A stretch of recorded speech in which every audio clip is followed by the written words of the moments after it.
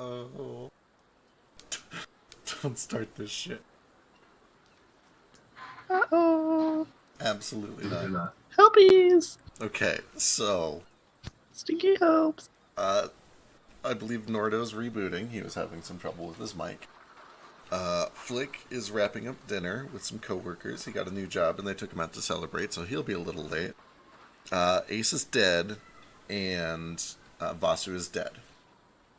So it's kind of a small crowd tonight, and that's okay. It's probably going to be sort of a short, downtimey session anyway, because we just got back from the con, and everybody's like wiped out. And also, I didn't prep nearly as much as I should have, and I made the rookie mistake of ending last session with an open-ended thing, like, Yes. Yeah. Whoops. I tried to warn you, and you did it anyway. It turns out, rookie mistake, don't end a session without knowing exactly what your players are going to do next week. With that said... Especially dealing with me.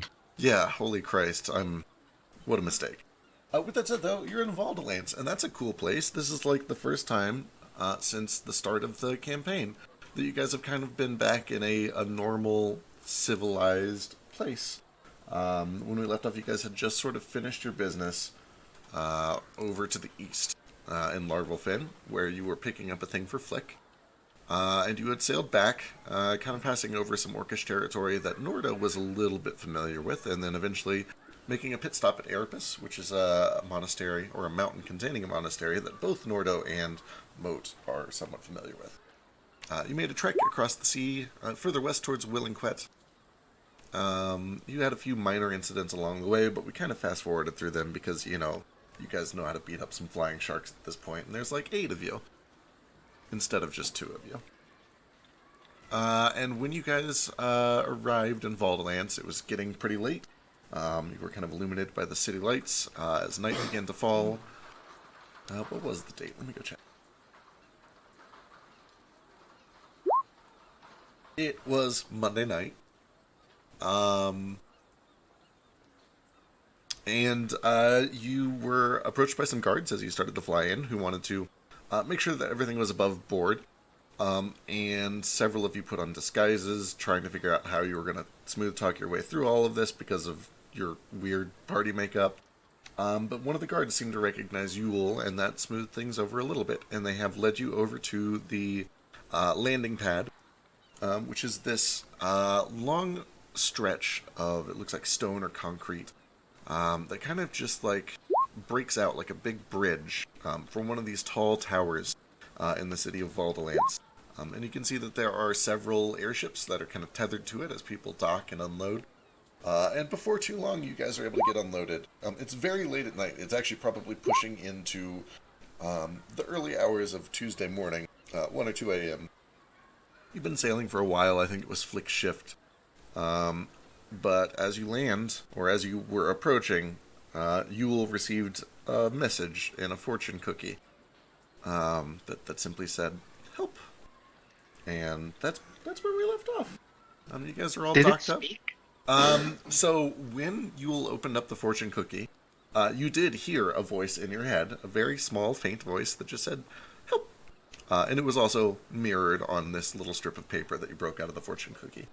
And shortly after you opened it, the entire thing disappeared, as they tend to do when you as your special fortune cookies tend to do. Yeah. So obviously I know like what it is. Yeah, it feels very similar to what you do. Not identical, but similar. I was standing next to you. We were having like a conversation, I think, when it showed up. Do I hear a voice say help, or is it like in her head on the... It is just Yule that hears it. Yule, I'm gonna kind of leave this up to you. When you cast the message spell and it makes this little fortune cookie, does everyone see the fortune cookie or only the target? Whatever you decide now is you're locked in for the rest of the campaign. No, yeah, I gotta think about it. Like, I think it kind of depends on, as long as it follows the spell still, if everyone can see it. like if everyone can see it, it can still do the whole like you can cast this through solid objects type thing. Yeah. Okay, it's not going to affect any of that stuff, right? Right. It's just everyone can see. Yep. It can still Okay. be cast through objects if you know the target is there and all that. Oh, that's fine. Yeah, I mean it requires verbal, somatic, and material anyway, so might as well make it so everyone can see it. All right, everyone can see it then. So yes, Nordo, you definitely saw as you guys were starting to approach and land this little fortune cookie. Oh, but I would say that the paper is blank. That's like they can't see the message. Yep, totally fair. So yeah, Nordo, you saw this little fortune cookie kind of just fly its way up to Yule and plop itself right in her hands. Is that some of your magic food there, grandmother? Well, I mean, kind of. It's not mine, but it's definitely the same type of magic as me. I didn't know anybody else had your particular variety of magic. Oh, there's not a whole lot of us out there. It's a pretty small cult.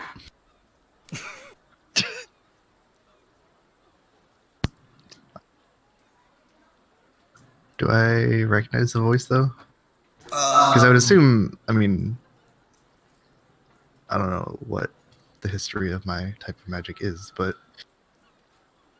So hang on, let me think real quick.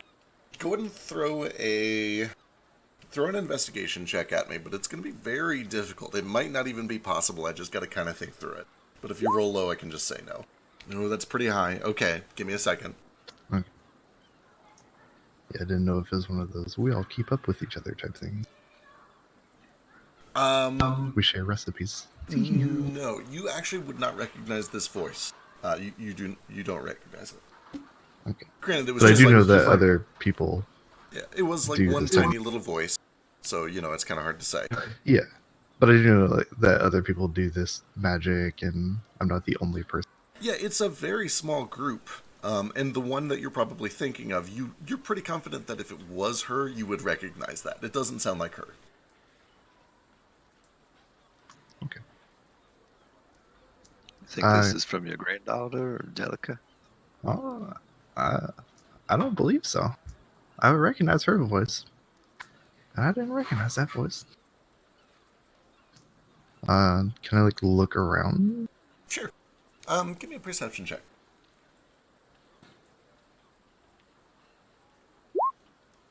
All right. You can then kind of take a look around overboard to see where you are and what is nearby.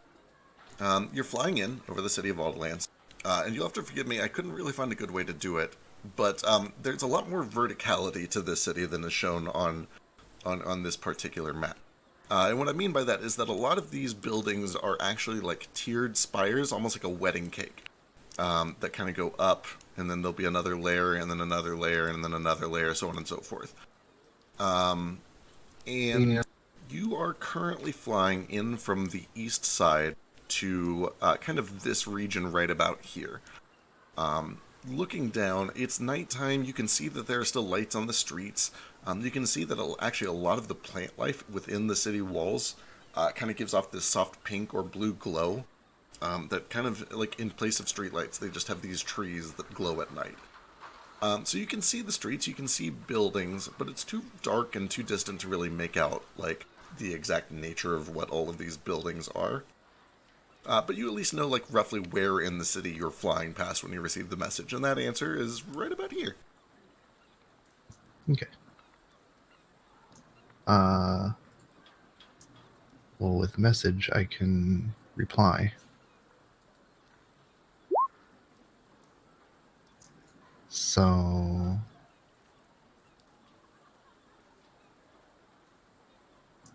I'll reply with, well, now who is this? All right. You kind of whisper back, and the fortune cookie closes itself back up, and it flies off down towards the city. And you watch as it kind of disappears into the darkness and flies down towards the buildings. It's hard to make out exactly where it goes after the first like 20 or 30 feet or so. And another 10, 15 seconds pass. You feel just this very faint tingle at the base of your neck, but then there's no more response. No follow-up cookie, no additional message. That's it. Real quick, I do not recall if we had a short rest and who got. Right, let me get inspiration. You guys have had a long rest, actually. You completed a long rest on your trip over, and as far as I know, you have not spent any resources since then. Okay. So you guys should all be pretty much topped off. Yeah, I we think don't get all our mana back though, right? On short rest, on long rest. That is correct. Gotcha. So I'm correct, I think. Supposedly. Yeah, should be at the right. I'm pretty sure everybody should be up to date on mana. I think the only thing for you, Nomad, is I think you did a speak with dead, like this current day. Yeah, that's right. That's why I was wondering. Why is my mana so low? No, that's right. We spoke with a dead person. Let's see, inspiration this week. Ooh, it's a tie. It's going to be Ace, Gale, and Yule. And I will mark that for Ace since he is not currently here. I already have inspiration. Then you can give it to whoever you want. Myself. Can't do that. But also, whoever wants it. First dibs gets it. I shall take it. Gale already got it. I already have it. Let me check my inspiration. Say I have it already. Don't have inspiration. It says no. Then you can have it. Nomad gets it. Thank you. You're pretty much, I think, the only person that doesn't have it at this point. So. I was going to say, pretty loaded up. Yeah. I've been hoarding mine for weeks. Same. Got a potion. Waiting for my coconut madness check. I'm just waiting for my death saves. Mo just turns inspiration into 1, so I'm just holding on to it. Grandmother, you ever been to this city before? I've never seen a place this big. I've been here before. Oh, Quite a few absolutely. times, right? It's kind of up to you, like, how often you came, but you've definitely been here once or twice at the very least. I mean, obviously, I come for the holidays. Obviously. Oh, yeah. I come here. I try to come at least like once a year. Since my granddaughter's here. Or wait, daughter, right? Yeah. Okay. I mean, since my daughter's here. It's always nice to visit during the holidays whenever I can. Well, I'm gonna stay close to you then. I don't know if you know your way around. I'll just follow your lead. All that I do. I know just where I'm going. Where am I going? So, where are you going? Currently, the ship is approaching this docking thing. And after a good 20 or 30 minutes, with the help of Flick, who's very familiar with all this, you guys are able to get docked. You get some, boarding fees paid. It's probably no more than like 2 or 3 gold out of somebody's pocket. When you do eventually get to the docks, before you're able to... This long boardwalk kind of leads into a tower. And there is a gate at the front of the tower where there appear to be several nicely armed and uniformed and armored elven guards, all of which have these long, kind of gilded halberds, one of which has a crystal in their offhand that appears to be some sort of an arcane focus. And they're just kind of watching people as they go through the gate. Even from this distance, it seems like they're not giving a lot of people any trouble, but most of the traffic here is elven, a couple of humans. Yule, you've been here enough times to know that because there's only one elf in your party, you guys might get questioned at the gate. Norda, what's up?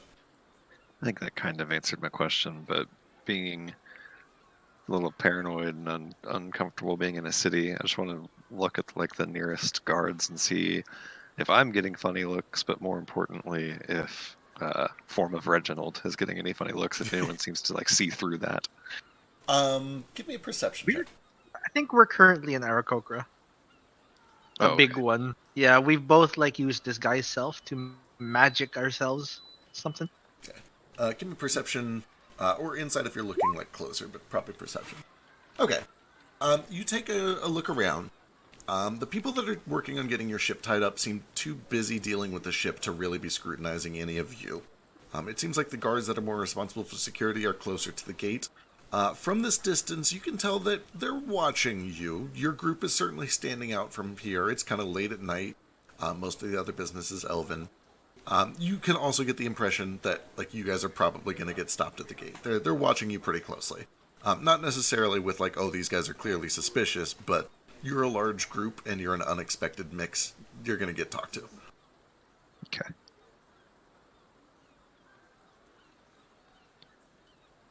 Reginald, do you think that they're gonna, I don't know, patch it down or anything? Do we need to leave anybody behind at the ship, perhaps to, well, I don't know.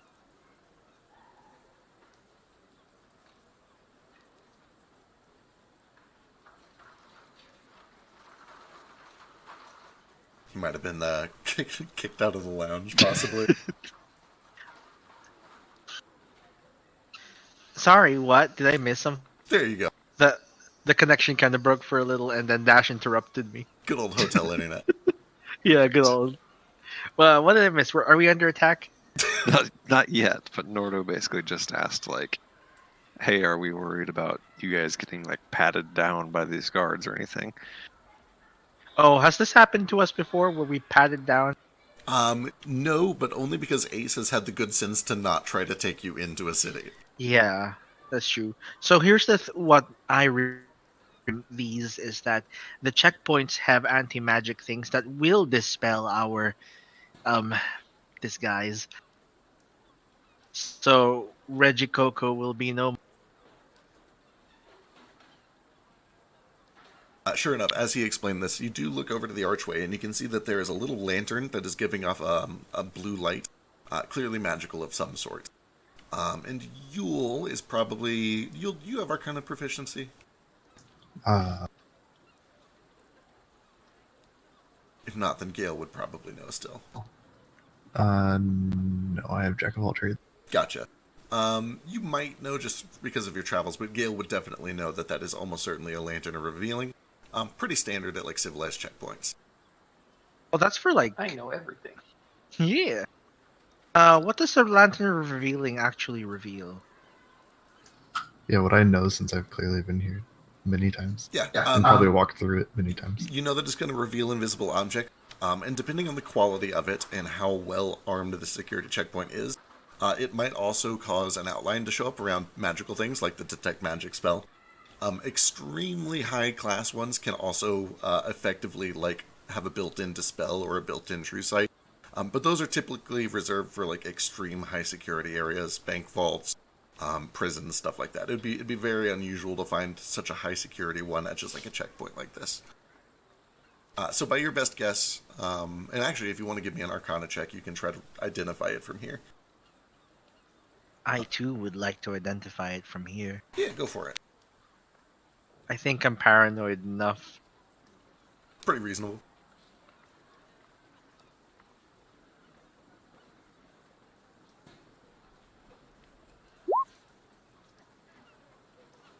Yeah, from here you get the sense that it is definitely going to reveal invisible things, and it looks like it'll probably put an outline around anything magical. And actually, as you're looking over in that direction, you see that an elf passes through, and his necklace kind of lights up real bright. One of the guards kind of raises his nose a little bit, starts to put a hand up, but then he kind of like, oh, go on, and he waves them through. But it does seem that that elf's necklace lit up very brightly as he approached, kind of like a UV light. Will that light up illusions, I wonder? You imagine it probably will. Mm-hmm. I hate to leave anybody behind, but it couldn't hurt to, I don't know, have someone watch the ship, I guess. Perhaps we can steal it. I volunteer as tribute. Would I know if any of them would have issues? Like, as long as they're with me? That's a great question. Give me a history check. You'll fucking see. Just tell them they're with you, and they'll figure something out, right? Parlay. Yeah. You've taken trips with bizarre people.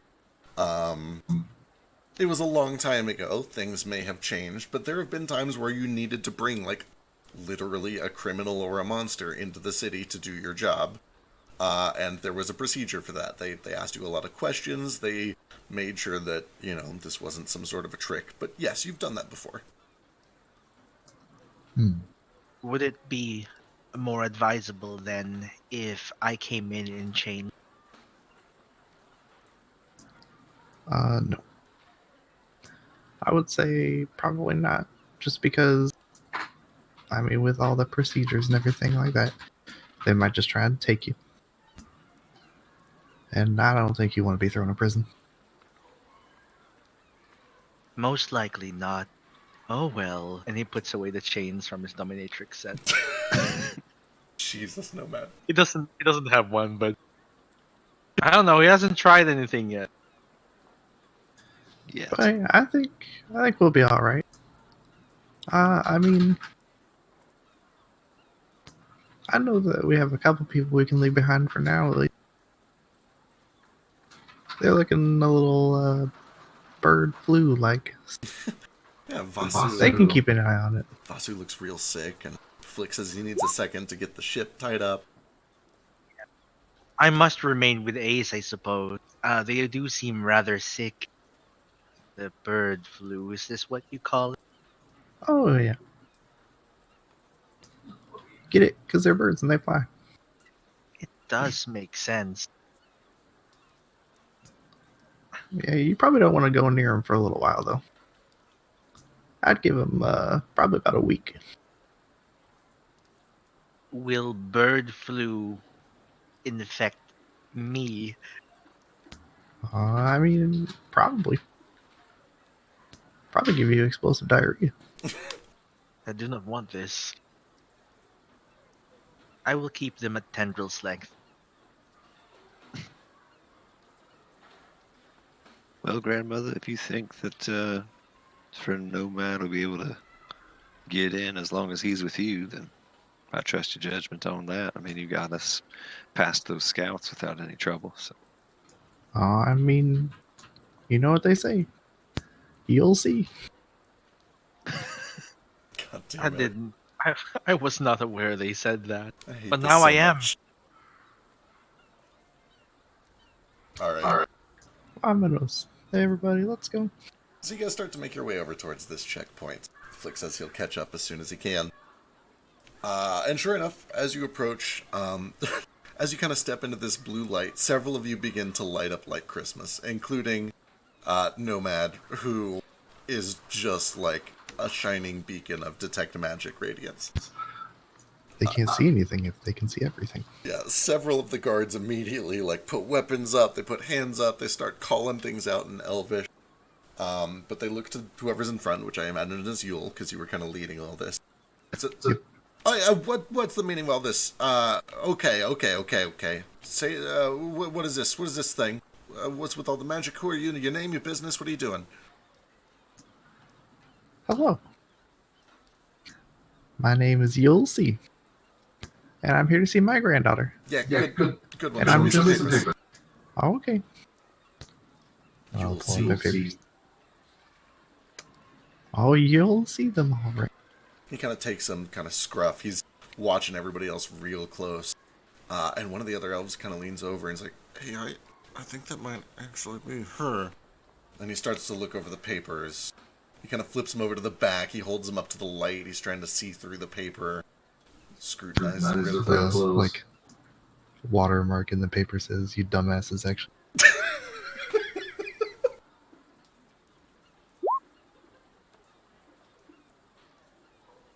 Eventually, he hands the papers back. Okay, all right. Who are these? Why are they? What's the meaning of this? Why is this one under disguise? What is he actually? I mean, I'll tell you, but I don't know if you want other people around here to see it. It might cause a little bit of a panic, and I don't want that. If it's gonna cause a panic, we don't want it in the city. You say it or you leave. One of the two. I'll let him describe it for himself. The guy who can't talk. I mean, that's the best way to describe it. No. This is Yule fucking C. Are you really going to deny her access to her own city? Do I have to get the captain of the guard down here? Woo! Give me intimidation. Can't do. Can I was gonna ask That's if I could pretty use good. That's not bad. No, of course not. We don't have to turn this into something it's not. It's just we need to know who's coming in and out of the city, right? Like, whatever this person... Is it a person, at least? Oh yeah, it's a person. Okay. He just can't talk. So I mean, it's not like he's gonna go running around scaring people. They just don't like the way he looks. He's a little ugly. Okay, well, You know how that goes. I have to do declarations, at least. Do you have a name?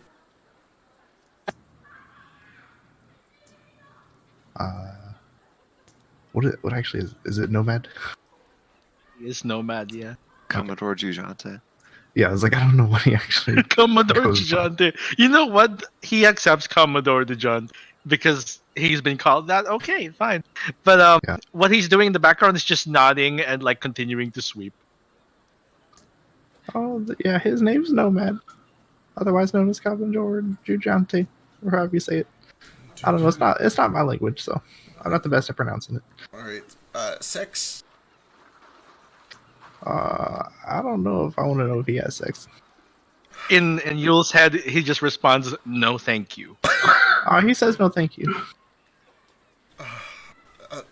Species?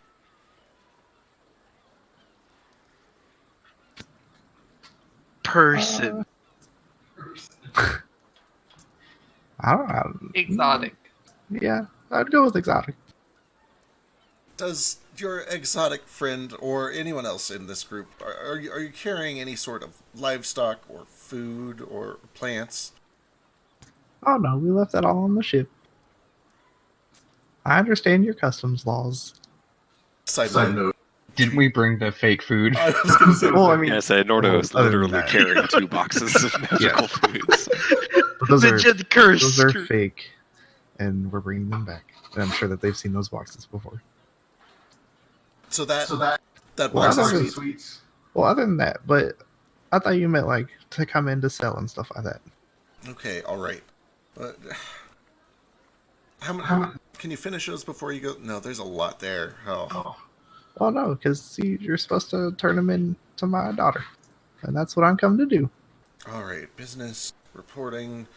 Okay. How about that one? Name, and he starts pointing over towards Nordo. To who? I'm sorry. To Nordo. You can call me Nordo. Nordo. Turtle folk. Male. Gives you this weird. That's Not sure. Okay. And the kobold. Gale. Gale. Kobold. Male. Sure. Sure. Okay. All right. Listen. And he tears off this piece of paper. He takes it over and he puts this wax stamp on it. Keep this with you at all times. Don't get separated from the rest of them. Someone of your stature surely understands how dangerous it is to be walking around with this sort of a group here. Just in I and know. out. Mind your business.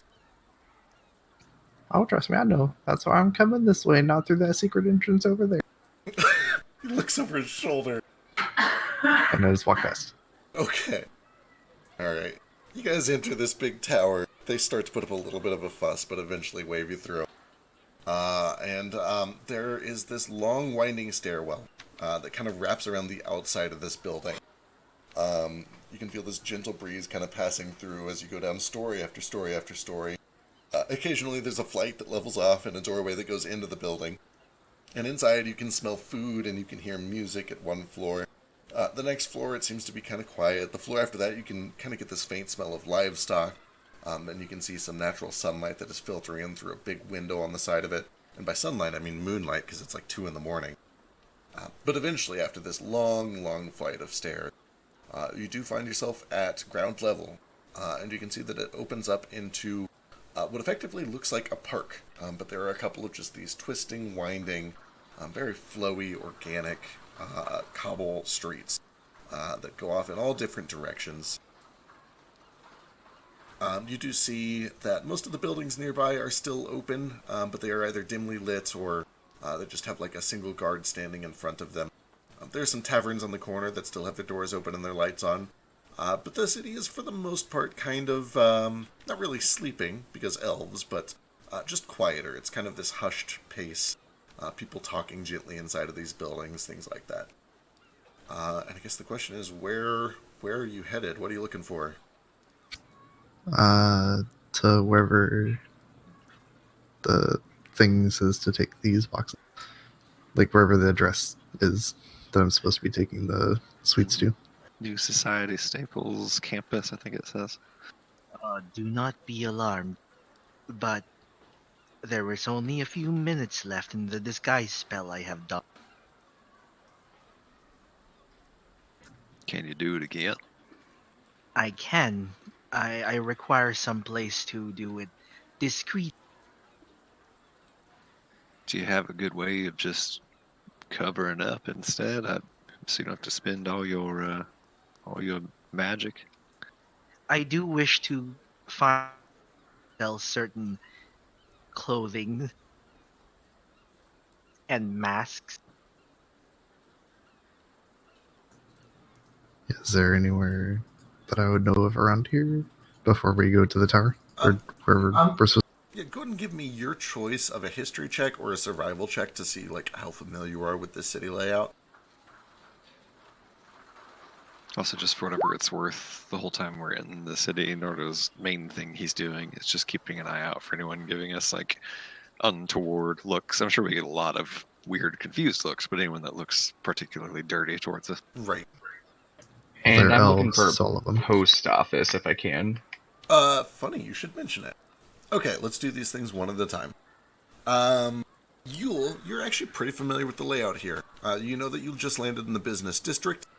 This is effectively kind of like the mall center of the city. You'd be able to find a nearby tailor or fashion store if you wanted to try to buy some clothing. In fact, you seem to remember one just kind of around the corner here. Maybe a good 2 or 3 minutes walk away. As you were walking around, you also know the location of a post office. It's up in Uptown, kind of over by kind of like the government district. However, you see on the street corner, kind of illuminated by this bright pink tree, whose leaves are glowing softly in the moonlight. There are these 2 kids, probably somewhere in the ballpark of like 7 to 11. One of them is this young elven boy, and he's dressed in these brown overalls over this clean pressed white shirt, and in big bold letters right in the center of the chest of his overalls are the letters APS. And you recognize that as one of the 2 leading parcel delivery services. And you can see that he's got this big floppy newsboy cap that is way too big for him. And at the very top of the cap is this large glass bulb about the size of a Christmas ornament. And for most of you, it just kind of looks like this clear glass bulb, like a Christmas ornament. But for a few of you, specifically Yule, Nomad, and Flick, you see that this bulb is flashing this just clean white light every second or two. Flick is not here, but Yule and Nomad, you both see that this boy's cap is kind of flashing, this little bulb at the top of it. But then standing right next to this boy, there is a young ratfolk girl. And likewise, she is in kind of these bright yellow overalls over a red shirt. And she's got the letters DAL embroidered across the front. Likewise, she's got a big newsboy cap on, but there's no flashing bulb on hers. Instead, she's got this chest about the size of like a big lunchbox. And she's kind of like doing tricks with it. She's kind of like flipping it around in her hands and tossing it up and catching it. And for a lot of you, it kind of just looks like this wooden chest that she's playing with. But for several of you, the chest itself is actually glowing with these intermittent pulses. And that is lighting up for Yule, Moat, Nomad, and Vasu. And those of you who are familiar with city life, which is going to be like Yule, Flick, and Moat, and to some degree Vasu, would recognize that this is effectively these are your post kids. If it's flashing, it means you've got a message. Sometimes you can just go straight to them and pick it up. Sometimes they will direct you to the post office to pick it up. They keep them stationed at like a few of the major street corners in town. There's probably, I don't know, like 6 or 7 little stations throughout the city.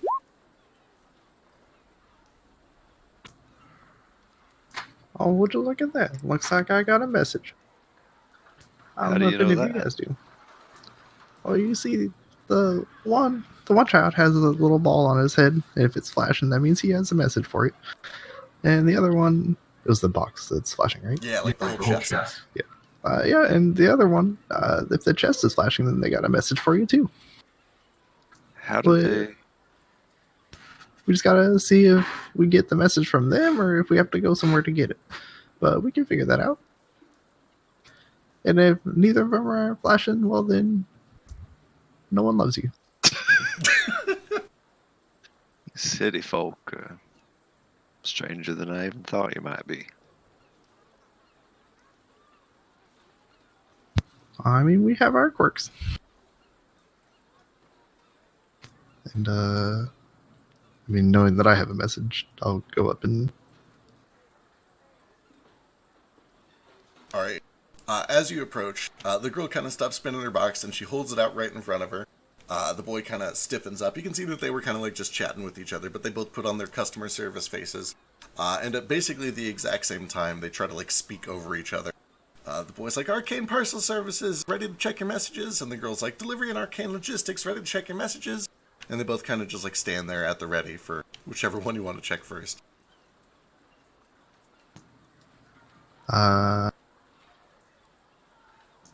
Does it... It doesn't say, like, how many messages or anything. It's just... it's not like a voicemail thing where it flashes, like, 6 messages. No, it basically is just flashing if you have any and not flashing if you don't. Gotcha. Oh, I mean, whoever wants to give me theirs first, I don't really mind. Ooh, okay, the girl steps up real quick. And she opens up the chest, and she kind of holds it out to you. And you can see inside of the chest, there are probably something in the ballpark of like 30 different little parcels. Just tied up in brown paper and string. Some of them are kind of like gift wrapped. There's a couple of others that are just like little wooden boxes.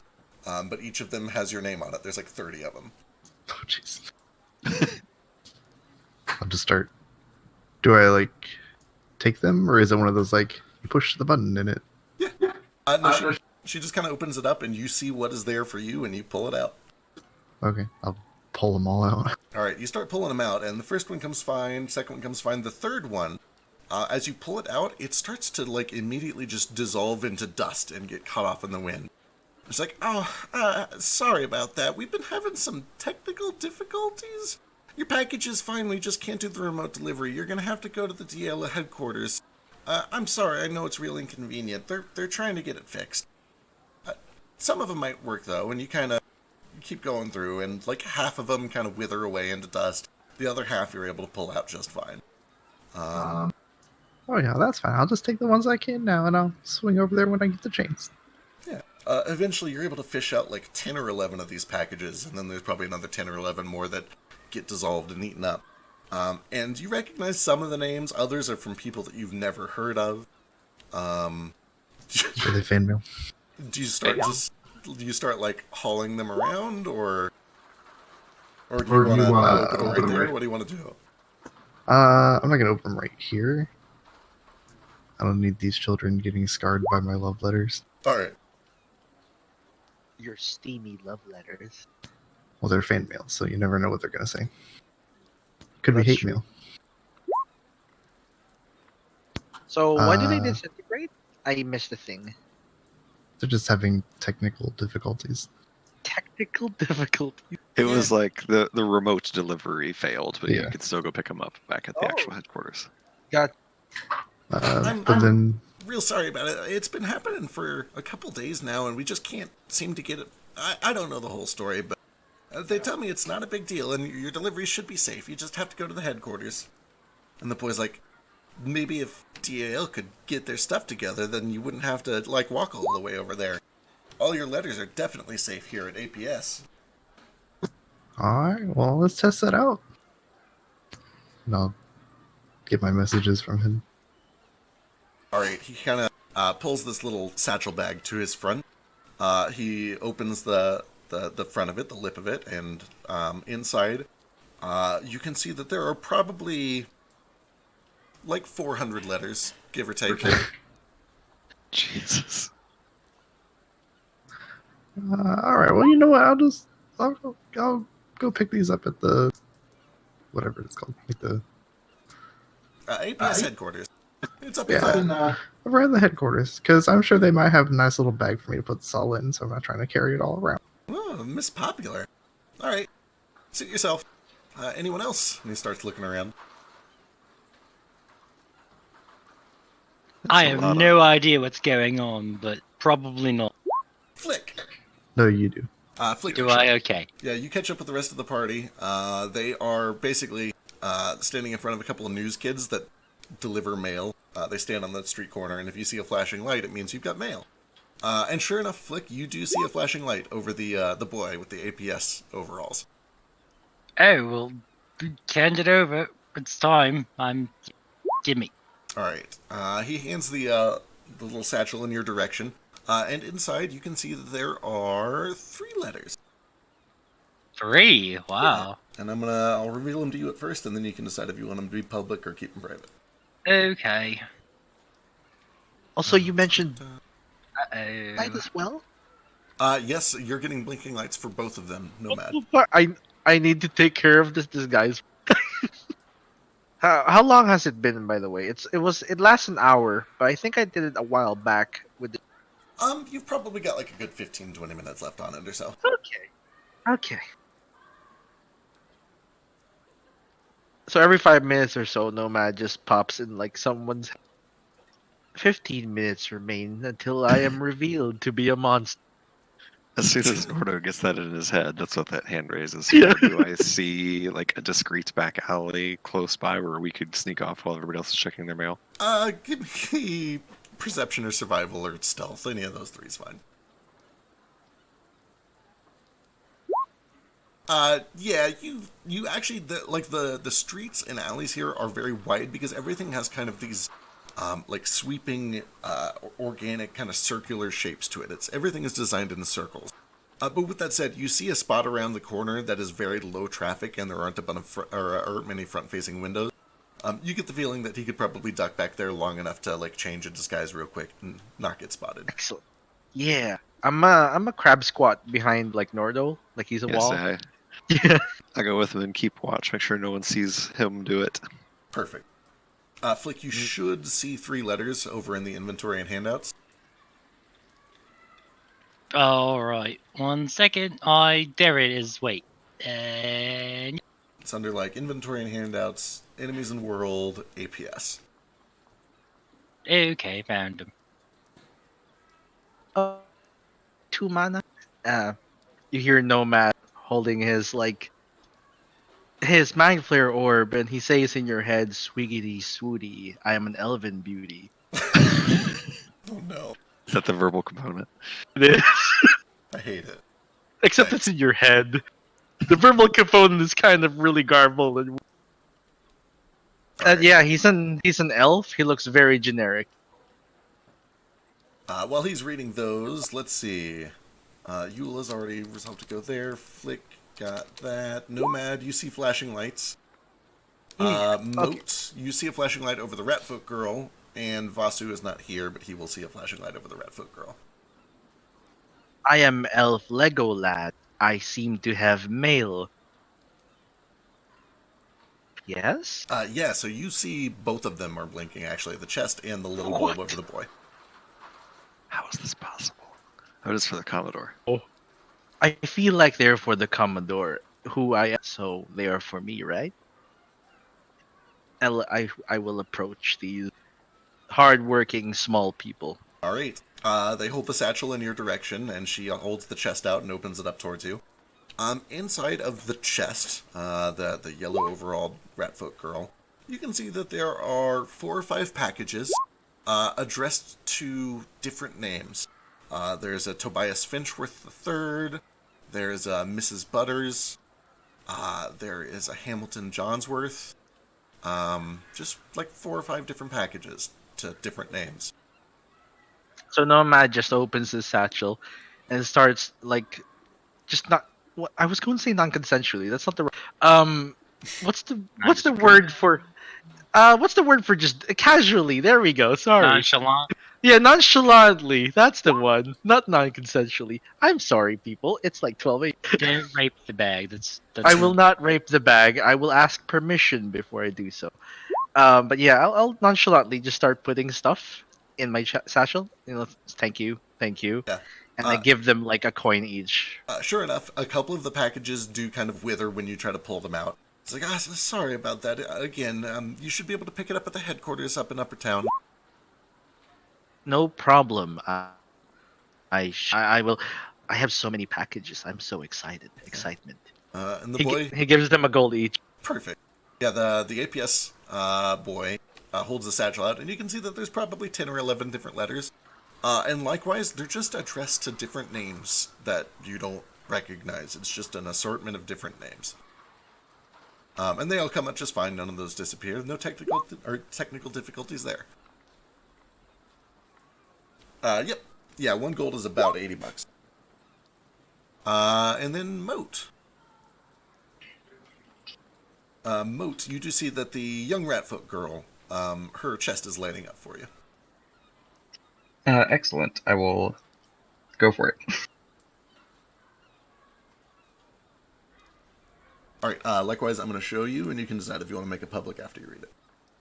Okay, and while you're doing that, do you typically, if you want to send something, do you do it through a post-kit, or do you go to the actual office, or... If you are just sending a letter, you can do it directly here. If you're trying to send any sort of, like, physical good, you would actually know, because you're city raised, that APS cannot do physical goods. They can only do letters and other lightweight stuff. So if you want to send something heavier, you have to go through DAL, which is kind of this newer company that has recently shot up to compete with APS. But you have to go to the headquarters if you want to send something heavy like that. Okay.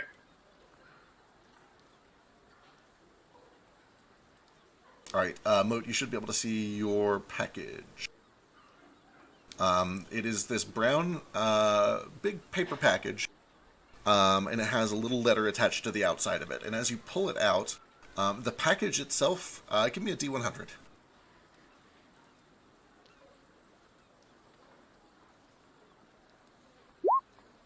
The package itself, you kind of haul it out of this big chest, and it immediately starts to kind of wither into dust, and she apologizes and says to pick it up at the headquarters. But the letter stays intact, and you're able to read what is over in the inventory and handouts. Okay. Thanks for delivering it. Appreciate it. Where are the headquarters at exactly? Up in Upper Town, and Yule would be familiar with the city. She did really well on her check earlier. She knows how to get there.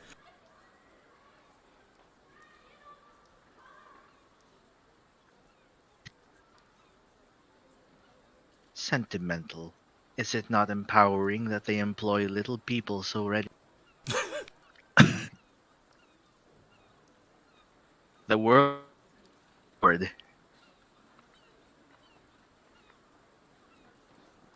It is something. Little folk like that couldn't get much attention where I come from. Right? It is one step from mind flayers, I assume. Maybe 2.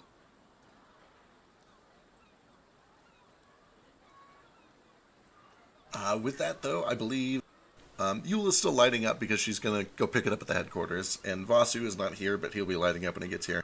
But I believe that was everyone that had messages. Yeah. Before Mine still lights up, right? You've gotten everything that you need. Oh, well, I guess the Yeah, yellow girl would sometimes still it's blink weird. because you have to go to the headquarters for it, yeah. Yeah, can I get the names of those that I didn't get to like pull out? Yeah. Let me grab those real quick. And I'm just going to like read them off, officer. Mo, what's up? Do I recognize the different handwriting? Yeah, you would recognize that the top It's is a star, and then the bottom is Thamior. okay, cool.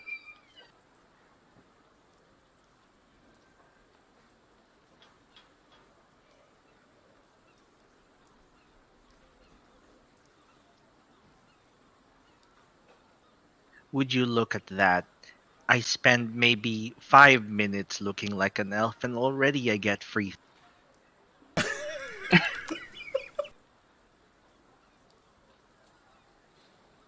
Yeah, who are those packages for? Me, I assume. They say nomad on it? It's No, not they have. usually how it works. Is it not? No, you usually have to send it to somebody specific. Well, the lights were blinking for me. Are those the names, or just the ones that I didn't get? Those are the ones that dissolved as you were pulling them out. Okay, I write them down on a piece of parchment, and I show Mode like all the package. Do you want some? There's so many.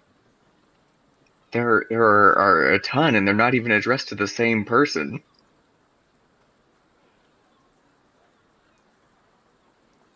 Is it perhaps like a reverse Santa Claus? What's Santa Claus? So in the Underdark, Buckle up, we kids. have.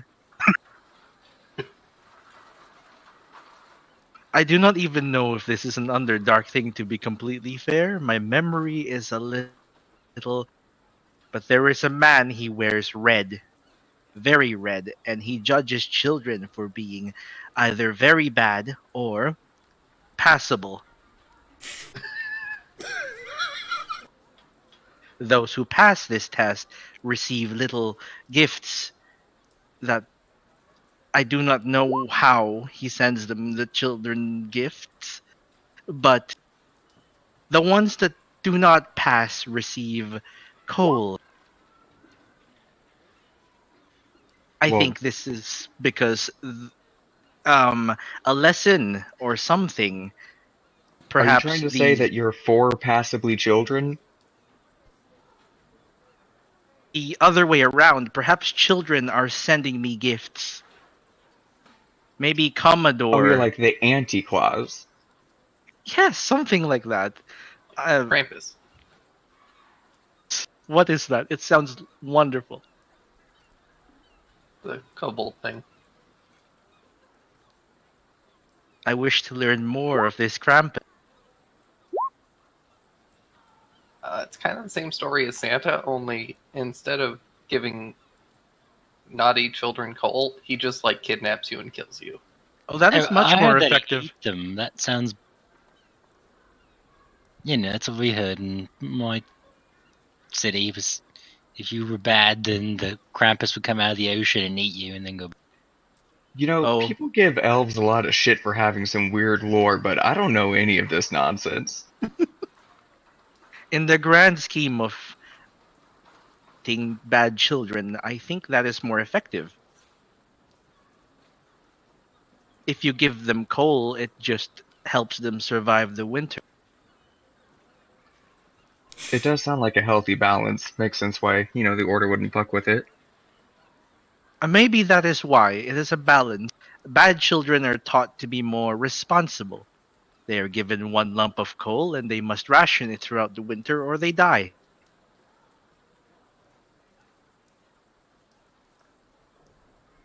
It seems to mostly be poor children who receive this coal. Christ. Well, no matter what it is very weird to get a bunch of letters to different people arriving to one person.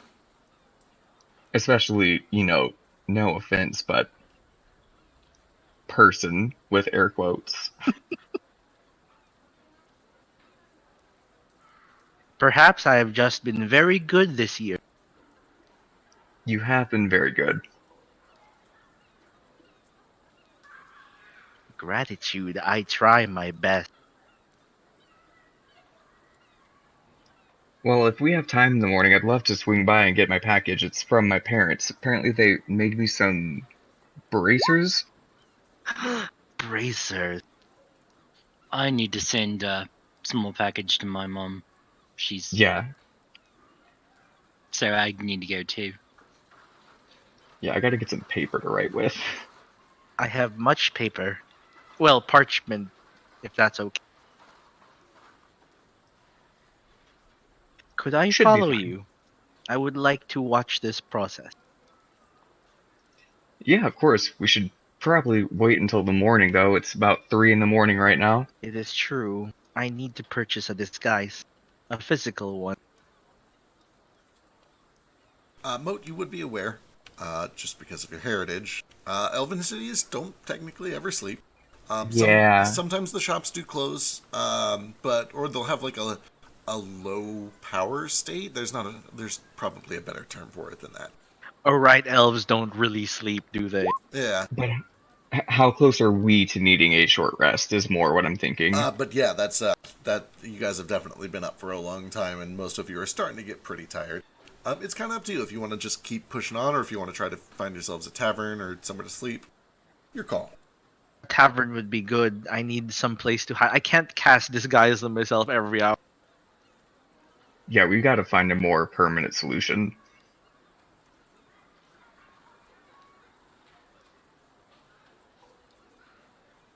All right, you Question. guys. Oh yeah, go ahead. So, are plague doctors a thing in this world?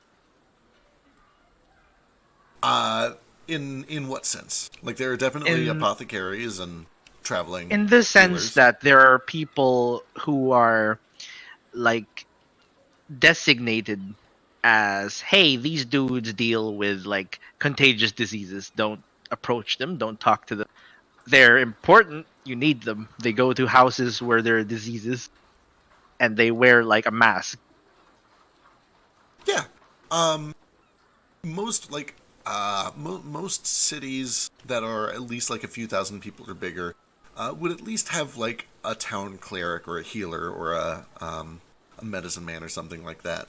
But in smaller towns and villages or places that have strong stigmas against magic, there are still old-fashioned apothecaries and healers who do things with just herbs and medicines. So yeah, that's a thing that exists, especially in kind of older or more remote places. Right. Would you say they still wear that mask with the herbs and spices in it to prevent Sure. them from spreading diseases? So yeah, I'm down for that. Okay. Would you say they sell that stuff here in Elven City? You could probably like have it made. Or Yeah, you could okay. try to go to like a hospital and see if they have any. Sure. That sounds okay. But yeah, easy enough. If you want to try to take a look around, do you want to do that before you guys find a tavern, or do you want to save it for the morning?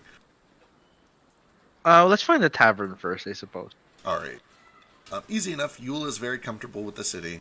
Yule, the question for you now is, do you want to take them to just kind of a run-of-the-mill sleep place, or do you want to take them to like the really nice posh hotel? How's Yule feeling?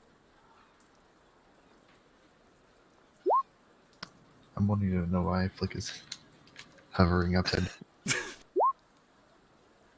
He's don't question it. It's fine. I mean, do I know like anything about? Like, what do I know? You would just know that if you go to a nicer place, they're gonna have like tighter security, but also assuming that you're paying your way in, they're gonna like be less scrutinizing of you. They're also more likely to recognize you than like a lower establishment would be. Oh, then of course I have to go there. Okay.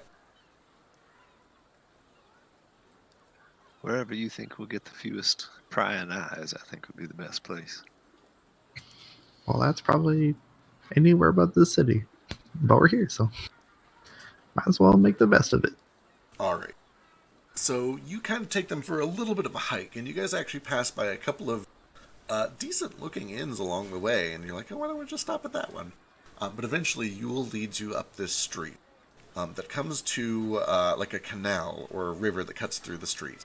And there's this long, gently curving bridge that goes out over the canal, and then it bends to the right, and it goes straight into a waterfall that seems to lead up maybe 70 or 80 feet to the next upper part of town. And this bridge cuts through the waterfall, and you can see there's a little stone archway that spreads the water around the walkway. And you can see in the darkness behind the waterfall there is just this soft blue and pink light from more trees growing in this large cavern. And as you're kind of led by Yule, you can see that there is a big stone building that is built into this cavern behind the waterfall in the city, and is lit up in this beautiful elven script that some of you can read and the rest of you can't. The Willow's Rest. And you can see that there are multiple balconies that are kind of just built into the back of this cave that look out over the courtyard with all the glowing trees and the walkway and out to the waterfall. And there is kind of a reception area at the back that Yule steps up to and is greeted with a cynical but forced polite sneer from this very well-dressed elven man who does not seem to recognize you at first, Yule. Says, I'm sorry, are you lost? Oh no, I know just where I am. I see. Well, accommodations are quite expensive. It will be, for a group of this size, 50 gold a night. Are you sure you're not lost? Oh, 50 gold, wow. I didn't know this was the poor place.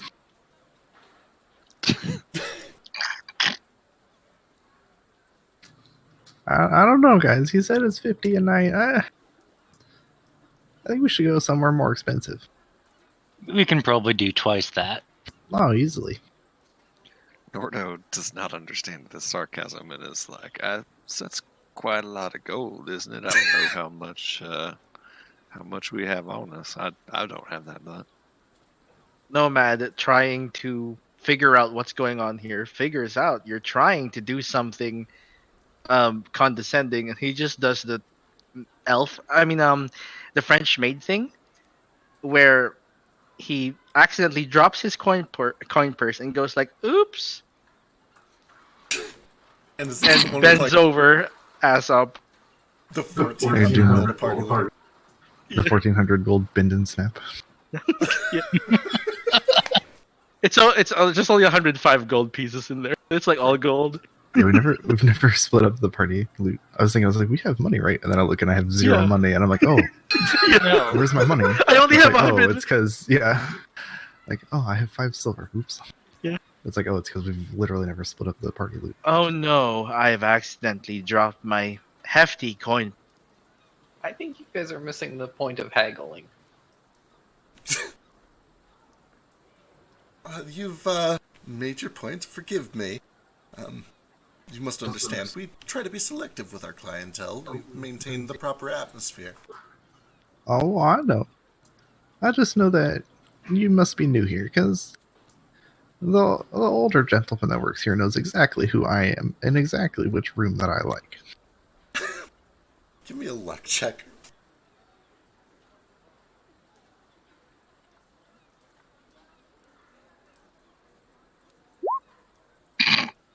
Dear.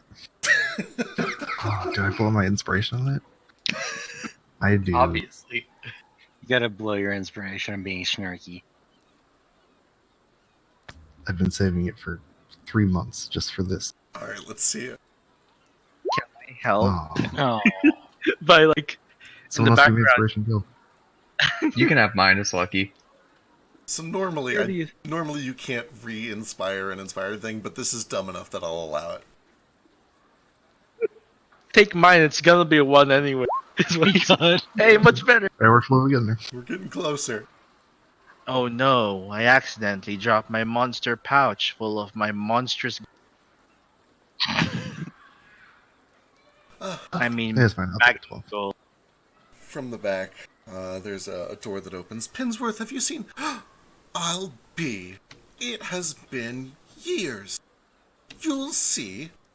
Who are your friends? Tell me. And you see this taller elf that's got this just tightly wound, clearly like British-style fake mop head with a tiny little rat tail tucked back in the back. Probably like 7 feet tall, real tall.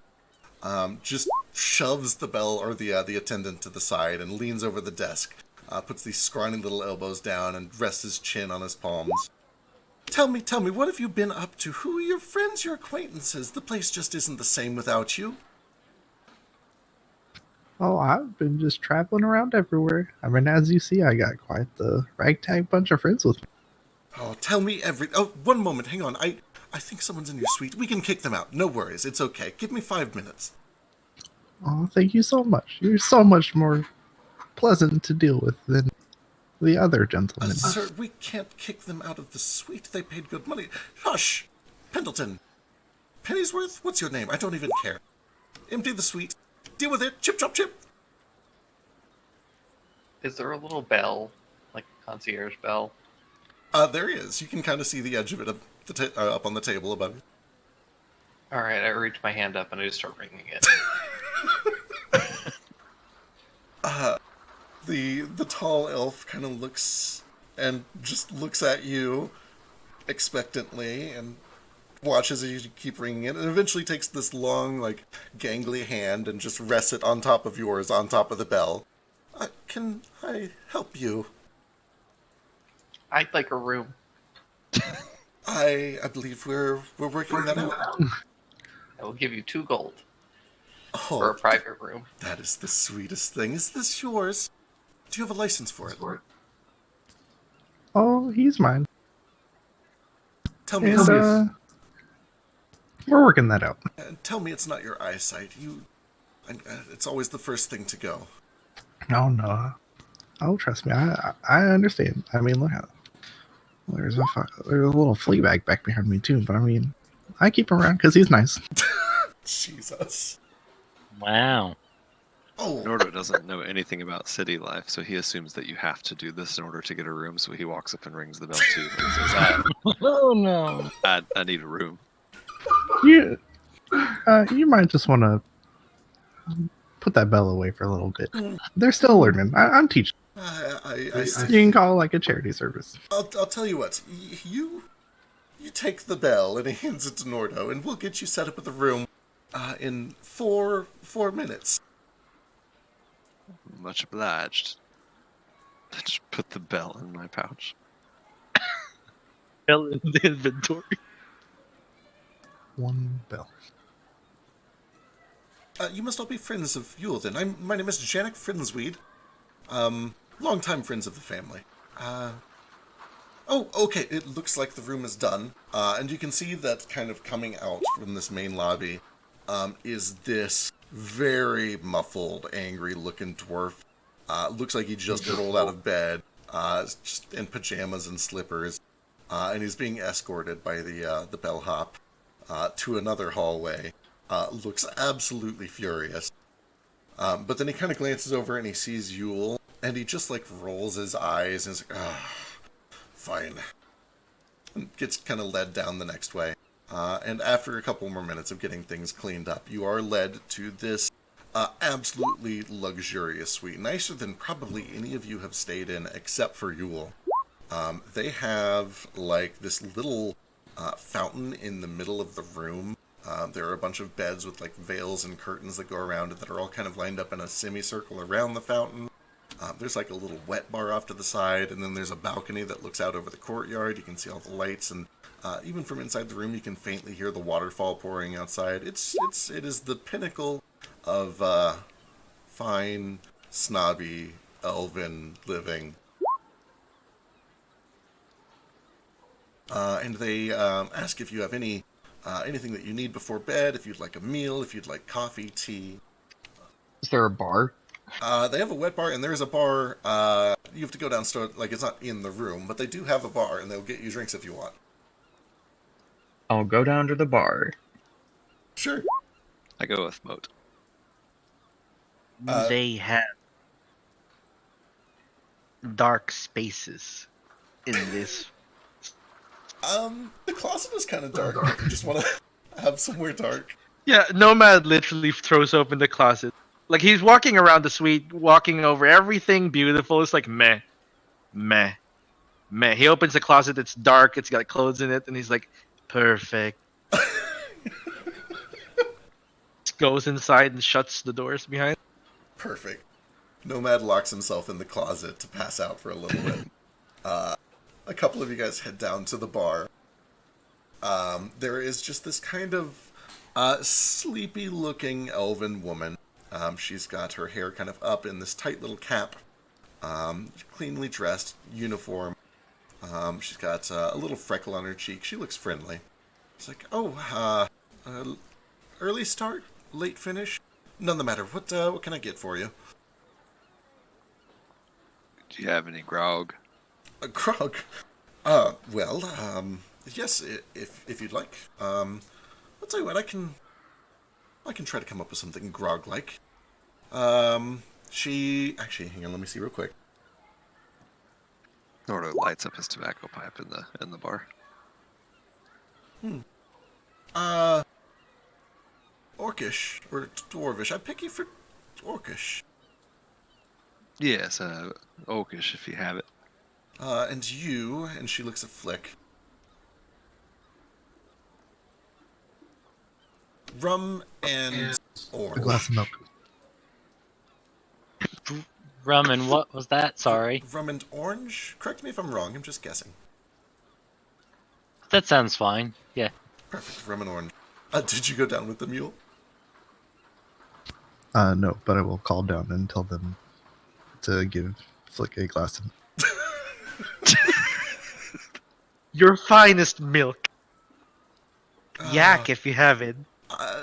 Could you do me a favor? And she leans into you, Flick. Still loud enough for Nordo to hear.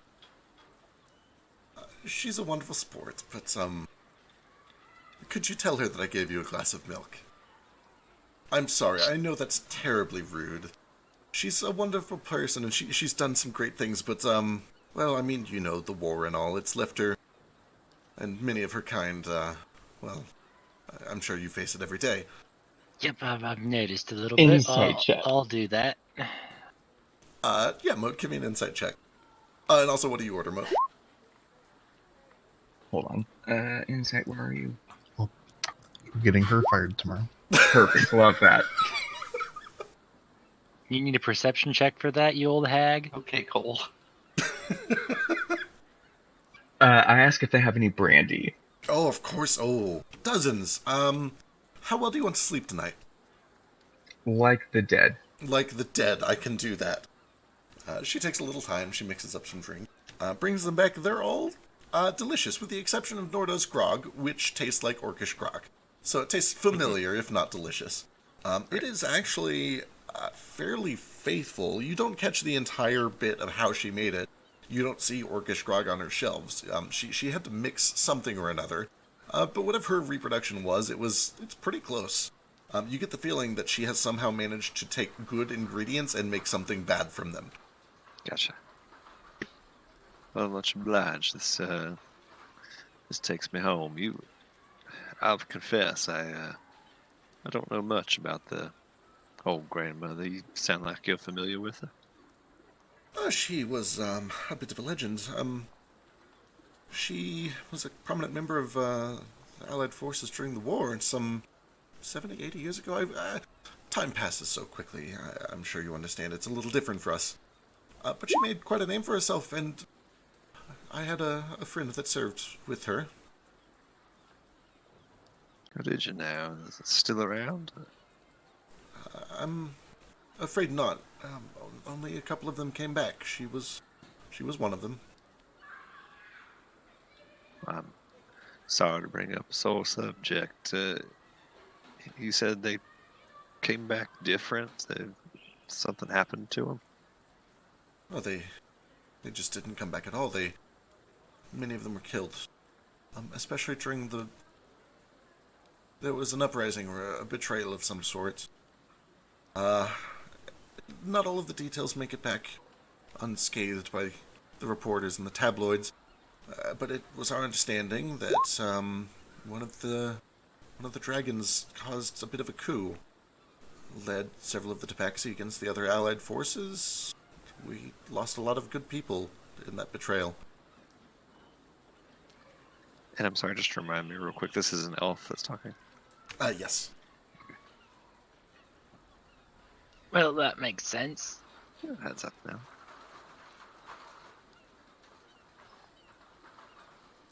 Sorry, I don't mean to trouble you with thoughts of death. I'm sure you just want to drink in the sleep. How is it, by the way? Oh, not at all. It's, I'm the one who asked. I'm still learning about all the histories and all that. It's good. It tastes just about like the first one I had.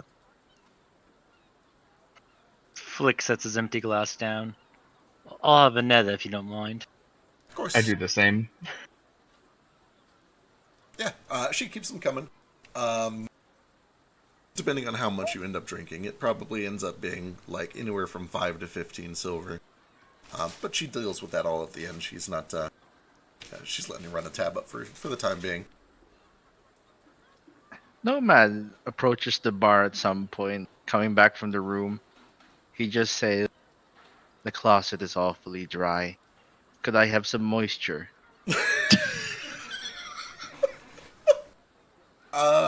Interesting. Have you been keeping your disguise self up?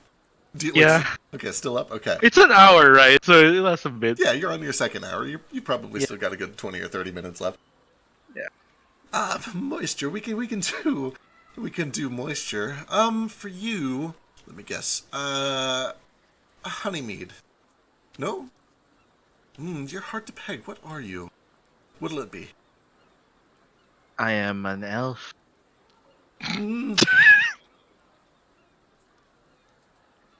Right. Okay. Preferably something with no alcohol. Well, That is flammable. Oh, you are not an elf. Okay. Alright, let me see what I can do. And eventually comes back with basically just a glass of cranberry juice. This. He could What have is my this? milk if he wants. Of course. One glass of cranberry juice and one glass of milk. I would recommend drinking them separately, but, well, what do I know? Drink. Oh no. Oh, I'm glad I suggested the milk. Yes, of course, I will drink it very much like an elf would drink. He just takes both and goes back upstairs. You see, she looks you up and down real close, and she goes wide-eyed, and her already pale skin kind of flushes a little bit. Do I notice that? Oh yeah, immediately. Our friend's not from around here, you understand? We'll just be passing through.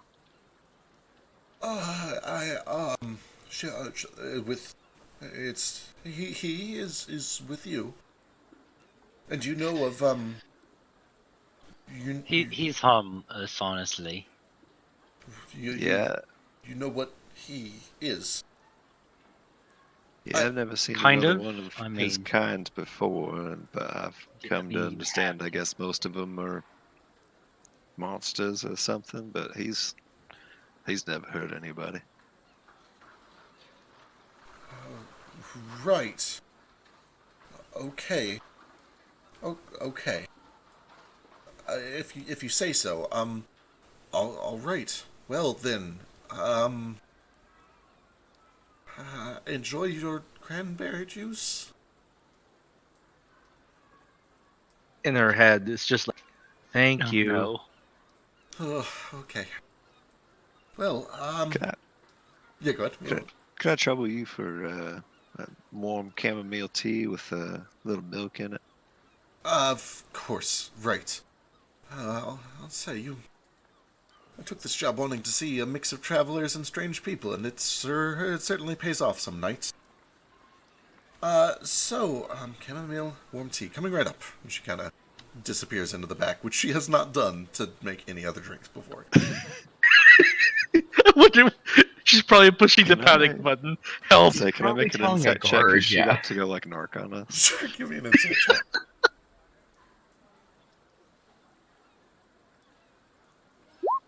To drink? Question mark. Yeah, what the This fuck guy. does that mean to drink? Oh boy. She hasn't gone back there to make any other drinks. She understands that he is with you and you're with Yule, and that is all well and good. You do get the impression that she's probably heading back out to the front for something or another. You don't get the impression that she's like in a panicked state. You don't think she's like, pushing an Fetching emergency the button. guards. Right. A little hard to say. Like, she's Okay. acting a little strange, but it's hard to say what her exact motives are. She's gonna go get her crucifix to keep away the weird demon thing. Won't do anything about it either way, I guess, but good to know. I will burn spell slots on her if you want. I will do it. I will burn spell slots on you, motherfucker. Quick question. It's been 2 or more weeks. What's the name of our paladin friend? I mean, our cleric friend. Oh, at least. Worships Bast. Yes, Elise. Thank you. Yeah, I approach Elise with the milk. Oh And- no. Yeah, I'm just like, I hope you are enjoying. I procured moisture. This Uh, one is mine. Yeah, so you return back up to the room, and you can see that she has kind of set all of her heavy armor kind of off to the side. She's claimed one of the, she's like set up her bedroll next to a bed. There's like 6 beds in this big suite, but she's kind of just made herself a little bedroll next to one.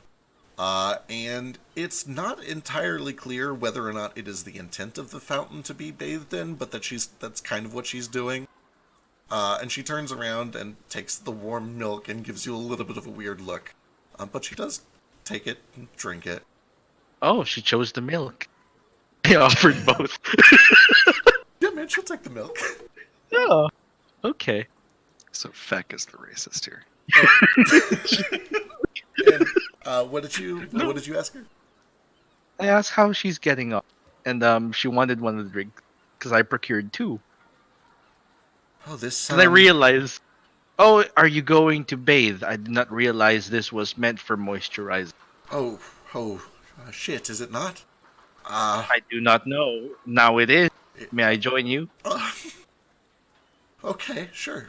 Sorry, I just assumed. I've never been in a city that had this much water. It simply flows through the city. You have it in every glass. It pours through the streets. People walk in it. It's bizarre. I suppose I just wanted to know what it was like to have water where you sleep and bathe in it. It's quite cool. It's comfortable. One day I will take you to the Underdark. There is so much water you would drown. I've heard stories. I think for now I'll stay up here if that's all right. Of course. I do not actually wish to return to the Underdark. What's it like down there? I've only heard stories. Well, it's dark. Yes, and under, I've heard. Very under. It is also very wet. On account of the flood. Is it true that everyone down there is some sort of mad, some sort of cannibalistic and eating each other and selling each other into slavery and Amusement. Everyone says that about the Underdark. They are absolutely right. I see. I've learned to try to not assume that all the rumors about a thing or people are true, but I don't really hear anything good about that place. And you will not hear anything good about that place.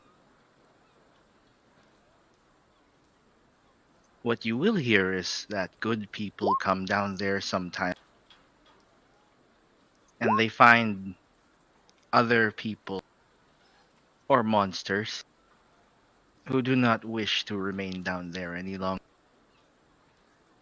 And sometimes good people get trapped down there in small group and for themselves for a little while.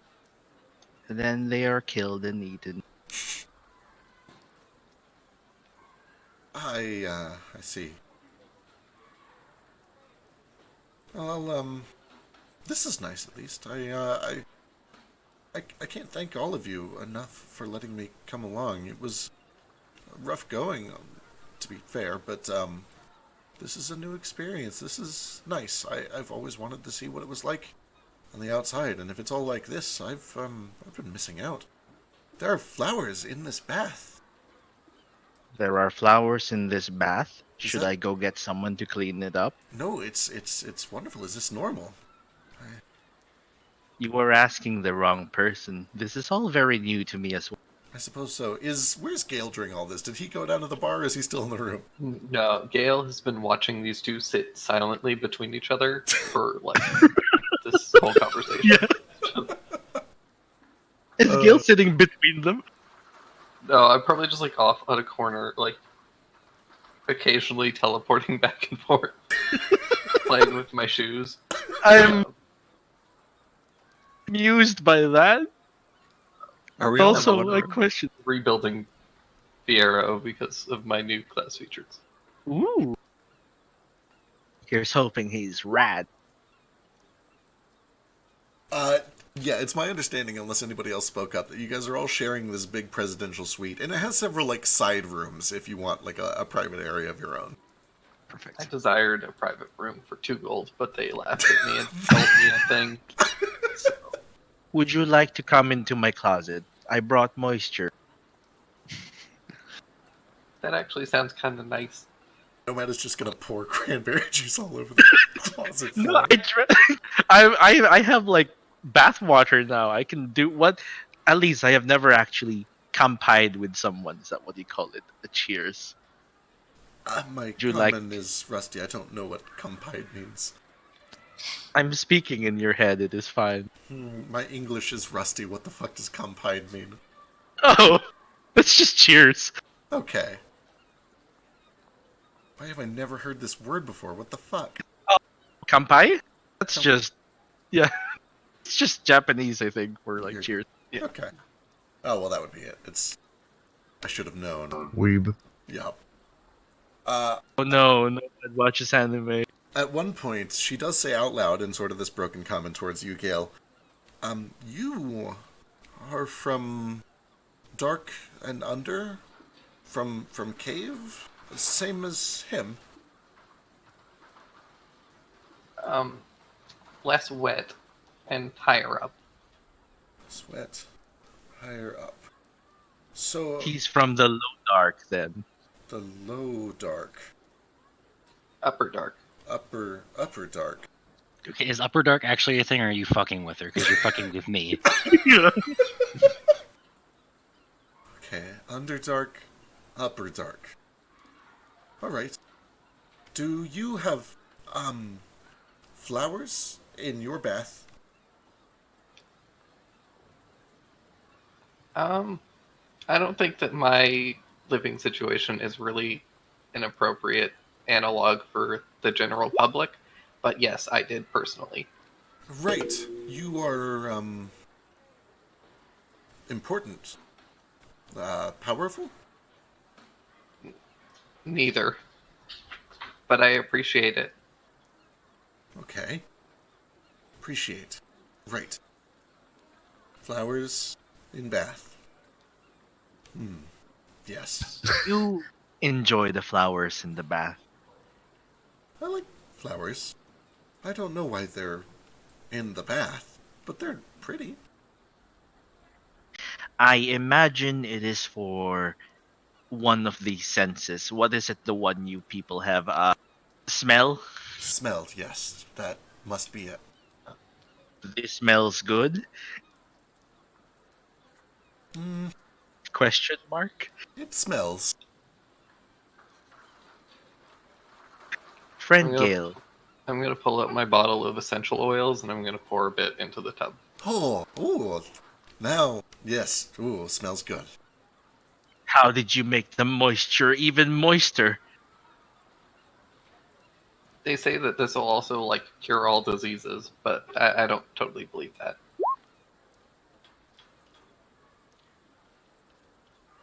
Nomad sinks into the water all the way just to the top of his head and just remains there for a while. Yep. It's also not actually essential oils; it's just a bottle of perfume. Oh, I don't know. It hurts my eyes. Ah, it hurts. It burns the skin. Elise kind of sinks in too. I think Yule is still up there too. What is Yule doing?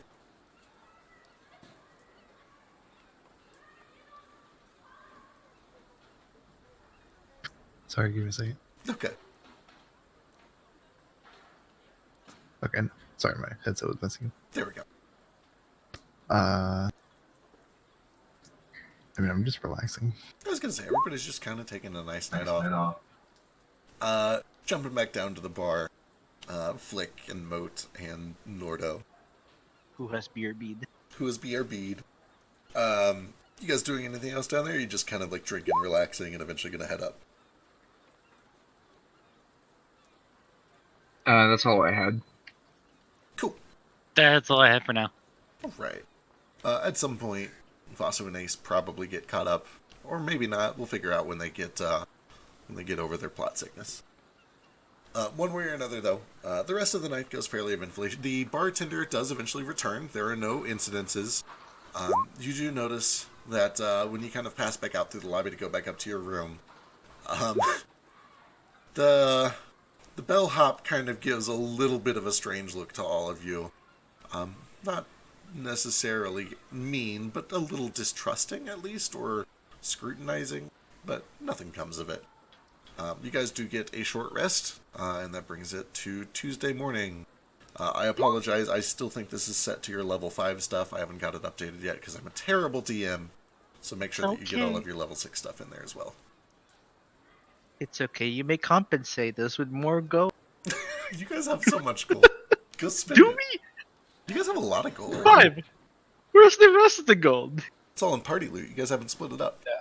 Oh, we should do. We as a group do not have a lot of gold. I personally have a ton of gold because I'm the only one that wasn't a coward and stole from the temple. That too. I am fucking stacked.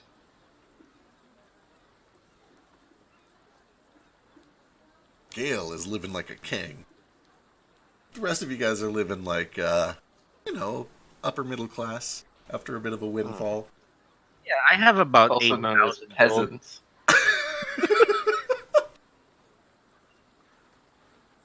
I don't know if we already like fast forwarded through the rest of that evening, but I'm when gonna beat up Gale and take his lunch money. assuming You can that try. assuming that the lady actually comes back with that tea and doesn't literally just go narc on us and I never see her again. She does. She comes back. You guys kind of get the impression later when you go through the lobby that maybe she like at least told the front desk about it. But she comes back with the tea, and it's very good. So, well, actually, I don't drink it. I just pay for my drink, however much it is, and then take it up to the room, and I give the tea to Yule if she's still awake, and just like, this should help you sleep, get you a good night of rest before we meet with your granddaughter tomorrow. And then after that, I see everyone in this. Maybe it's a tub, maybe it's a fountain, but Nordo doesn't know either, and it smells great, so he just gets directly into it as well. Probably displaces most of the water. Oh yeah, a good bit of it kind of, spills out onto the stone floor, rolls out towards the balcony, and kind of trickles down into the courtyard. These No, things. man. Can I Man's find eyes an are red. actual tub that's not, a fountain. Yeah, there is a regular tub. Probably Flick is full hit. fountain. Oh yeah, but I just see everyone in this thing and it looks Yeah. nice. Yeah. And Nordo's like, "Is this normal? There's always flowers in the bath." Friend Nordo, do not let it go into your eyes. And his eyes are just red. One of Nomad's tentacles is twitching uncontrollably. I'll keep I that in split up in mind. gold. 778. Oh wow. Oh neat. How much was the tea and the grog? All of your drinks altogether probably come out to like 1 gold. Cool. Including the cranberry and milk. Yeah, 1 gold each, to clarify. Like, this, you're in a ritzy elven place. They overcharge like fuck. But, like, each drink was probably 2.5 silver. So if you guys have, like, a good 4 or 5 drinks, something in that ballpark. I had 2. You're non-alcoholic. So, like, that's fair. 4 yeah, like silver? for 2 non-alcoholic drinks at an extremely ritzy elven place, it's probably like 3 silver. Gotcha. Subtracting 3 silver. But yeah, morning comes through. It's kind of a cold, misty air that rolls its way in from the balcony. These Neanderthals, like, they have windows, but they're open all the time because, I don't know, nature or something. So unless you guys go out of your way to close all these windows, it's a little bit of a brisk morning. But with that said, the blankets are warm and heavy, except for the bits that are a little bit soaked from, having their edges on the floor. Do you like the closet with me, Gale? There are many quotes. I definitely don't sleep there the whole night. Do you get up and build stuff? Possibly. Are you one of those sleep artificers? Like, you sleep, you wake up and you don't know what you just built? Probably some nights. But Despite Flick being relatively small in stature, he manages to take up a whole king-sized bed to himself. Sounds It about rolls every 5 seconds.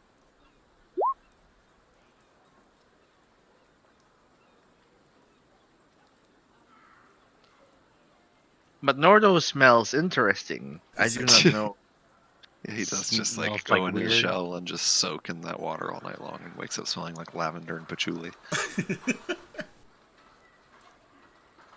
I like that we brought a mind flayer into this ritzy hotel and said, like, it's no big deal. He's not suspicious. He's not like other mind flayers. And then he slept in a closet and they're going to come clean this room and there's going to be a giant red stain on the floor where he slept. Nomad wakes up and he feels really sticky. I rate this moisture at least maybe 2.3 out of 10. It became sticky and can't. When you finally kind of all get up and going, who among you is the morning person, if any of you? Nordo is definitely one of them because he gets up and writes in the sketchbook every day. Nordo, when you kind of get things up and going and you eventually walk out the front door, right outside of the front door of the room, just kind of waiting in the hallway outside of your room, are like 6 or 7 elves that are all holding trays that have food under platters or under whatever those things are. You know what they are. And when you step through, they all kind of like stiffen up real quick, like they've been waiting a long time. Some of them have started to like nod off. Some of them look bored. But eventually, one of them's like, "Oh, well, wonderful! You're awake. We have breakfast if your party is ready." Oh, well, that's very kind of you. Let me, sure, come on in. Just can I do a quick insight check to make sure this is on the up and up? Are these actual hotel staff, or are we about to get ganked? Sure, give me an insight check. In case someone's like, I don't know. He's paranoid. Pretty reasonable. You can tell that they're a little flustered, like they've been waiting a really long time. But, it's their job to stand there until you guys come out and get your breakfast, and here they are, and you're finally up, and they're all kind of in like a hurry to get in and set this food down. And when you open the door and they kind of peek inside, and they see like Elise just has her armor strewn out on a bedroll next to an empty bed. There's like a watermark that kind of trails off from the fountain to the balcony. The closet door is open and there's like a little bit of cranberry juice spilled next to it. There's just this like aghast It's a look. disaster. Yeah, it's just this real disaster reaction, and you don't get the impression that they're like mad or up to anything weird, or if they are, they're very good at hiding it. But he kind of just like, right, yeah, Toto's just surrounded by feathers that are now like sticking to various parts of the wall and floor. But he motions everyone in, and they kind of just like set the food at the feet of the bed, where several people are still like sleeping. and then they skedaddle. Not much obliged. Show them out. I take a look at the food. Does it look good? Does Yeah. it smell good? Yeah, if you want to give me like cook's utensils to see if there's anything up with it, give me that. Is it poison? Yeah. It looks good. It looks lean. It's kind of a small meal. And you can also tell that like some of it has been sitting for a little longer than it should have. You get the feeling that this would have been better eaten like an hour ago. But it looks like decent food. It doesn't appear to be tampered with or poisoned, at least not at first glance. Well, that's good. I'll before everyone else wakes up, just use my own cook's utensils to doctor it up a little bit. Maybe add some spices where I feel like it needs some, that sort of thing. Sure, easy enough. In the commotion, a few other people might get woken up and can have their food. But one way or another, you guys kind of get up and rolling, get a little breakfast, and the day is yours. It is Tuesday in the city of Valdelands. With the sun up, it's a little bit, more busy outside. You can see some people on the streets wandering around. There's not, honestly, like a hugely stark difference between day and night in this city, except that people are a little bit louder as they talk to each other on the streets. There are more carriages and carts and horses around. The horses aren't sleeping. But yeah, the day is yours. Where would you like to go? Are they elven horses? Do elven horses not sleep? Oh God. Would they somehow interbred a horse with an elf? Do I want elven horses to be a thing? Hang on. Also, while you're considering that outrageous question, just having been watching the people of the city for the first night we walked through, does it seem like super ethnocentric? Like, is this an elf city, or is it more like melting potish, or is it like mostly elves here? This is definitely a predominantly elven city. There are people walking around that are mixed groups of like elves and dwarves or elf and humans. Every now and then you'll see like just, there's a group of halflings wandering through, or there's a couple of tabaxi wandering through. Probably the second largest population is actually rat folk. They tend to just kind of pop up wherever civilization pops up. And they kind of keep to their own little subcultures, but every now and then they integrate. So it is not, it's not like a strictly elven city, but it is mostly elven. Gotcha.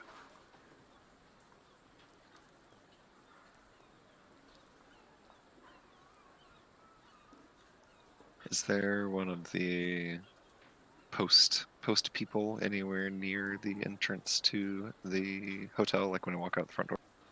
Just at the front door. No, there's probably like 8 or 9 spread out throughout the city. And you know where the closest one is. It's just a few blocks away, but it is not just like right out in front of the hotel. Okay.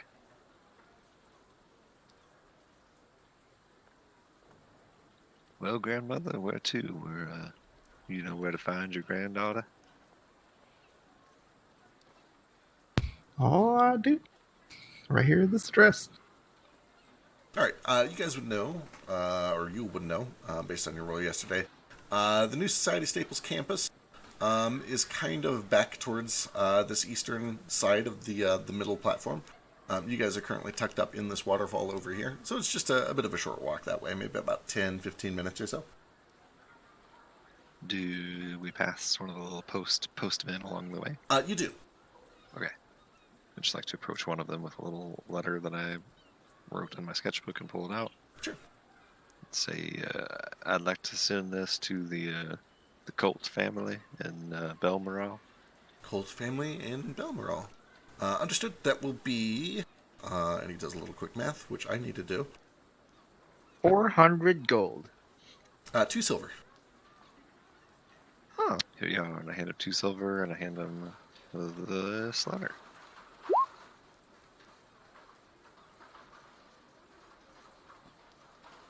Folded up, of course.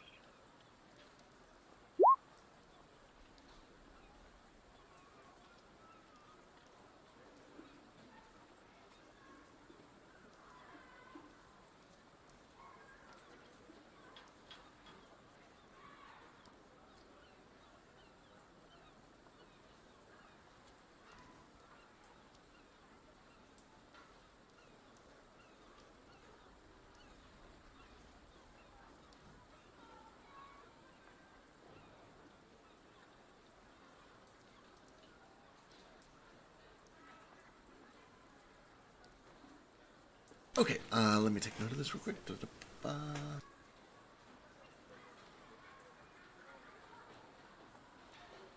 All right, noted. He takes his letter and he takes the 2 silver and he stuffs it into the messenger bag. And you watch as it kind of just disappears as soon as he kind of passes it through. This is, it'll be delivered as soon as possible, or rather, as soon as I pick it up. Much appreciated. And can they tell where it came from? Only if you've signed it. Otherwise, it's all confidential. Good to know. Much obliged. You'll have a nice morning.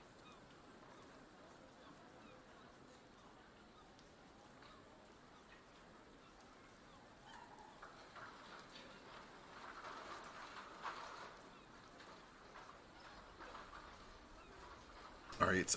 Yule continues to lead you guys over towards this campus. And as you go, you are kind of... you get some weird looks. I know a couple of you guys are specifically keeping an eye out for it. Occasionally strange looks from passers-by. Nomad, what are you doing? Are you going in disguise again, or are you going to try to find somewhere that has like a hooded cloak? How do you want to handle So this? yeah, for the morning, I have a cloak. It's pretty cool. It hides my face.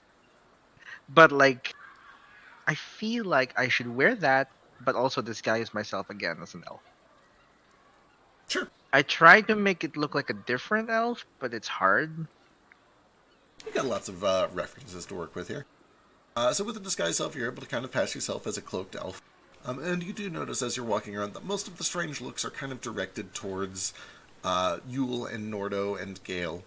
And to some degree, Vasu a little bit. But not as heavily.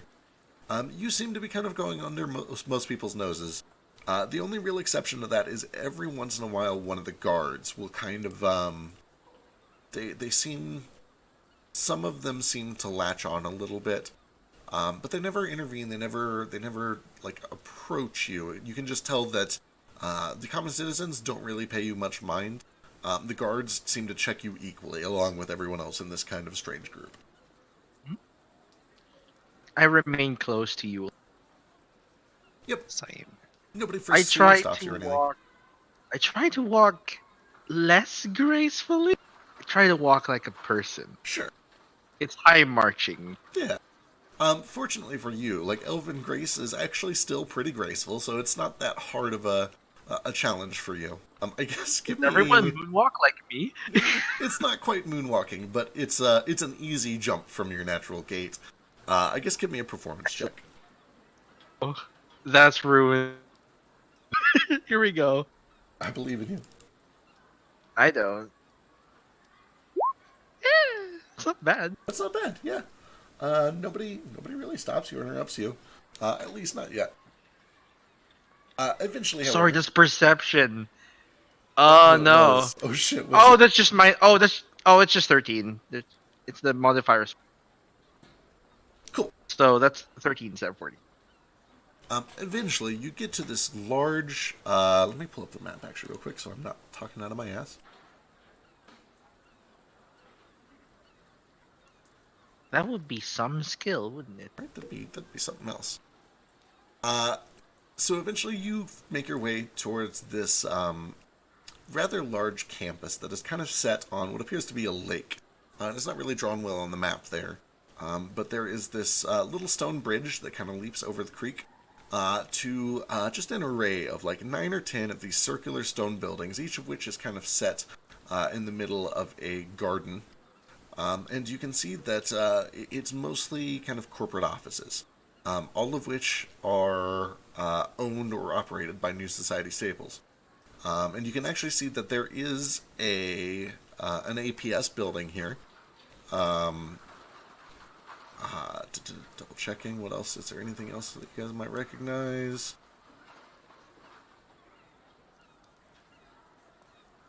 You do actually notice Nordo and probably a few of the others as you're walking through this little corporate park. There is a small building tucked way in the back that has a Salvage Savage logo on it. but you do see that one of the largest buildings, kind of tucked over towards the east side, it's got a big elven script and a logo for Little Delicacies. Do they hire from the Salvage Savage? Yeah, I was gonna say I definitely like stop and look that way. Do I see? Is there anybody like going in or out of that building at the moment?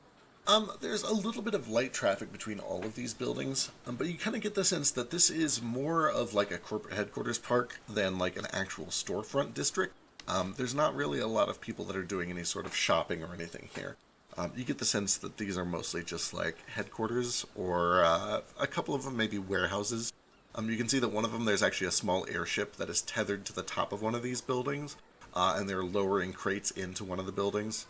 It appears to be some sort of a tailoring goods company.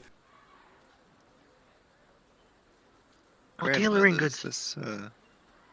This new society staples? Does your granddaughter run all these buildings? What do I know about it? Give me a history check.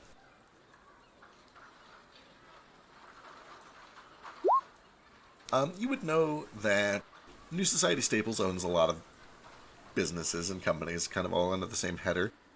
Some of them it is more directly influential over, some of them they just buy out because they're profitable. You get the sense that your granddaughter is like several steps down here. Like New Society Staples owns Little Delicacies, she works for Little Delicacies.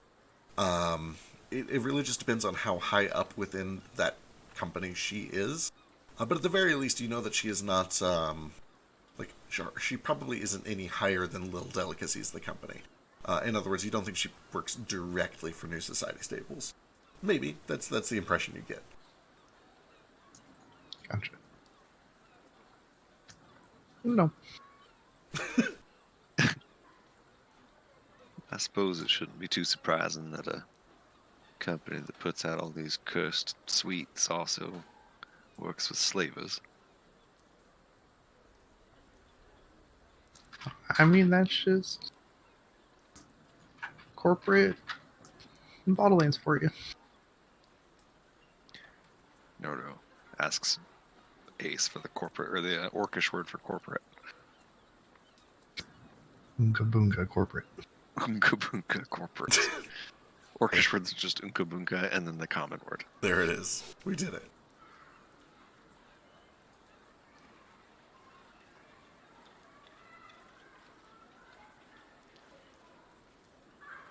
Nordo would like to go stir up some trouble there, but he knows better. He just sticks with you. All right. Then with that said, are you just heading over towards the Little Delicacies branch? Yeah. All right.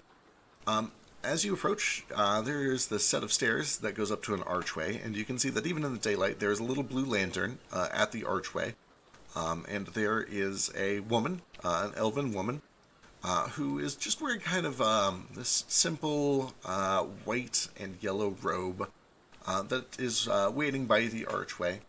You can see that she has a scabbard and a shield on her back. She spots you guys approaching. Do you guys just kind of walk through, or do you do any special preparations before going through that archway? I mean, does she look like she's waiting to check us in, or? You kind of get the feeling she's probably just like a mall cop waiting by the lantern.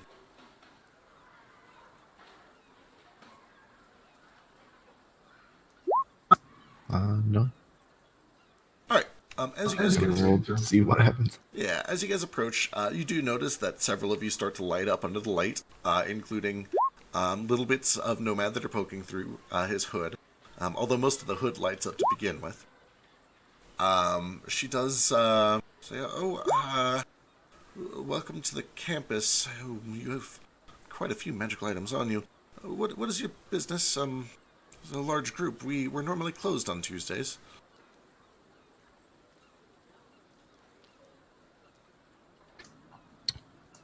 Well, I'm here to see my granddaughter and drop some things off. Granddaughter is Is Phyllis your granddaughter? I think she's one of the only ones working here I today. keep saying granddaughter. You know who I mean, though. Yeah. Daughter. Yeah, daughter. I keep saying granddaughter. Is Phyllis... Who's your daughter? Oh, just a little delicacy. And I'll like hold out my paper and show that I'm Yulesy. And see, I'm Yulesy, and she's my daughter. I see.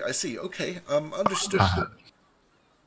Uh, Well, I apologize. We're normally closed on Tuesdays, but, I'll tell you what, I think Phyllis is in. Perhaps she'll be able to help you out. Oh, that would be just wonderful.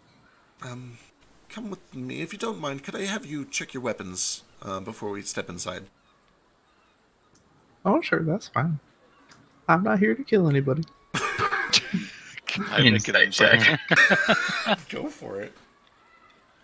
Yet. Woo! Yule is always ready to kill someone. But is she here to kill someone? Yeah, she's specifically here to kill everyone. That's good. That's tomorrow. Nordo is definitely walking around with these crates of New Society staples, cursed sweets in them, like, I don't know, like a hero returning from war. Like, he just feels like he's really setting an evil right in the world, bringing these back and applying the law. Right, of course. Alright, she takes a moment. She lets you in through this door that is just beyond the arch. And she takes a moment to kind of take all of your weapons, and she just sets them on a little table right inside the doorway. She does give a couple of strange looks to you, Nomad, but once she sees Yule's papers, she thinks that everything is in order. She says, come with me. She should just be right back here. And she starts to lead you down this long hallway that kind of curves just very slightly towards the right. And all along this hallway, you can see at first there are several plaques that have like Employee of the Month for the past like 3 years. And there's just a bunch of like, elven faces and names with Employee of the Month. You do actually see that Delicacy is on a couple of those for Employee of the Month. But then past all of those, you can see that there are some of these like really cheesy corporate posters, like always remember to wash your hands. And remember, it's a trade secret. Don't tell people how our gastromancy works. And let's see. Teamwork makes the dream work. Yeah, stuff like that. And a lot of these Hang in posters, there. Is there a hang in there with the tabaxi? Is it really racist? there totally is. He's hanging. Hey. Hanging. You would notice that several. Do Oh. they hang them? Oh. You would notice that several of these like cheesy corporate posters have these like heavily stylized cartoony drawings of the little Ratfoot girl with these like blushy cheeks and curly hair, this ridiculous yellow and white get-up and a funny hat. And Yule, you would recognize it, even though it is kind of a cheesy cartoon, as Delica. But eventually you are led past a couple of doors to a door on the left. And Oh, also, have I been here before? I would assume so, but as in, like, do I recognize where she's taking it? give me a history check.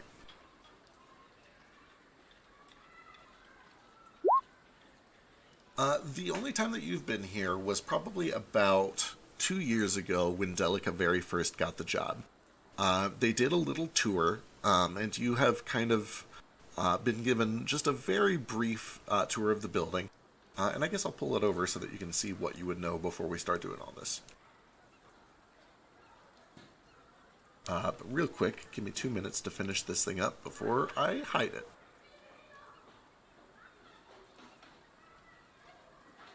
That little rat folk girl in the pictures, Employee of the Month, that's your granddaughter? Well, that it is. Oh, I'm sorry, that's my daughter. Daughter, right? Well, you must be mighty proud for her to be so successful. All that I am. She's doing quite the great job over here.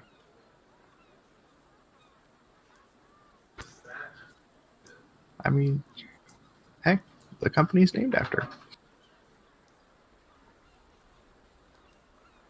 Although I must say, grandmother, I mean no offense, but I'm a little troubled by the fact that your relative is making these cursed sweets. I feel like something like this ought not exist.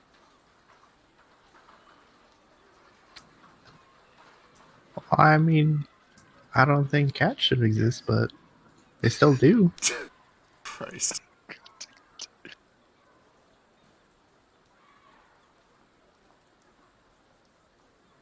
There, Flick. I think cats should exist. Thanks, Nomad. Thanks. It just feels like cheating. Making good food should be an art. It should be work. You shouldn't just be able to whisper a few magic words and make people like your food even if it isn't even good. I mean, I'm not forcing them to eat it. They've done this all by themselves. It's fair enough, I suppose.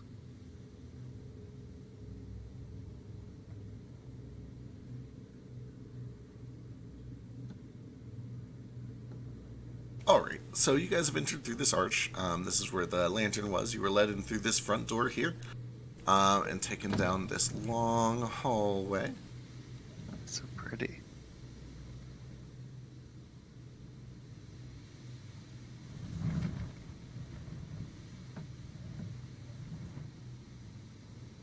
You would know that this area out here is sort of like an outdoor patio that is used for just like employee lunches, people that need to eat while they're on the job or whatever. You would remember that this door leads to a bathroom, and this door leads to kind of like their corporate office or whatever. It's just where they kind of meet with clients and have preliminary discussions. You were given a tour, and during that tour, you would know that this area kind of up here is like a warehouse, and actually you would know that that leads out to a dock around back.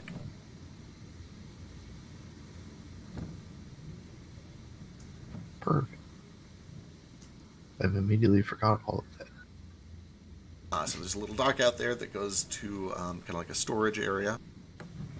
And then you would know that there is like a fridge or kind of like a refrigerated area here.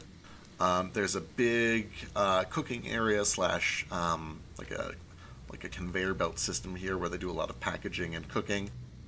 They have their test kitchen kind of in this area, and then they have a freezer back in this area, and then an employee bathroom back here. And you would have just a vague recollection of the layout of this place, but not perfect.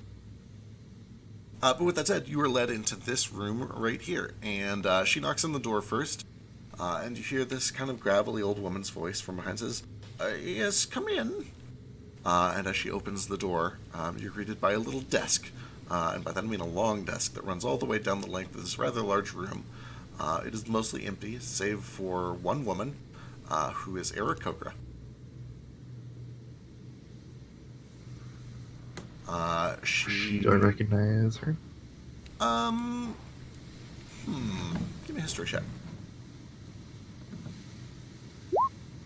My first poor history check. Yeah, you don't recognize this woman. She's Aarakocra. She's got white feathers. She's got kind of like this ruddy scruff at the top of her head. She looks vaguely chickenish. And she stands up and introduces herself. Hi, I'm Phyllis. This is a large group. We're normally closed on Tuesdays. To what do I owe the pleasure of company? Oh, hi there, Phyllis. I've never met you in here before.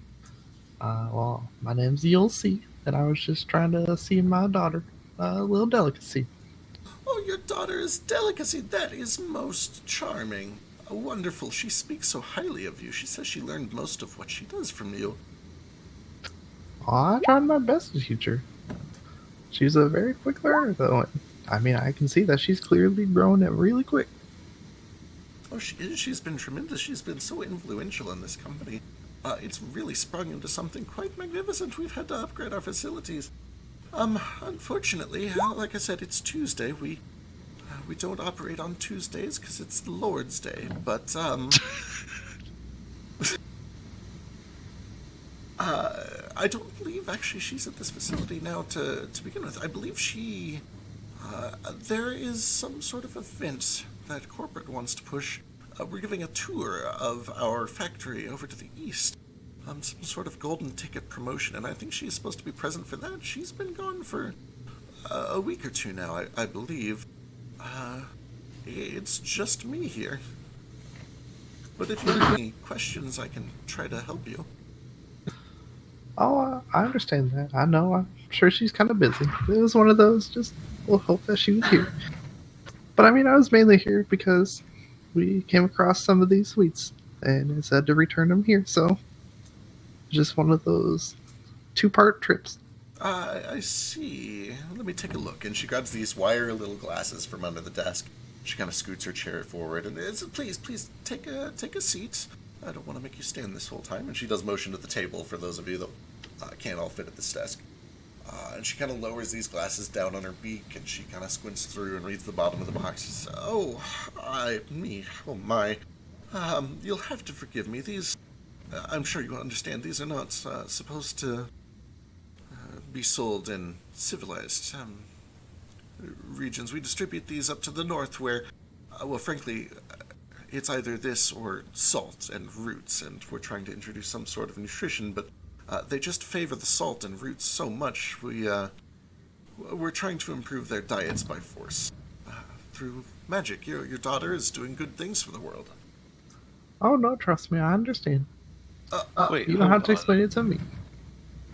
I would kind of like an explanation. I said you don't have to explain it to me. Hold on.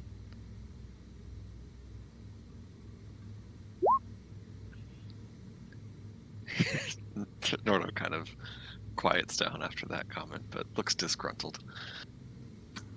Oh no, I'm just messing with you. You can tell. Well, I don't know. It doesn't seem right. I ate these sweets not knowing that they were going to curse me and take away my ability to enjoy my own cooking. Seems like thought to be some sort of, I don't know, Recompense. disclaimer. I completely agree. Please allow me. I think I can make this right. Are you guys in a tremendous hurry, or could I trouble you to stay for an hour and we'll try to make this right? I don't think we're in a hurry. None in particular. We definitely would like to see these cursed sweets made right, so I think we can wait. Of course. I'll tell you what, come with me. I'm gonna get you guys situated with a nice meal on the house, best you've ever had, and some financial recompense to make up for this misunderstanding, and I'll put in a word to corporate, make sure they understand that this has caused a lot of trouble, and that you have ethical qualms with what we're doing. We take customer feedback very seriously. This dinner you're fixing to serve us, it's not cursed as well, is it? It's just regular food. Oh, it's quite magical, but it's not cursed. It's, magically delicious, you might say. Magically delicious, but I'll still be able to taste regular food afterwards, is that right? Yes, of course, it's nothing like this, and she does pat the box of food. It's not going to hinder or tamper with your ability to enjoy other food. Except that, it may not stack up against my delicious cooking, you understand, but not in the same way that these do. Am I being deceived? Let's find out.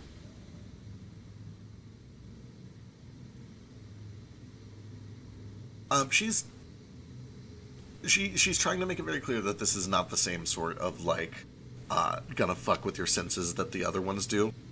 It is going to be magical food of some sort, and she's going to use magic to make it taste really good, but you get the feeling it's not gonna, she's trying to give you something nice so that you'll fuck off. She's not trying to fuck you further. Understood. I'll tell you, let me dispose of these things so you don't have to deal with them anymore. And she takes the box, and she kind of disappears into a back room over here. With that same insight check, if I can, is she actually going to go dispose of those, or is she just, re-entering them into stock?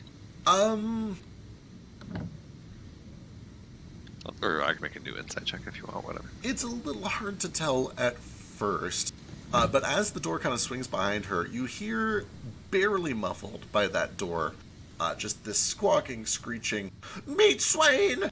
Some of the product was found where it's not supposed to be. Take this, dispose of it, and don't ever let that happen again. Do you understand?"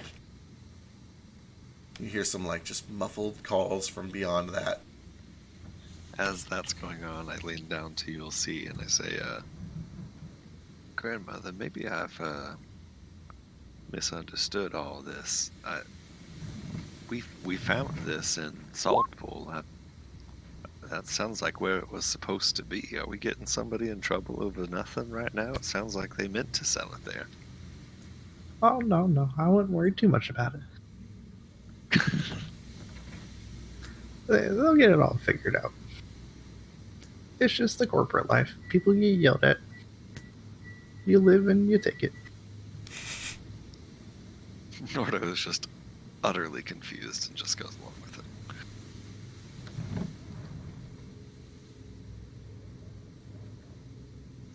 Hello? Oh, hi. Hello. Okay, just checking. Hotel internet mess. Eventually, she comes back out and she kind of puts on this customer service smile and she kind of straightens down her dress. It's like, please come with me and I'll get you fixed up with some proper recompense and a good hearty meal too. We'll get you on your way. All due respect, Phyllis, I think I'll pass on the meal, and I don't need any recompense. I just want to make sure this is set right. But we'll accompany you. But I'll pass on the meal myself. I don't know about my friends. She does look to the rest of you to see how you guys are feeling. Do you guys want food? I told Nordo I wouldn't eat it, so I'm gonna pass. All right. Understood. I'm not going to shove it down your throats. I'll tell you what then. Let's just sign some papers, and we'll make sure that your concerns get sent up the ladder to the people that will be able to work off of them, and we'll go from there. This is about shoving things down throat. Of course, and I mean no offense. I'm sure your cooking's just delightful. I have trouble trusting food that comes out of this building based on my experience. You understand? I'm sorry to hear that, but I completely understand.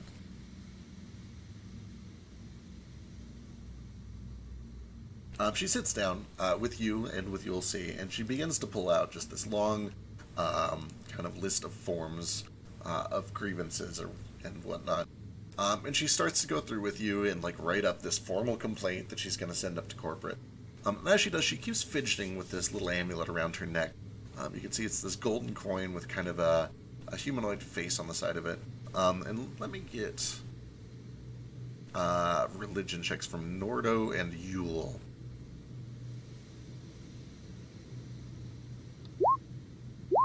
Okay, perfect. Looks like some sort of religious significance, but you don't recognize the deity or the custom or anything like that. However, Yule, about 5 minutes into this long, boring process of signing forms saying, yes, we've handed over the goods, here's where we found them, here's what we delivered, here's what we didn't deliver, we ate this many, we don't want this to happen again. In this long, boring process, you start to feel a familiar tingle down the back of your spine, like you did last night. And it kind of goes up from the base of your spine to your shoulder. It spreads up to your neck, and then it stops. And there's this faint clicking noise on the inside of your ears, and a faint ring. And then you hear this, like in a speed run when somebody is falling through a wall or a floor, and there's just this awful banging noise. You hear this just repeated clattering noise of something from the door over here. And then all at once, you watch as from under the lip of this door, this impossibly tiny little gap, a fortune cookie springs out and delivers itself right into your hands. How does Phyllis respond to that happening? Or does she notice? Let me double check here real quick.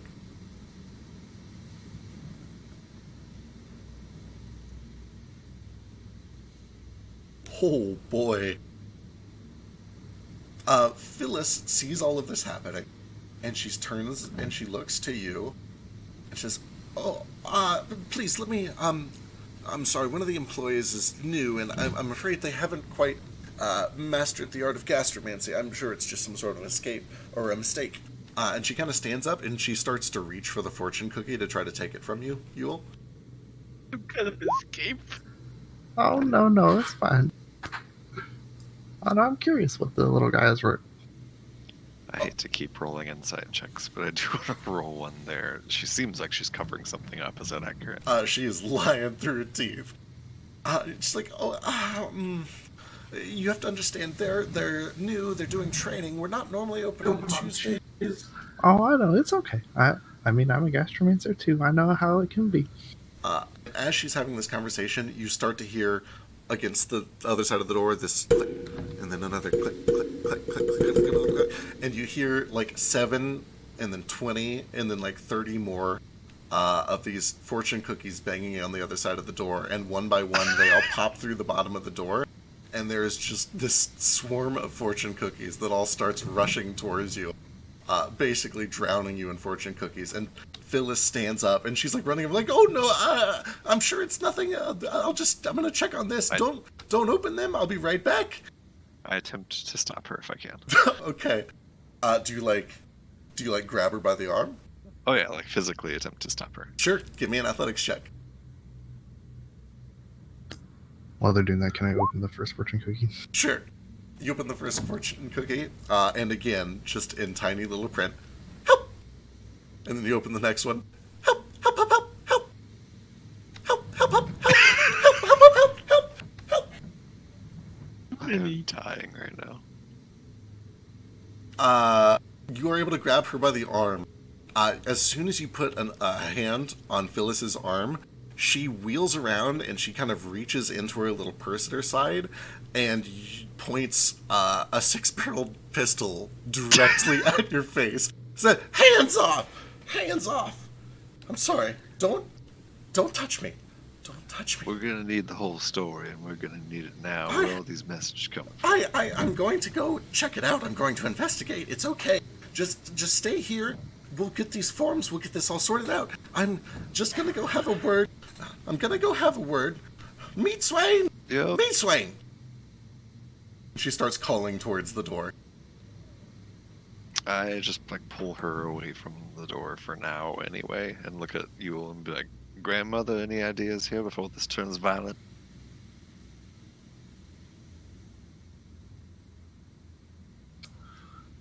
When was it? To me? Yeah. Oh, sorry, I didn't hear what you said. Just said, any ideas here before this turns violent? I don't know. I mean, I know they're just doing training, but it sure sounds like an interesting way of doing training back there. Maybe we shouldn't turn things violent in the middle of all the lamps. Maybe let this play out a bit. Oh, I don't want to, but Nordo trusts Yule and Moat in this situation and slowly like releases his grasp on Phyllis and says, "Sorry, maybe I overreacted, just a little out of my element here, but Right. why don't we join you when you head back there? I think that would be for the best." Oh shit, Nomad, what are you doing? I'm casting an 18 DC suggestion. Christ, okay. Sure. The spell goes off. What do you suggest? Do not be alarmed. That's it. No, I do not be alarmed. You are in the presence of You'll See. All will be well. You are not in any trouble. Your secrets are safe with us. Okay. Work with us. All right, there we go. Oh. Oh, fuck. DC was 18. Well, let me jump. I don't think she has. Yeah, she fails. I also just realized I've said this to Whisper, but she fails with a Yes, nat I one. would say roll. Oh, where'd you whisper? Oh no. That's fine. Okay. I'm terribly sorry. You understand, Grandma's got a pack. You never know what's gonna happen in here. People get so upset over these corporate issues. I'm just Of course. trying to No, make of a living. course. I understand. To be honest with you, I wish we could have our weapons back if you can help us with that. But at the least, bring us with you so we can see what's really going on here. Just get to the bottom of all this. About this time, the door behind her does open, and you can see poking their head through the door. They have to bend down almost. Is another elven woman who looks identical to the one out front, except probably about 2 feet taller. Oh, okay. They're related, right? Maybe. Correct me if I am wrong, friend Nordo. Do elves just all look the same to you? I don't know a whole lot of elves, but they look different from Moat. He's part elf. Moat is part elf? This Yeah, elf his brother. About half. This elf kind of leans in through the door, looks to Phyllis, who is putting away her pistol, and to Nordo, who's backed off a little bit, and Nomad and Yule. Doesn't say anything, but Phyllis is like, could we accompany these fine people to the training room so that they could speak with the new employee who has been pestering them so much? And the whole time, there's just more of these fortune cookies flying past Phyllis, kind of like brushing against her cheek, just slapping their way into Yule's open hands.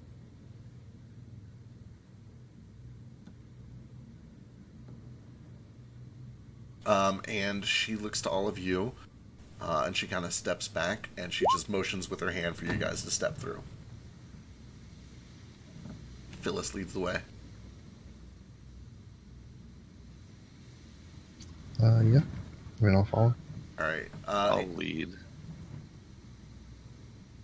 Inside, you find yourself in a rather large kind of warehouse or like a delivery area. You can see there's a ramp that leads down to the docks. There's a gate that is currently open. And you can see that inside... Let me get this all revealed. Directly in front of you, there is an elevated little room. There's like a stairway that goes up to it. There's a glass window that looks out over it, and then you can see that there's just like a bookshelf and some sort of an office in this room. And you imagine that that's just kind of like a lookout for the manager or something like that. But then throughout this room, there are boxes of supplies, but the bulk of this room is filled with cages. And inside of these cages are various animals or nothing. I'd say about half of them are full and then half of them are empty.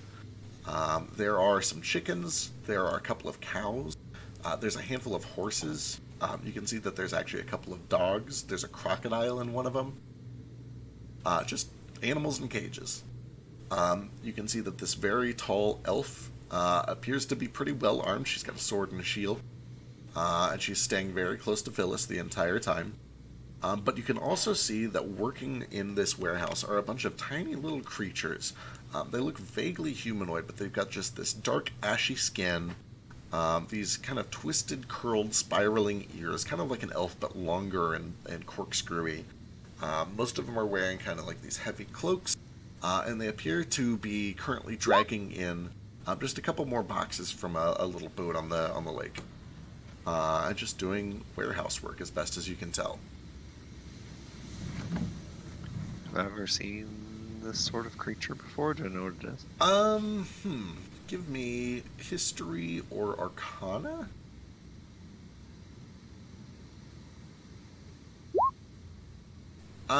You've probably... The closest thing you can think of are like the stories that you've heard of pixies and fairies and to some degree halflings.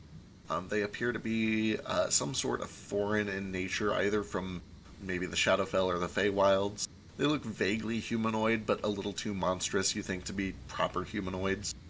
Hard to say for sure, but probably of extraplanar origins.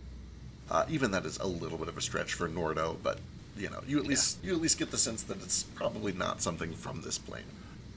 Can I tell just from their like demeanor, are they here like working willingly as employees, or are these like slaves?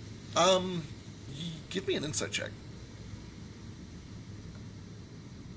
At first, they appear to be just working as employees. You don't see any sort of like collars or brands on them that would indicate slavery. But then you kind of get a little bit of a better picture when from this back door over here, it opens for a moment. There's a little bit of red light that pours through, and you watch as a couple more of these come in, and each of them has in their leg or in their hands the leg of some sort of an animal. And they seem to be kind of like talking to each other in this strange language that you don't understand, and laughing and just eating raw meat from the leg of an animal. And one of them kind of goes over to one of these cages that has a crocodile in it, and starts to like reach in there towards one of its legs. And Phyllis looks mortified at this. She looks over to Meatswain and says something in a language that I don't think you understand. And Meatswain calls out towards them in that same language in this just big booming voice that doesn't match her body at all. Something in Sylvan. I understand, Sylvan. Oh, do you? Okay. Then you understand that Meatswain is calling out, "Not right now. Save your break for later. We have visitors." And the two of them kind of look at each other, and they both, like, ham-fistedly try to hide the fact that they're eating raw animal meat behind their backs, and they scurry back into May that I room. investigate Meet Swain for an illusion? You sure can. Give me an investigation Like, check. maybe they're also detecting. Disguising themselves. Here's my investigation. Oh, that's awful. You take a close look around, and if it's an illusion, it's a very good one. You get the sense that you're not able to make out any obvious signs of an illusion. Yeah. You look like the same elf, but taller. You don't sound like you look. If it's an illusion, I don't know it's an illusion. Very good. I make it known to like the others though.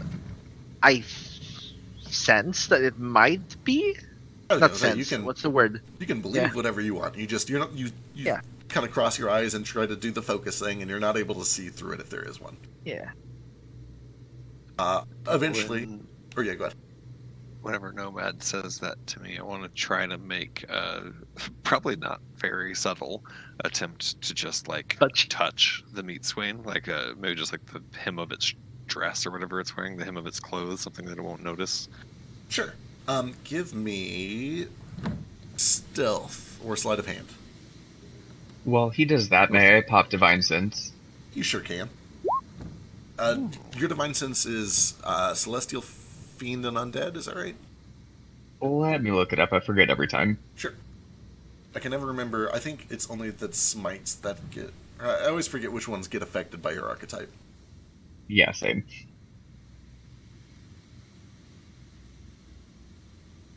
Celestial, fiend, or undead. Okay. Or if this area is hallowed for some reason.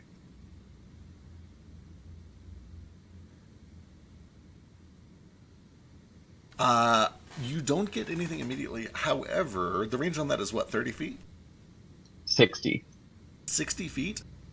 This Correct. office up here is hallowed. Just the office. Interesting. Is the office behind cover?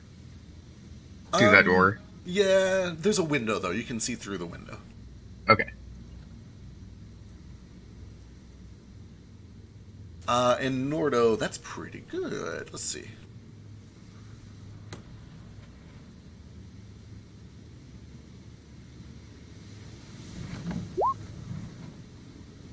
Yeah, you start to kind of just like accidentally bump into Meat Swain, and you carefully and strategically plant a hand somewhere a little bit hard to notice or easy to cover up as a mistake. And you can feel that your hand definitely goes a little deeper into the appearance than it should, and it feels rougher, kind of sandpapery.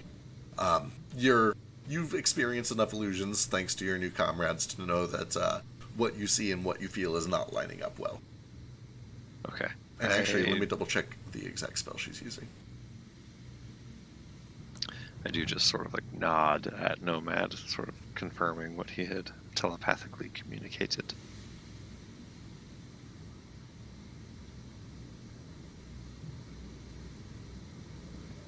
Actually, we're telepathically communicating, so I just tell him that happened.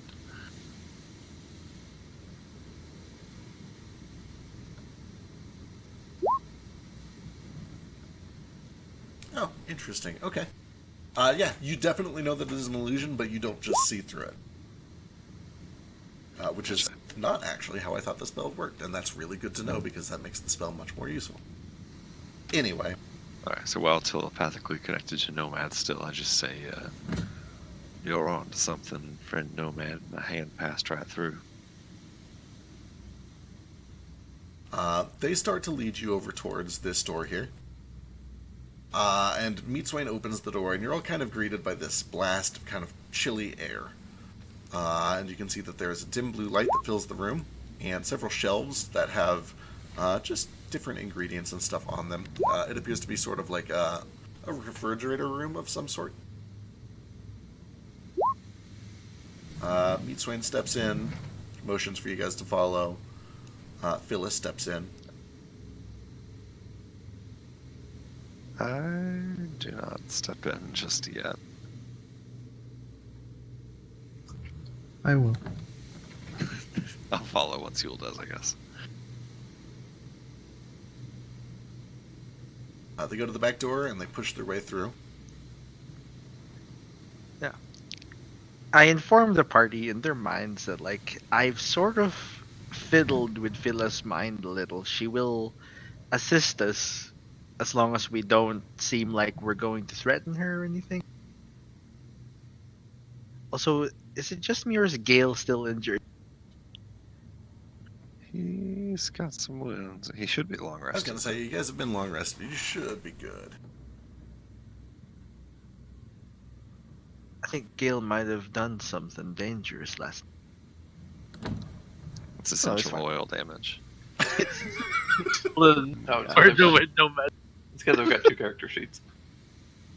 Oh, gotcha. Oh, With right. 2 characters? Have you fully migrated to the new one? Because I can get that set up real quick. I think so, but I mean, it's no rush. Like, Okay. I'll get the transferred over as soon as I can. like, do it after game or whatever. Sounds good. All right. As you Gale guys- does not go in there. It's too cold. Totally fine. As you guys are taken to this next room, it appears to be a test kitchen of some sort. And you can see that it is a mess. Not necessarily like somebody has ransacked the room messy. It's just like there's flour on the floor. There's weird, sticky, like molasses on one of the walls. There's a couple of ingredients that have just like been spilled across one of these counters. There's clearly lots of weird shit that has been going on in here, but it's hard to say if it's like unnatural or if it's just the work of a messy cook. However, you do see that there are 2 doors on the back wall. One of which is just kind of a wood, or I'm sorry, there's 3 doors in here. One of which is wood, and 2 of which are metal. I'm on the wrong layer. This one is wood. Am I still on the wrong layer? I am. How the fuck do I get back to the right layer? There we go. This one is wood, and these 2 are metal. And you can see that by this metal door, there is one of these little darklings who is crouched down really low, and he's using his hands to try to, like, catch fortune cookies that are pushing their way out from under this door. And they keep, like, slinging past over towards Yule, and he looks panicked. He's, like, freaking out, trying to prevent these things from getting out from under the door. And from beyond the door, those of you with decent perception can hear that there is just this high-pitched voice like, "Help! Help! Help! Help! Help! Help! Help!" I can't take it. Oh my gosh. Meatswain kind of introduces you all in, and Phil's like, I'm so sorry about all of this new hire. They seemed so promising as a gastromancer, but they've been nothing but trouble ever since. We took Delica away, and he just can't seem to do it on his own, or he's being non-cooperative, and you'll have to forgive us. I swear this is not how we normally operate. Nordo. Looking around this kitchen quickly, given that it's a kitchen, do I see anything that would serve as a decent weapon, like a big chef's knife or something? Oh, In a 100%. pinch? 100%. Okay. Yeah, there are big chef's knives. There's like a rolling pin that somebody could potentially use as a club. There's a whole ass oven over here that is like currently going. Yeah, lots of ways that this could go. Good to know. Gale, as you're kind of hanging back, you do hear the door open behind you, and you can see that the other elf, the one from out front, is kind of coming in through the door and looks at you a little bit funny. And she says, "Are you supposed to be back here?" Yes.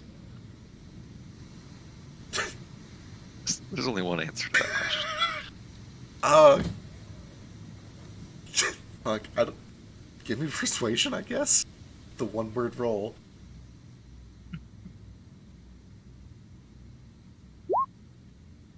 Oh, Okay. Do you know where Phyllis went?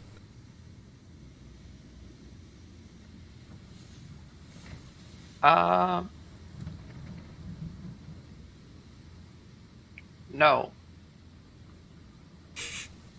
Deception.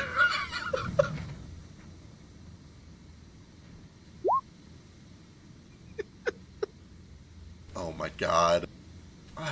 Okay. All right. Sorry. I was told to wait here. Right.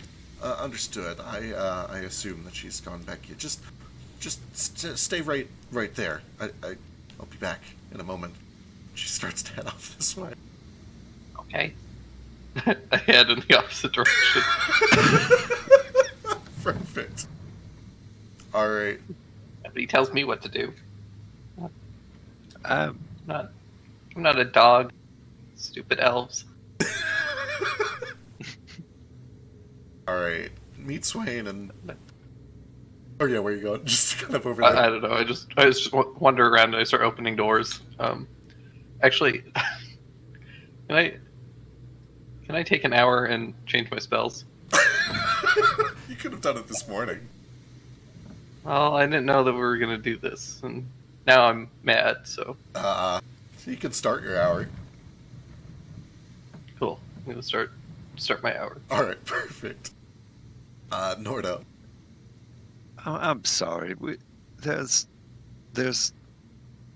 a slave building outside of this building, and there's a person locked behind a metal door shouting help and sending us a message that says help. So you'll pardon me if I'm a little bit incredulous. What is going on here, if you don't mind saying? Well, I suppose it's probably in my best interest to just cooperate. You, whatever you are, your name, open the door, let him out. Let's just get all of this sorted out. And he watches this darkling kind of steps back, reaches up and kind of hits the handle, and tumbling out of this room, which appears to be like some sort of a freezer or something. There's this roll of cold air that kind of spills across the floor. Come two more of these little darklings, and between them is this tiny little tabaxi, small, looks kind of youngish, maybe somewhere in the ballpark of 16 to 19, who is wearing this big feathery black cloak, and he kind of like spills out, pushes these two darklings off of him, stands up and looks to Yule, and says, "Graham!" Oh no. Graham! These people are terrible! Where have you been? I sent you a message last night! Well, I mean, I responded to it and you never responded anything back. I didn't get anything! Take me away from here. I don't like this place. oh my God! Patches has 9. Is this your grandmother? Do I, recognize him? Just Honestly, making sure for consistency. you probably don't. It's a little weird to you that he recognizes you. Once he says it, you know that you have a Tabaxi grandchild, or there was one on the way, but you didn't. It was like the estranged side of the family. He disappeared shortly after he married your daughter. You haven't heard from them in years. You never saw him after he was born. You can kind of connect the dots here, but you've never met this kid in your life. Grandmother Yule, are you familiar with it? I mean, maybe a little bit. But I've never met this small child before. What about? You're my gram. Oh. I can prove it. I just need some candles. I look over at Phil. Oh, we have seen enough freezer. You broke up. Oh no. How's this sound? You're good. Okay. He's just like, oh, we have seen enough. You may return it to the freezer. No. They're trying to make me do things that I can't do. I can only do it when she's around. Oh. I mean, do what? Ooh, this. Watch. And he closes his eyes real tight, and he puts his fingers to the side of his temples, and he squints, and he hunches down into a little ball, and you feel this tingle at the back of your spine, Yule, that runs up between your shoulders and up your neck, and then you watch as he, hiccups, and out of his mouth comes a little fortune cookie. It plops onto the floor, and then runs its way over to your hands. I'll open it. Gram! That's how I know you're my gram. I changed my mind. Can we buy this from you? No, absolutely not. What are all of you doing back here? Why did I let you in here? Meatswain, what is the meaning of this? Oh, this won't do. This won't do at all. What's up real quick? So back when everybody went through this door, if it's possible, I try to pull away from the group and go back to this room. Okay, give me a stealth check.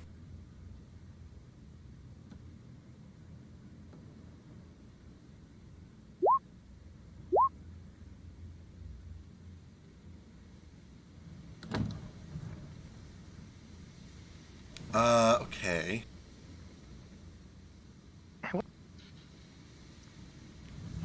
Hello? Do I get the sense that suggestion spell ended? That's 8 hours. It does last 8 hours, and she has not finished her task. Give me an Arcana check. Yes, sir.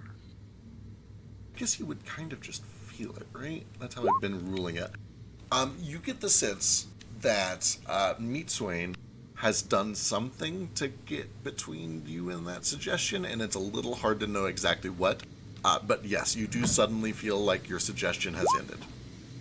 Uh-oh. I tell everyone else, the meat swain has done something to end my mental projection. Moat, you're able to kind of hold back a little bit. But as soon as Nomad kind of do you say that out loud, or you do it one at a time telepathically to people? At a time, to the closest people for.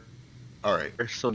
Then in that case, as soon as Phyllis kind of shakes her head and starts to say oh shit, we've been duped, Meatswain runs over, grabs Phyllis, and kind of pulls her back away from Nordo, and starts to run over towards the door where Moat and Gale are. And I think that's going to be initiative. Wait, so did I make it to where Gale is now, or? Moat, with your 13, you got a pretty good way before she noticed. You probably get to here if you want. Okay. We all roll initiative. Yeah. Phyllis kind of goes over to this little panel by the door. She slams a button down and she calls into this loudspeaker. Intruders! Intruders in the building! Everyone quickly to the test kitchen! Excellent. And what did they take from us? All of our everything, basically? Just your weapons. Okay, Hey, cool. I see we're rolling initiative. Even then, only your obvious ones. So if you have hidden weapons or whatever, they didn't search you that thoroughly. I think Moat exclusively carries obvious weapons. Big ass weapon. Yeah, Nordo has a big ass axe and a quarterstaff, neither of which can be hidden. Is there in this room? I know you said there are lots of things that would serve as weapons. Is there anything that would serve as a quarterstaff? Is there a broom or something? Yeah. Man specifically has a broom. If you want to take that. Yeah. That's Does also Nomad true, actually yes. have a broom? Nomad actually has a broom. Why does Nomad have a broom? I don't know, he's been sweeping. It's part of his disguise. Literally, whenever someone looks at him, he sweeps. It has been mentioned more than once. Okay, if it has been mentioned more than once, then I'm down. I've missed it. So I'm guessing they took my battle axe and my greatsword, but my chakrams usually just hang at my side. Did they take those? That's fine. You can have those. They're kind of exotic weapons. They might not even know what they are. Yeah, they're like Cool. tambourines, right? They're just tambourines. Yeah, they're my instruments. I was away for like 30 seconds when we were rolling initiative, just so I know. How did this turn violent? Did they just like turn on us all of a sudden? Nomad got the sense that Meatswain did something. It broke the charm on Phyllis, who then ran to a loudspeaker and said, like, intruders in here, everybody to the test kitchen. And you do see that Phyllis has pulled the gun back out. Fucking Phyllis.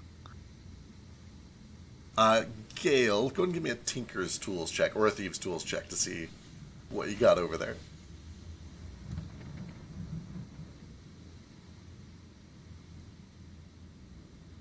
What stat should I use? Just int? Yeah.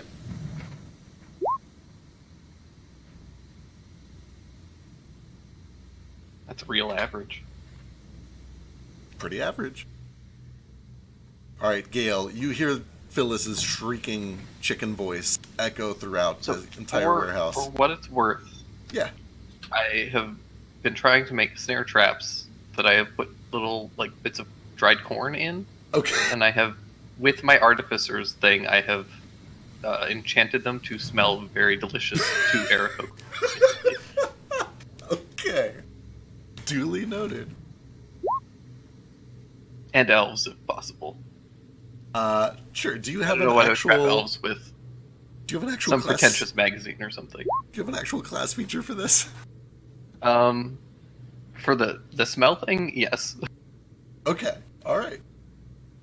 It's the level 1 thing where you can like make a thing smell like something or Right. have a sound or words associated with it. Okay. Perfect. Perfect. Pretty sure we can do smell. All right. You hear Phyllis's shrieking voice echo throughout the warehouse, and you watch as all of these darklings kind of stop what they're doing. Some of them reach under their coats and pull out wrenches. Other people grab like sharp implements from nearby, and they all kind of turn and look towards you and to Moat. And you are the first to react. What would you like to do?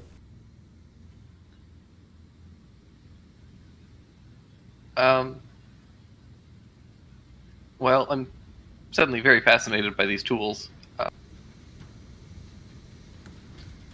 Come over. Hey, can I see that? That looks really nice. He pulls it back like he's gonna swing it at you.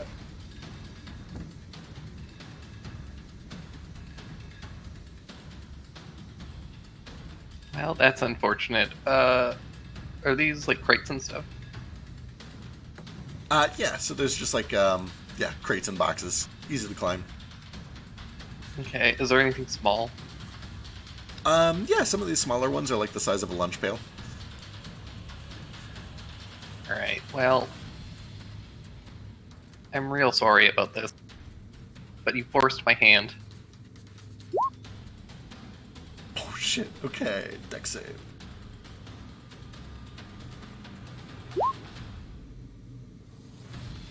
What's your DC? I believe that is a miss. Or fail on his part. 'Cause All right. This box comes flying over. There's a crack of wood and splinters, and this darkling is caked in flour, and just begins kind of coughing and hacking, and trying to shake all the flour out of his eyes as he takes 9 bludgeoning. Is he unconscious? He's not quite. But could he be? In, That's it. in a hypothetical world. All right. I will actually click my heels to teleport Okay. back here, and then I'm just going to run into this dining room, Perfect. hide under the table. All right, sounds good. Door kind of swings below and then kind of like catches on the little snare that you've set up there. Let's see, Meatswain. Meatswain, I guess the illusion stays up the entire time, but is going to reach out towards you, Nordo.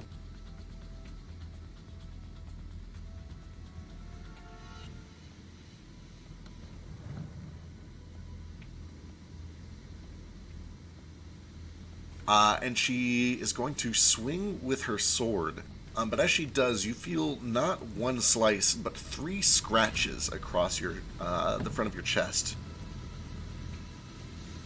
But they seem to just roll off of your shell. Follow up. Again, rolling off of your shell. And at this point, she's making very little attempt to keep this illusion up. Even though she looks like she's kind of swinging a sword, it's very clear to you that something under this illusion is literally just trying to rake claws across you and can't seem to get through your shell. Okay. That brings us to Flick. So I get the impression there's not an actual sword. Yep. Okay. Okay.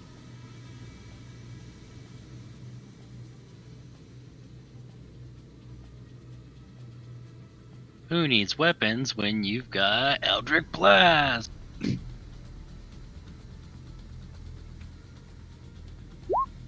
Who's this on?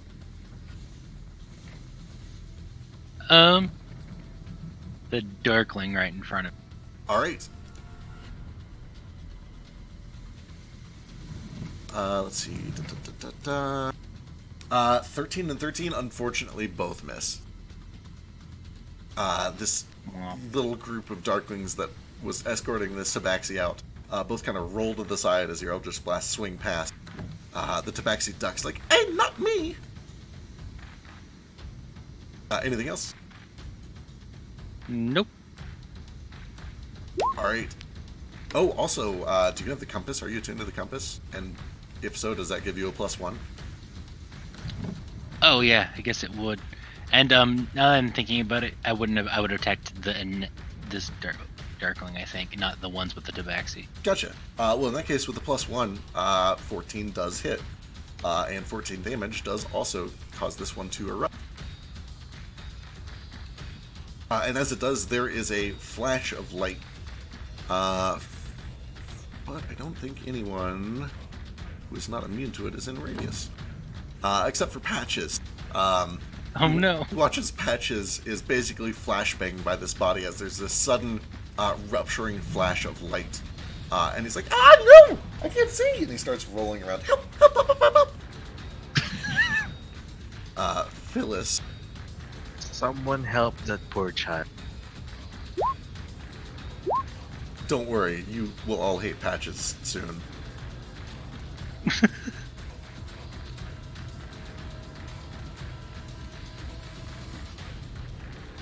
Alright, Phyllis reaches into her purse and she grabs a big fistful of coins. She tosses them up into the air, and they start to swirl around her in this swarm of coins that seem to phase through the walls. And she takes a step back, holding her revolver out. Another step closer! This ends right here! And let me check the radius on this. She is casting a spell. Perfect.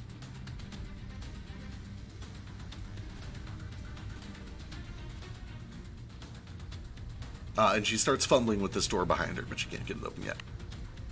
Which brings us over to Swain. Does this. Run, jump. Try one of these. Good. Quick question when you got a sec. Yeah. So not only do I get the +1 to spell attack rolls, I do an extra 1d8 force damage. Is it possible I could have attacked 2 things and not just 1? Possibly. The first D8 would have gone onto the 13, so you would have overkilled it. But then it only applies to your first one, and then it switches to physical attacks anyway. Okay, you're right. Yep. With that said, though, it jumps over to Nordo. Nordo, you are right at the edge of these swirling coins.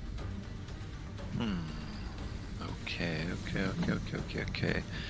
I reach over to Fred Nomad and I say, hand me that broom. And I grab his broom. My broom!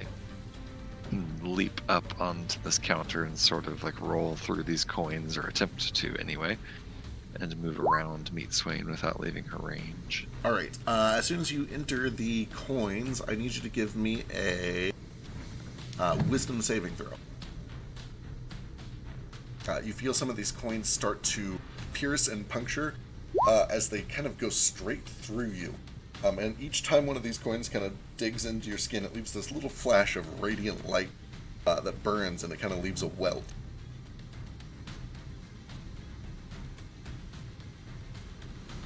Be careful with that broom. It's from the ship. You take 7 radiant damage, and your speed is halved as you're moving through towards her. Oh, jeez, that was 19 DC 19. Holy heck.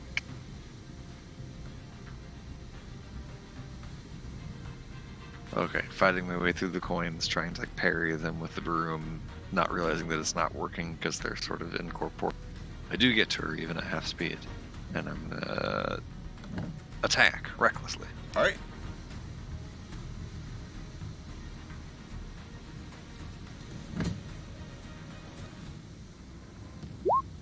Uh, 21 hits for 6 bludgeoning. And that is not magical damage because it's a broom, not my normal quarterstaff. All right. It does seem to hit her all the same. You smack Phyllis across the jaw. You can see she instinctively tries to put an arm up as if she had a shield, but she doesn't. And you kind of hit her right in the wrist, and it kind of clatters against her cheekbone. Alright, and then I will do a flurry of blows. All right.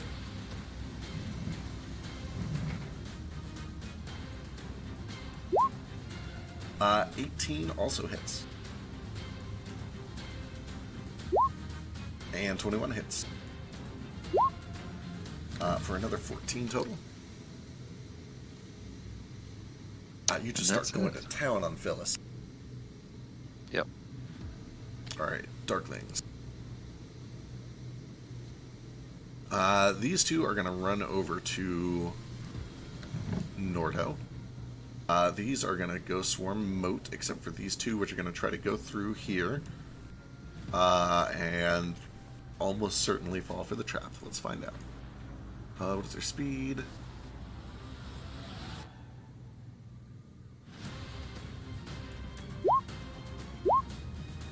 Sick. Gale, does your snare trap have like stats built into it?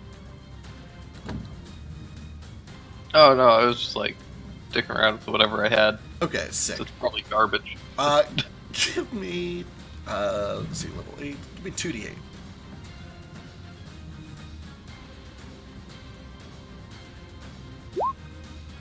Gosh. Good damage. Yeah, so you close this door behind you and you kind of slide to hide under the table. A few seconds pass, you hear footsteps rush over towards the door. The door opens, there's a click, and this little wire just starts spinning and spinning and spinning. And it grabs this little sack of caltrops, and it wraps around the already injured Darkling. Kind of catches it right by the neck and twists, and there's a pop and a flash of light. Fortunately, just out of range of you. That one is eradicated. This one is almost eradicated. But it Jesus. is... I just want something to grab their ankle and like haul them into the air. Yeah, these things are not terribly terribly resilient. I mean, one of them took a stack of flour to the back of the head. It's fine. This one is going to run over, but he has second thoughts after seeing that. These guys are going to start rushing this way.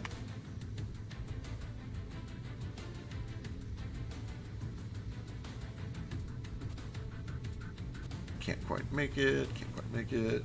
Dash gets here. And here. And here. Okay, let's start doing some attacks. 2 on Nordho, 3 on Moat. The ones on me have advantage. Oh. Do they? Oh, you did Reckless. That's Yeah, right. reckless. Sick. That helps them a lot. Here we go. So these 2 are on Nordho. Oh, shit. Oh no. Luckily, the better damage one missed. He has to roll some extra stuff for critical. I do. So that is going to be another d4 and 2d6. So that's a grand total of 24 piercing. Oh my on Nordho. god. Oh boy. You're raging, right? Nope. Oh my god.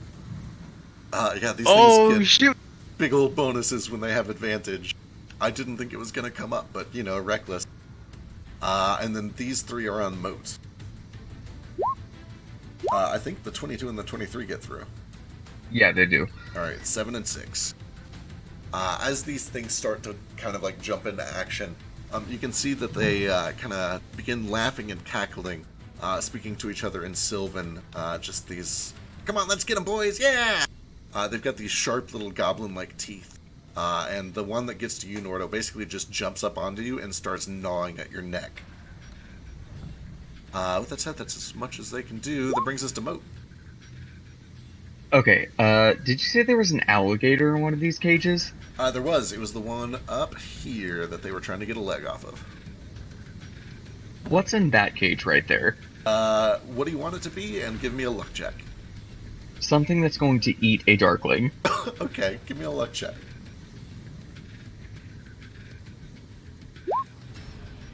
There are a couple of like Rottweilers in there that look pretty underfed, kind of just skin and bones. I shouldn't perpetuate the negative stereotype towards Rottweilers. There's a couple of golden retrievers in there that look really, really nasty. Oh no, they're so friendly. Cool. Orgies in there, like real. Yeah, corgis. They're assholes.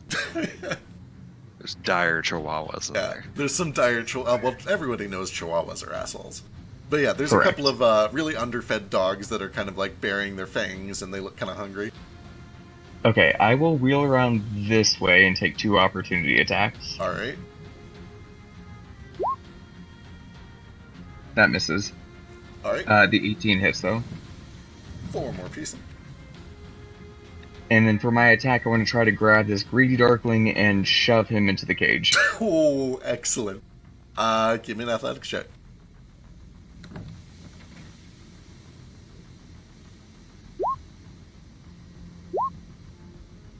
He sees what you're trying to do, and he is having absolutely none of that. He is able to just kind of wriggle himself free.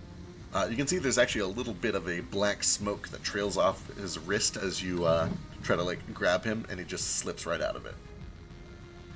Alright. That should be it. Alright. You'll see. I'm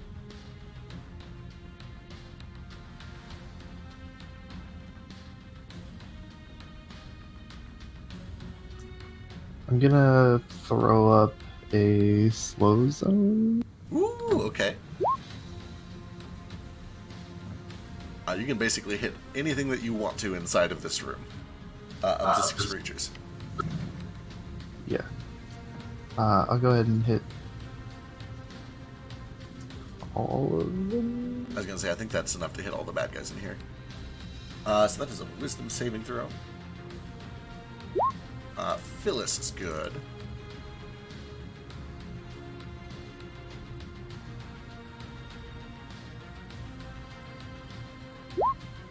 What's your DC?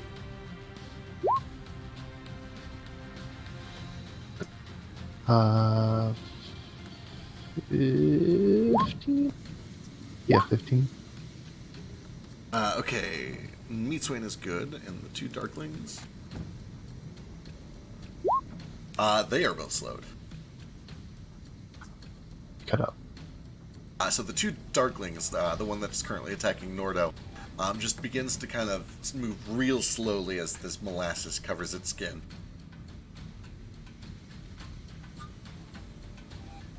Anything else? No. Alright, Nomad. Alright, he sees friend Nordo in peril. And let's just line this mind blast up. I'm trying to get these folks here. No one's ever in peril anymore. It says Nordo on death's doorstep just again. Nordo. Pretty sure I'm in peril. Just Nordo, constant. Yeah, he sees Every Nordo time. get wailed on, bleeding, and he's just, oh, concerned. That's not very good. Hang in there, I suppose. Is that what you call it? And he puts his hands on the sides of his head, concentrates to see weird illusion veins pop up on his weird elven face. And he mind blasts, Ooh, choosing. boy. Let's see, this is correct. I actually choose. Actually, 2 creatures get stunned. Oh, this isn't updated. Let me see. It's an extra d4 and 1 extra creature.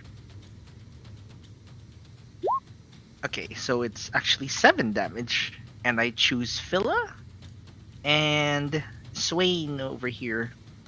Alright, so let's see. Half damage on a success means 3 here, 7 here. Also 20 cone.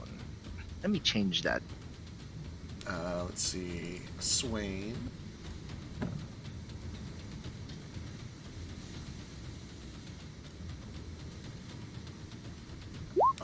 Fails and is stunned. Holy shit.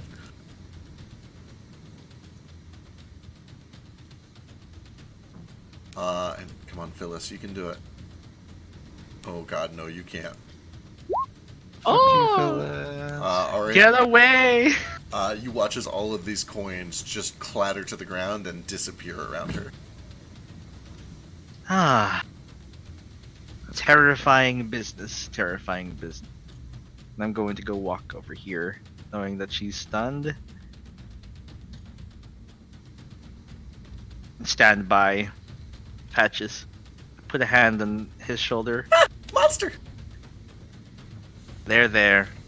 Do not be alarmed. Alright, anything else?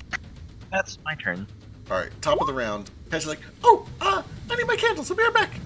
And he runs into the freezer. No. Wait, where? No. Where are you going? Stop.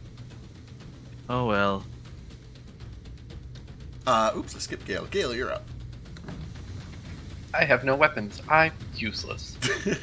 You should know your Make weapons. another trap! Your weapons are out in this hallway if you want them. Whereabouts in the hallway? There's a little inn table right by the doorway over here. God, that's so far. It's so far. Okay.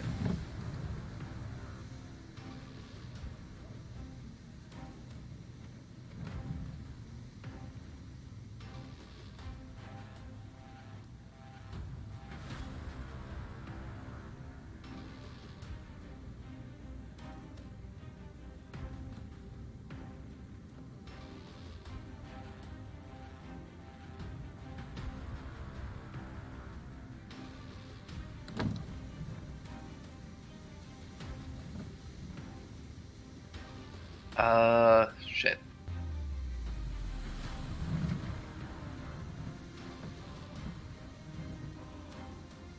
Okay, so I have to get up. Then.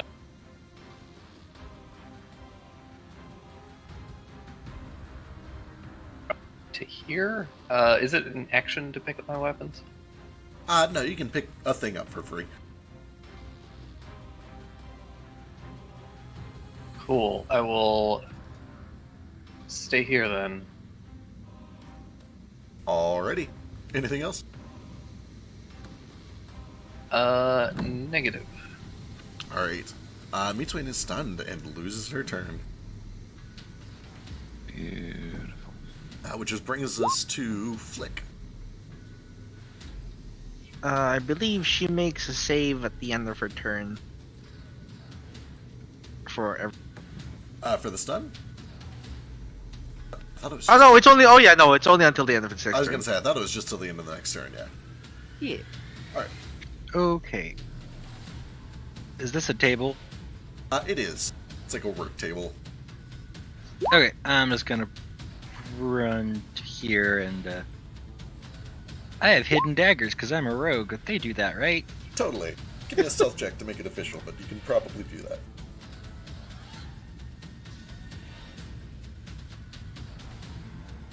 Yep, totally.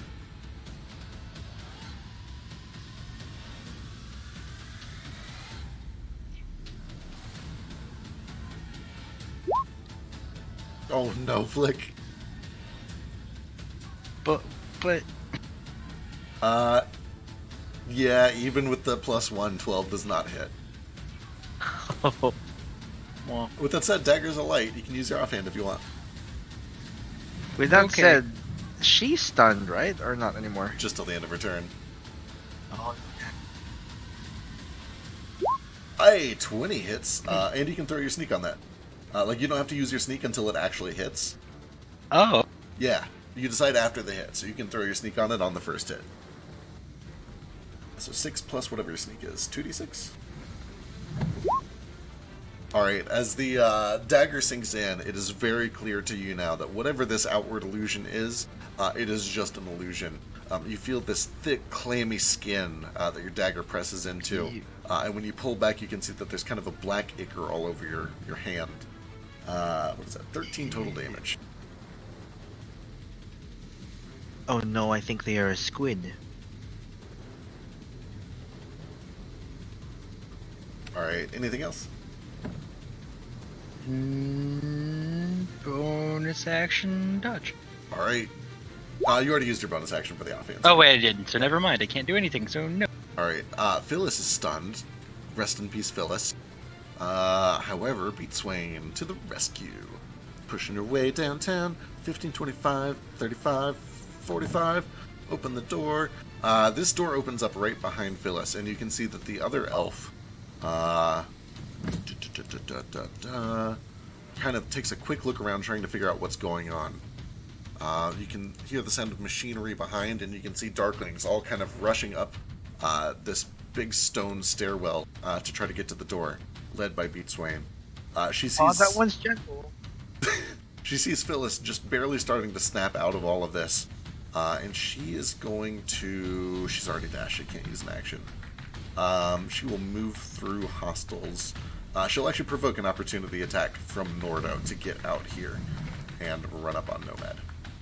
Okay.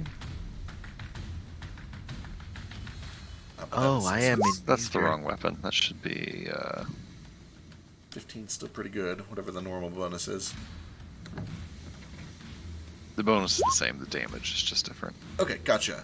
22 hits for 12 bludgeoning. Actually, better damage. Right. Right? Should have been less, but There's a I'll take it. crack of this broom handle as it kind of splinters across the back of her neck. And that brings us to Nordo, who is still alive. somehow. Well, I've learned not to attack recklessly in this particular combat. And instead I will just regular attack. Which one of these darklings look closest to death? The one on the bottom. Okay, I'm gonna swing my broom at him. Actually, I'll just use an unarmed strike on him. Alright. But you have to do order of operations. First, the broom attack on Fila. Oh.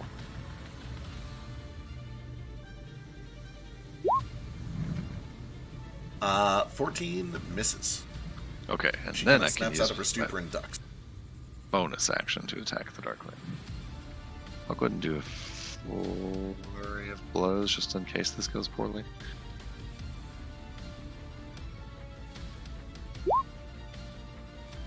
Oh no. Ruh-roh. Yeah, 10 misses. Even with the AC reduction. Even with the AC reduction. Good thing I did flurry. 9 also misses. Unbelievable. I'm going to use my inspiration for one of those. Alright.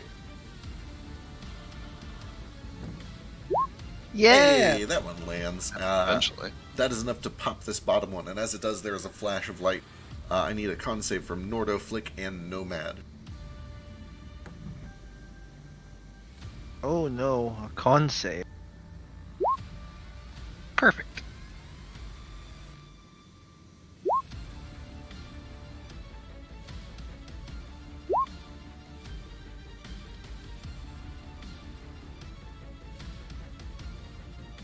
Nomad, you're okay as this flash of light right next to you, but Nomad and Flick, you're both kind of looking right at this thing as it suddenly pops with a flash of light, and it leaves you blinded until the end of your next turn.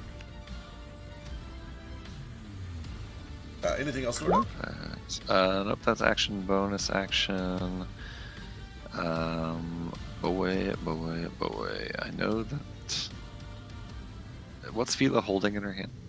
She currently has a gun in her right hand and nothing in her left hand. Okay, I am going to just walk away from her. I know the Darkling can't make a reaction because of slow.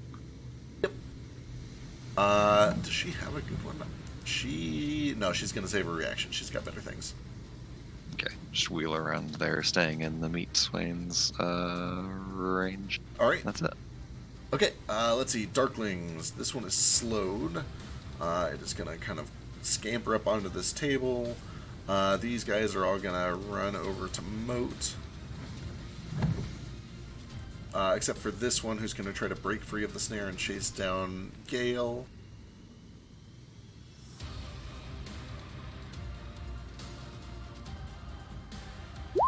Nope, he's not going anywhere. These guys are all going to pour into the room. Most of them have to dash to do it, though. In fact, I think all of them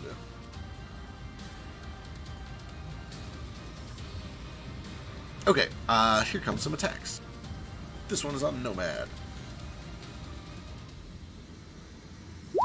Big old miss. These are all on Moat, the next 4.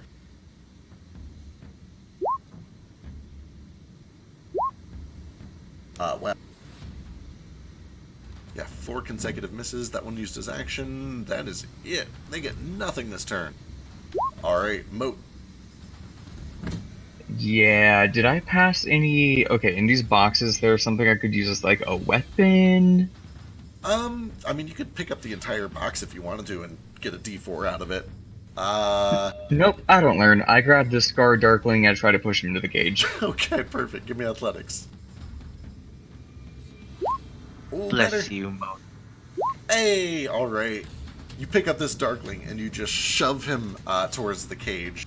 And you watch as these 2 just depraved, monstrous golden retrievers begin to grab him by the back of the neck and the wrist and start ripping and tearing. He is currently grappled by the golden retrievers, and they will start taking some attacks. Oh, one gets through. Good damage. Okay, alright. They seem to be, they're kind of working on this guy. Do you have extra attack? I think you do, right? I don't yet. Oh, that's unfortunately. right. That's right. Alright, anything else? I can't just do an unarmed as a bonus, can I? That's monk only, right? Yeah, it's a martial arts thing. I thought so. Yeah, no, I'm good. Yeah, that is monk only. Okay. But if you're wielding 2 light weapons, you can. Right, it's kind of weird. I feel like you should be able to It's just weird, yeah. by default make 2 unarmed strikes. Like, I don't want to These step on guns monk. aren't light weapons. Come on. Yeah, right. Fair. Alright, you'll see. Alright, I'm gonna run up to the Lunky Darkling that's right in front of me. Alright. And my cane is my weapon, so I'm gonna just start beating him with my cane. Alright, go for it. How dare you! Take this! 5, unfortunately, is no good. Nope. Alright, bonus action or anything? Yeah, hold on.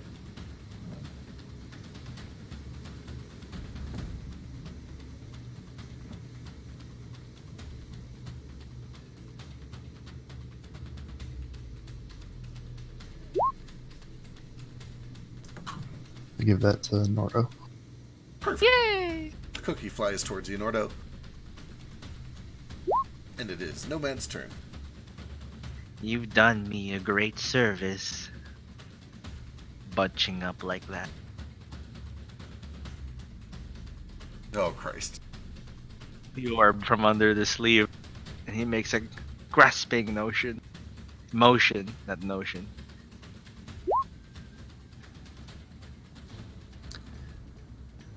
Why is this squid ruining my kitchen? Would you rather I ruined your Came out wrong. Christ. Okay, that's a big old fail over here. Save over here.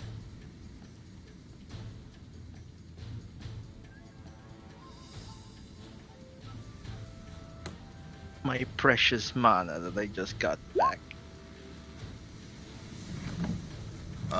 The only one that say... Oh, wait, there's one more. 2 saves, I think.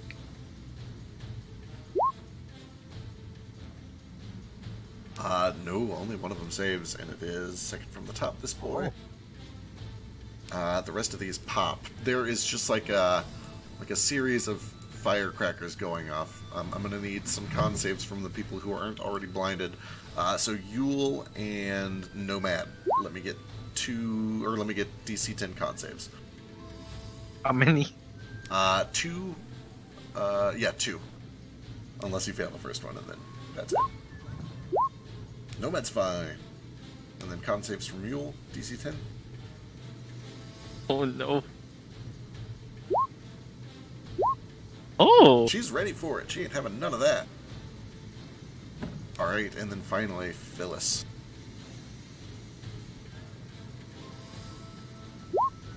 Oh, I think she just made it. She makes it. Yeah, she just makes it. Alright, half damage.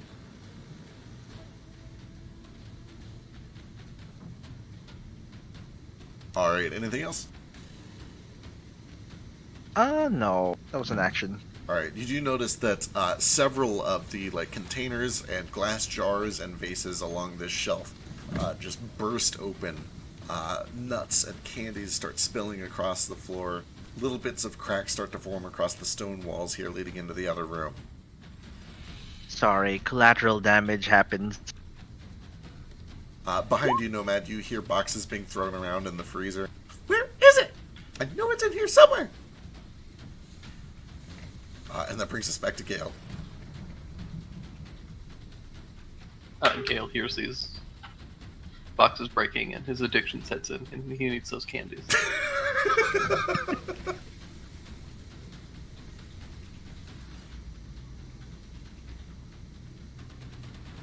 I'm gonna dash over to here, pick up my weapon, and then I'm gonna try and break through this door. Alright, sick. It swings right open into what appears to be some sort of a bathroom.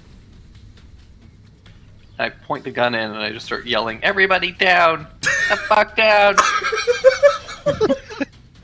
Alright. And I try Is there to someone get in there? away. And there's no way in here, so I'm gonna use my bonus action to teleport back to here, and use the rest of my movement to run over to here. Alright, excellent. I think I can actually get over there. So Perfect. Alright. Let's see, Meat Swain. Okay, there's a couple blind targets. Let's take some swings.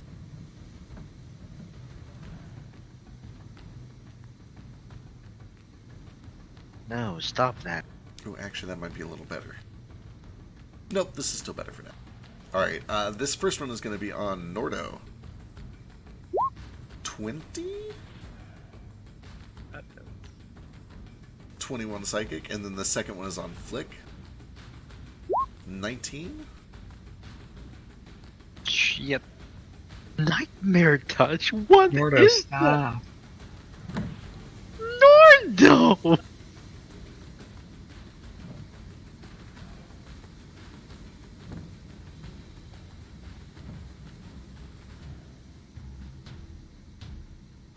Nordo, please! Oh no, Flick! Alright, and then Flick is up. Okay. Blinded just means that I have disadvantage on attack rolls? Yep. And you can't take opportunity attacks. Okay. Well, I'm gonna bonus action disengage, walk over this way.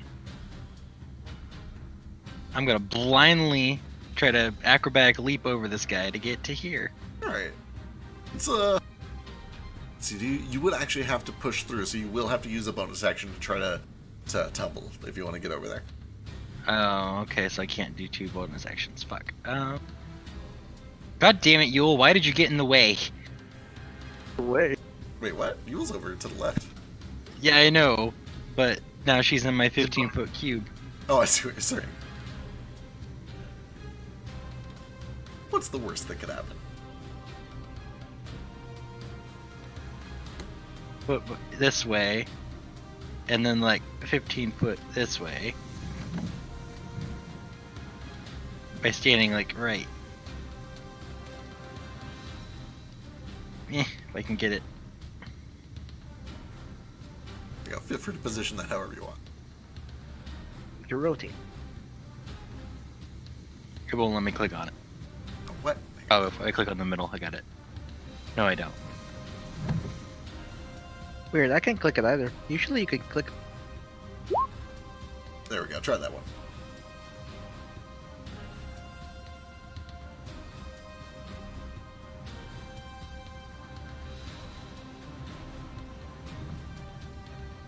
Did I kill the gentle darkling? I think you did. Oh no, he's still back there. Don't worry about it. He's okay. What about the disinterested one? Why is he here? He should just be working back there, uninterested.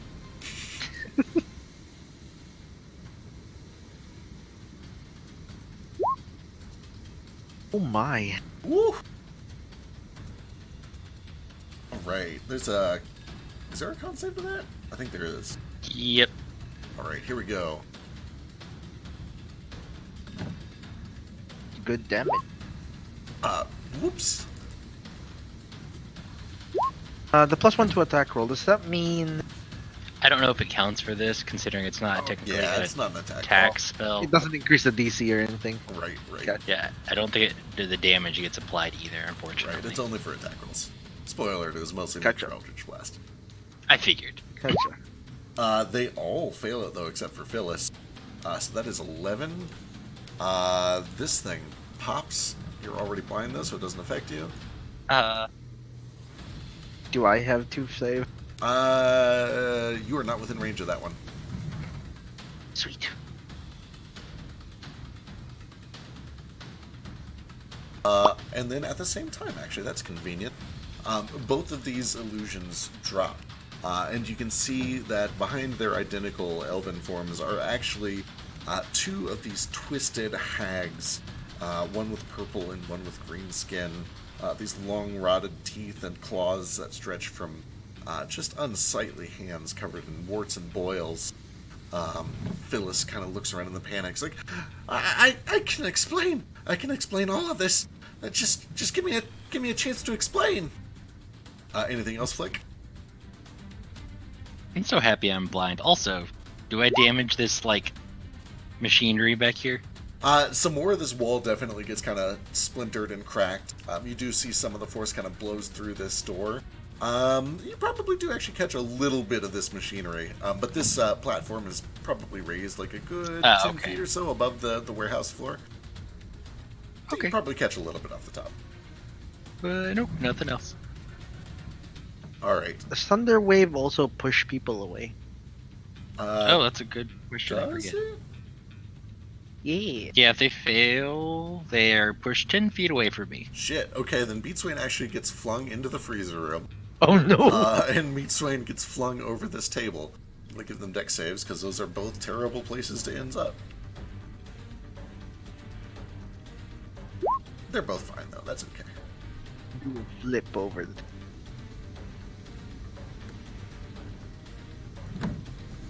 Oh no, Mode is surrounded. I just realized now. Oh, He's just no. feeding the dogs. It's just sort of there feeding the dogs. It's fine.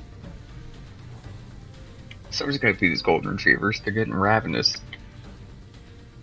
Okay. Phyllis looks around in a panic. It's like, I can explain. Just, And she grabs the coin around her neck. Eat shit! And she calls out. And you guys see this brilliant flash of light emerge from her coin. And when you come to, those of you who actually can see, you can see that the doors and the tables and the floor itself all start to kind of open up or come to some form of semi-animation and basically try to ensnare and entangle all of you who are within this room. I need a wisdom saving throw from Flick, Nomad, Yule, and Nordo's already unconscious, so that's fine. Well, I guess you would still do it, because you might get unconscious and still be restrained. Do I not just automatically fail I for think you being probably unconscious? just unconscious. Yeah, I feel like you probably just... I've been fail on that. restrained. So yeah, Prone. Nomad, the oven reaches a little pipe around and wraps around its waist. Flick, you dodge out of the way as the shelf, one of the bars, comes out and tries to twist around you. Man, that's good for a blind guy. Right? Technically, unconscious creatures only automatically fail strength and dex saves, so I could still make it. Oh yeah, give me a wisdom save then. Got some low power in there somewhere. Hell yeah. I like to imagine that unconscious just kind of means you're like fighting to stay in the fight. You see, like, part of the wall cracks apart and starts to wrap itself around your ankles, but you pull free. And then I need a wisdom save from Yule.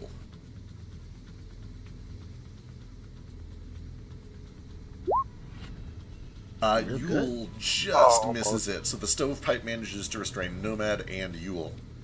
And then Phyllis is going to go through this door, slam it behind her.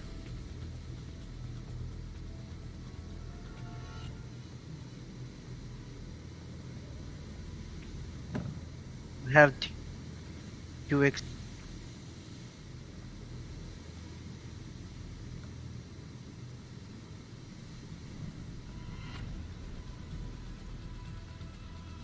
And that is it for her.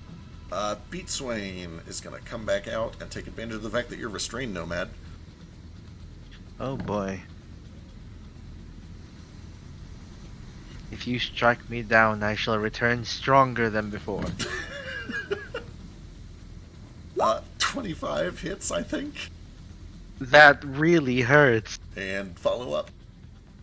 16 might miss. No, that still hits because I haven't cast Mage Armor on myself. Alright. Oh, 16 to 21 damage. Just a little bit of damage. 37 total damage to Nomad.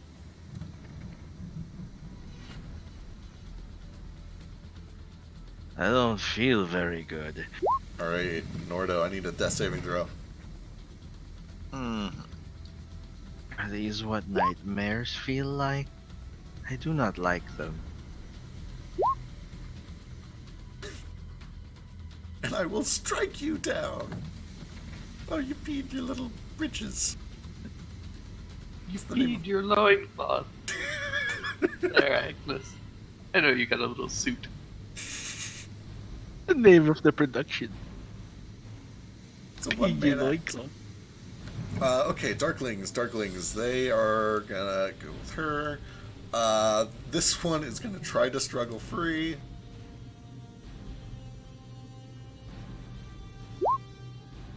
I have the feeling that this was perhaps made with Vasu in mind. Vasu with Ace in the group. Maybe. And Elise. Where's Elise in all this? Where's our friend Elise? Elise joins Gale. She runs in through the front door. It's like, is everything okay? I All hear right. weird noises. Get the fuck down! Elise was in the bathroom, and she gets the fuck down. Stick up. The three free Darklings.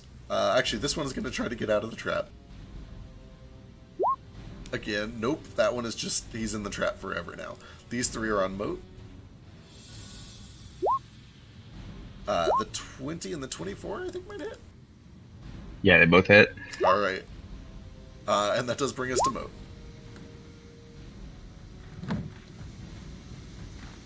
Yeah, I'm not looking too hot. Okay.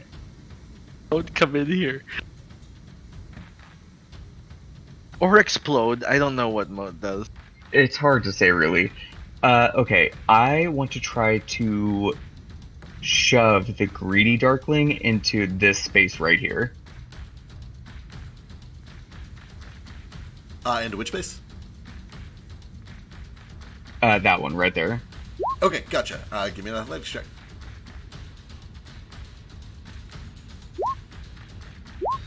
Real question, Feck. Yeah. What was Flick and Nomad's team bonus again? If he kills someone or gets a critical, Nomad does something? Let's see.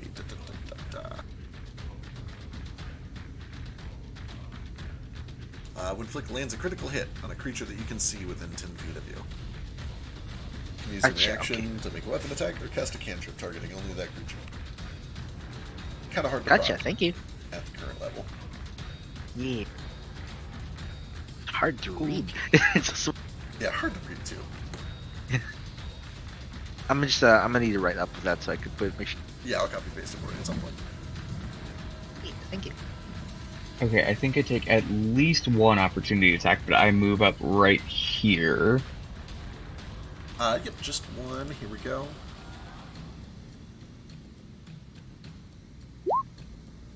miss, I think. Yeah, it was a miss.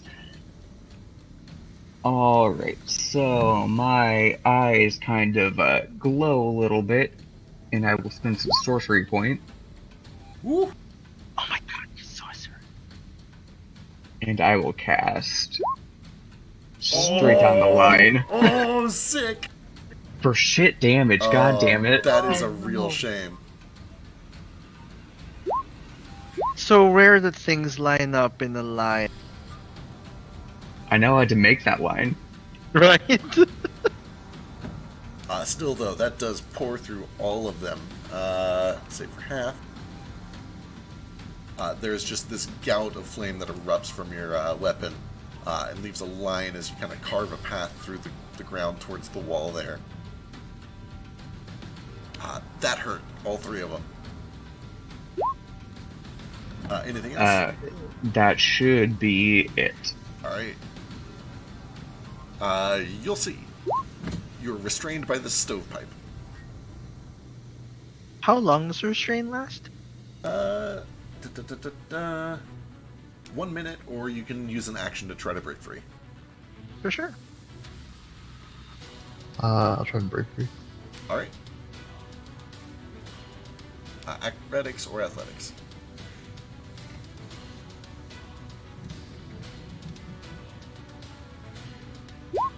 Oh, you're free. Too easy. DC 19. Nicely done. 10% chance of success.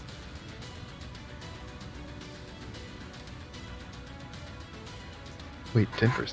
Oh, yeah. DC 19.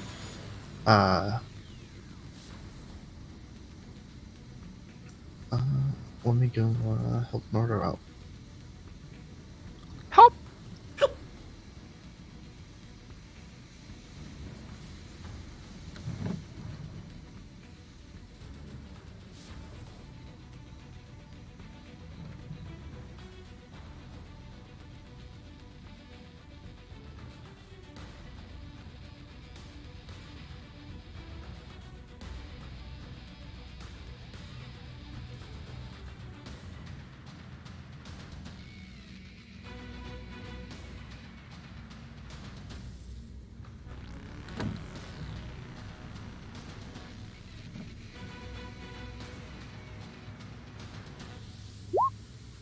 Holy shit, that's a Ooh, that's good healing word. Really good. Almost max. 2 away from max. No joke. Alright. Nordo, you're back up. You have a brief flash of a familiar pawn, but you don't make anything new out. Okay. Nomad, you were restrained by the other stovepipe. I kind of squeeze one gangly arm out.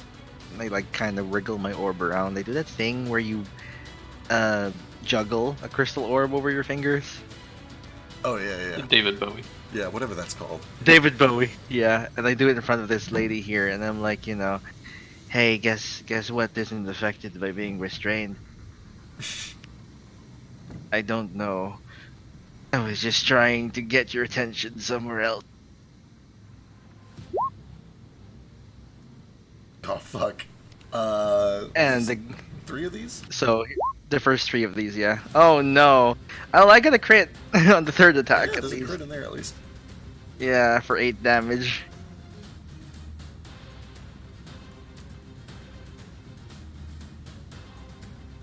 It's another 3 MP.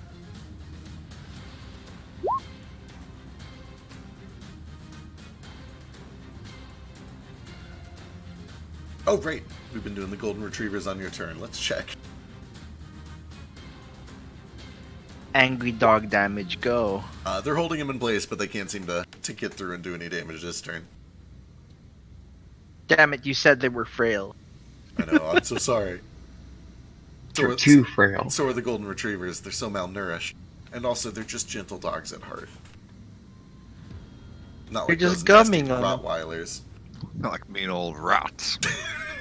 Not like mean old chihuahuas. Alright, anything else, Nomad? No, that's I'm ready to die. Okay. Gale, you're armed and dangerous. What would you like to do? Continue running. Alright. When you do get into here, you can see that this door is ajar, and the Darkling is snared in the doorway with it currently propped open. I am sorry, bye. Excellent. He'll try to take a swing at disadvantage. Oh my god, does 19 hit? Yeah.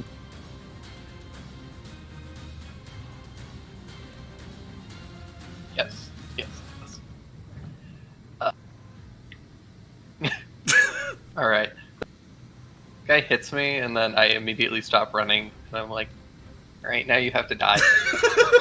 No, no, no, no, no, no, no, no! And I just level the gun towards his head, and Oh, already shit. dashed. So wait till my next turn. Alright, excellent. His life is forfeit. Yep, he's made his choice. Meatswain sees the healer. Hello, healer. Oh, she's not a healer. She's one of you. No, just Gas put me back under death saves again. This first one is going to be on Yule. Horrible miss. I hope 9 is a horrible miss. For once. Holy shit. Okay, I was going to say. Only because I'm wearing armor. I was going to say, I think if it was, like, leather, that would still hit. Swing number 2 on Yule. 15. Alright, you feel these claws rake down your side, and you feel this awful throbbing pain in your neck. Brings us to Flick. Okay.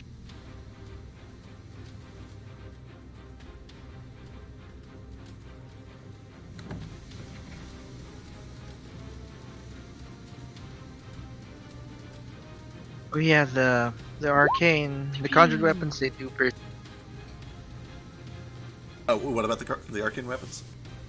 piercing damage. Okay. Forgot to. Gotcha. 18. Who's this on?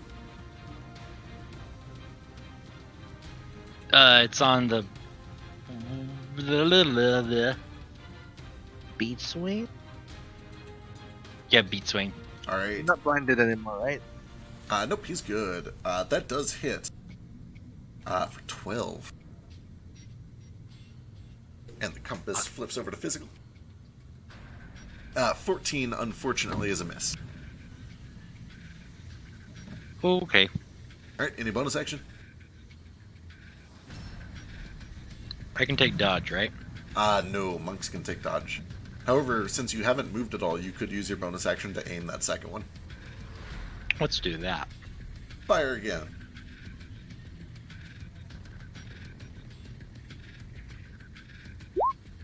Even worse. Worth a shot. Oh, no.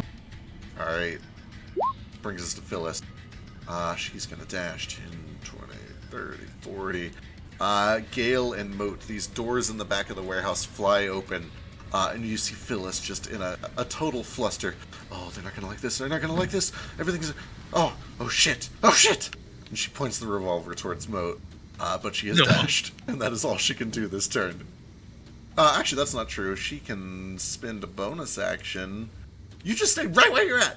Don't do anything. And she's going to cast a spell.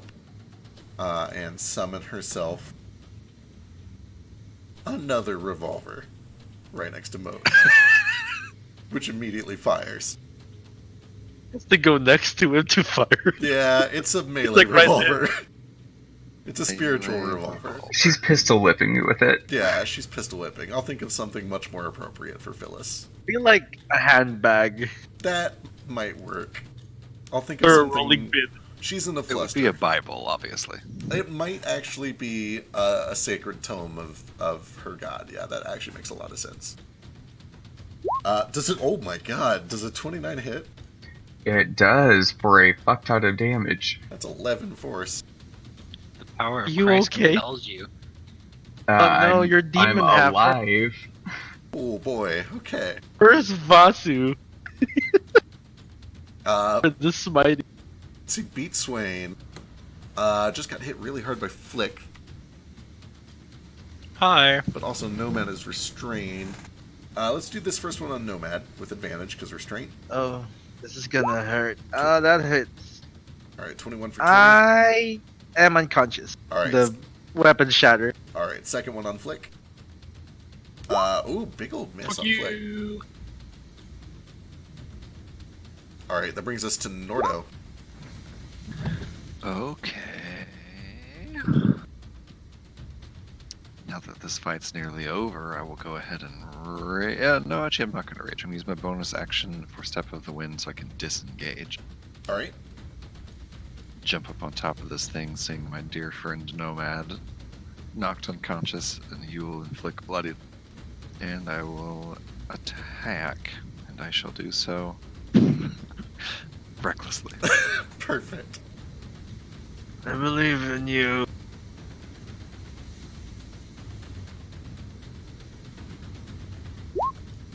Excellent. 15 misses. Holy shit, Patches is injured. That's my turn.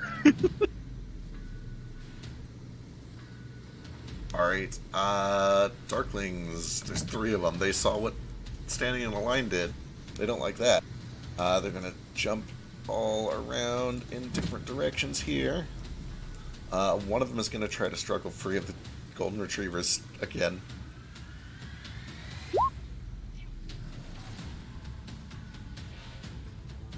To no avail. One of them, Gale's right next to him. He's going to take an attack with disadvantage on Gale before his life is forfeit. Holy shit, disadvantage does not matter to this guy. 20 for 5 on Gale. And then these 3 are on Moat. 18, 7, 18. 2 of them hit. For 8 total piercing on Moat. We're gonna die in this cook shop. Yeah, for sure. We're going TPK in a Walmart warehouse. Because we were down 2 players. Elise sees Gale with a gun, screaming for everyone to get down, and then realizes that it's just Elise and runs off. So she is gonna run to Baxi Dash. 10, 20, 30, 40, 50, 60. She'll have to main action dash to get anywhere useful, so another 10, 20, 30. Blah. Bonus action tumble? Sure, let's do that. I don't know why I'm rolling, because he automatically fails, because he's restrained. 23. She's just going to get here, but she has used all of her actions to get there. Weapons up. Moot, you're up. Alright, well, I've got 1 health left. So I'm gonna go ahead and cure wounds myself.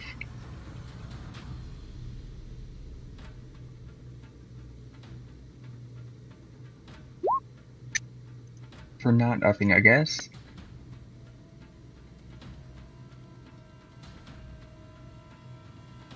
Alright. And then for my bonus, I'm in a bit of a sticky wicket, so I will go ahead and just do that. Good call. Okay. Fire. Da-da-da-da. Charisma when they touch you. Add to your fire. Okay, perfect. Flames erupt from all sides, and these things do seem to back up, a little averse to it. I mean, you know, as averse as anything else would be. You know. It's fire. You'll see. I'm gonna move over 1 space. Alright, kind of climbing up onto the counter here.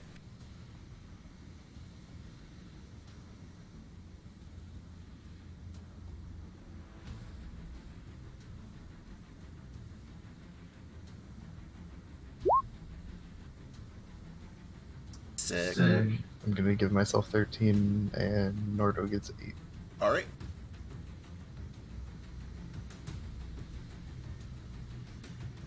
That brings or any bonus action or anything? Nope. Alright, Nomad, I need a death saving throw. Yes, sir. Oh, and doggo damage, good call. Oops. One fail. I would like to use my inspiration on it. Go for it. Whoops. It didn't help. Did that golden retriever just crit? The golden retriever did not just crit. But they both get really good bites in, and they are able to destroy this scarred Darkling, who are ups in a flash, and they need the Constitution saving throw from you. Just a DC 10. You got this.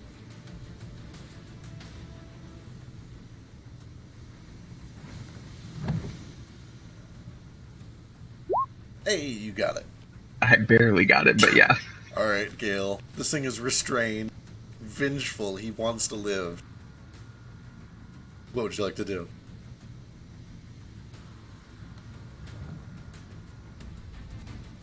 I'm so conflicted. Why would you do this to me? I mean, he's hostile as fuck.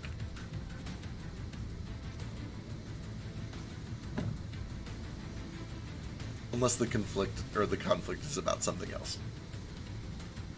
There's so many things going on.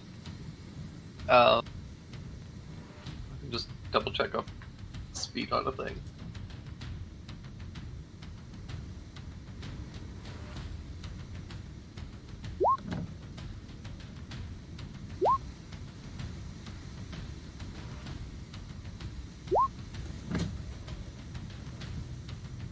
Alright, never mind. Choice made.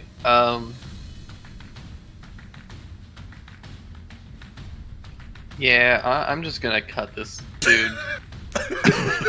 Alright, you've got advantage.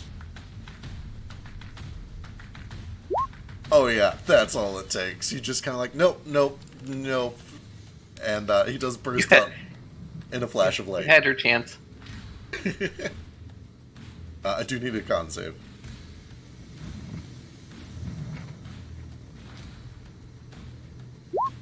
You're good. You avert your eyes. Not having any of that sunlight shit.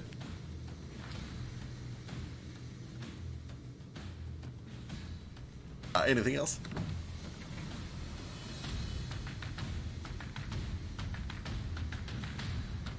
Shall run here, and as I am running, I will fire at the awful chicken woman. Excellent.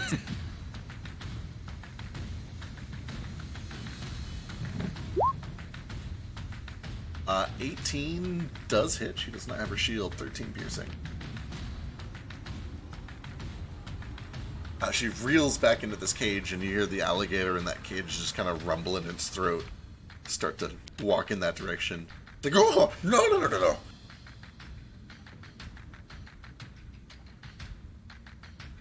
no. Anything else? Possibly.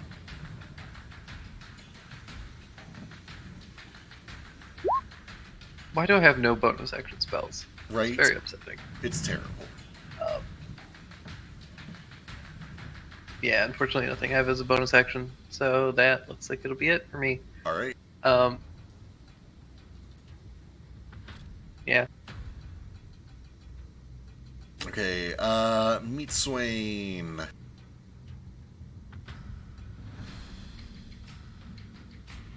Okay, she's got to stop this healer, and that is not working, so she's going to try...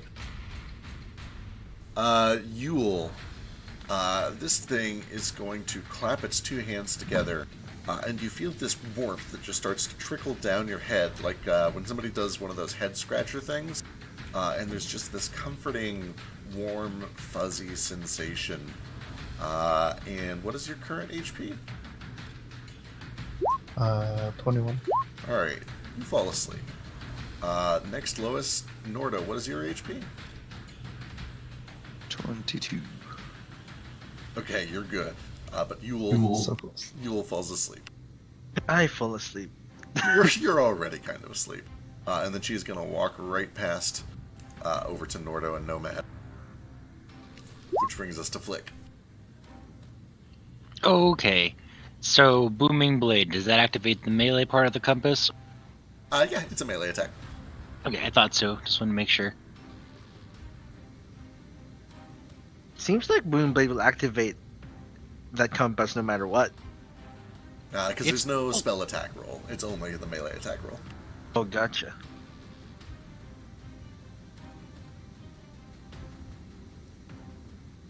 Okay, I'm just gonna roll the dagger and then add the D8 of Yep. the...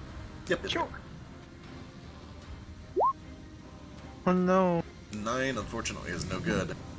10, for that matter. Well, I'm gonna do my offhand. Oh, you can't. You cast the spell. Yeah. Oh, I cast a spell. Damn it! I Yeah, you forgot. can only do it on Isn't the that what attack I'm- action. But you do Did still you have have your bonus inspiration? action. You would have known, like, you could aim if you don't move. Just throwing it out there.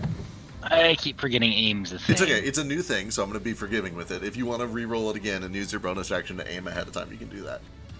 Sure. Yeah, it's a new thing. It'll take us a couple of weeks to remember it. So give me one more roll. Woo, 26 hits. Okay. All right, now we're talking. So 15 piercing, another 3 from the compass for 18. And spoiler alert, if you get 4 more on your booming. Hey! You Yay. sink into Beat Swain, and you watch as hag parts fly everywhere as thunder ripples down her spine and shoots her apart. Spooky. That is your That's action, it, bonus right? action, and you can't move because he aims. That is Phyllis. Oh boy, Phyllis is going to have the holy word of her Lord and Savior come over to Gale.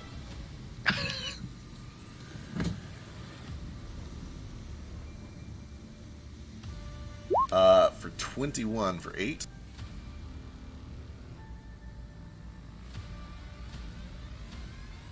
And then she is going to go 10, 15, 20, 25, 30. She's going to dash for another 10, 20, 30. Just in this hurried panic, she kind of picks up her skirt and just starts like hightailing it out onto the docks, trying to get out of here. Help! Help! Help! Someone, please! Let's see. Beat Swain is out, which brings us to Nordo. Okay. I would like to get down off of the counter and sort of step up next to Nomad and just try to stabilize him. Alright, give me a medicine check. Alright, it's a little harder than you would expect because the stove is actively trying to like wrap him up and keep him away from you. But you managed to find the wound that he is currently bleeding out of and kind of like tuck some cloth against it long enough to stabilize him and wake him up a little bit.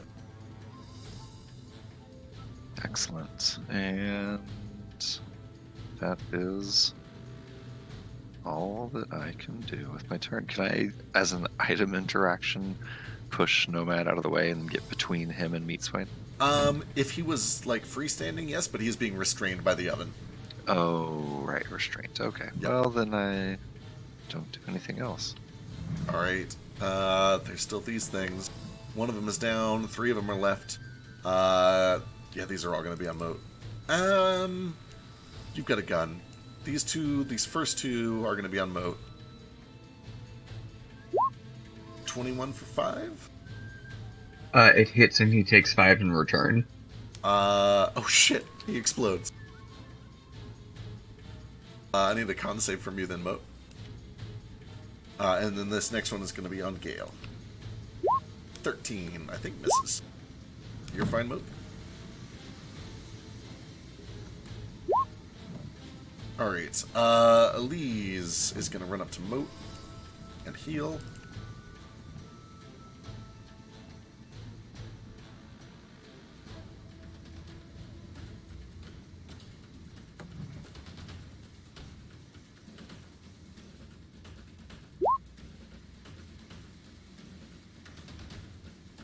Dope, thank you. And that brings us to you, Moat.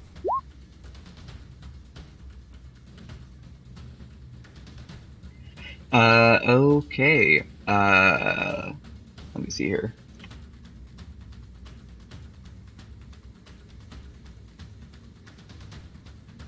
Yeah, I will use the dash action and I just follow her straight out.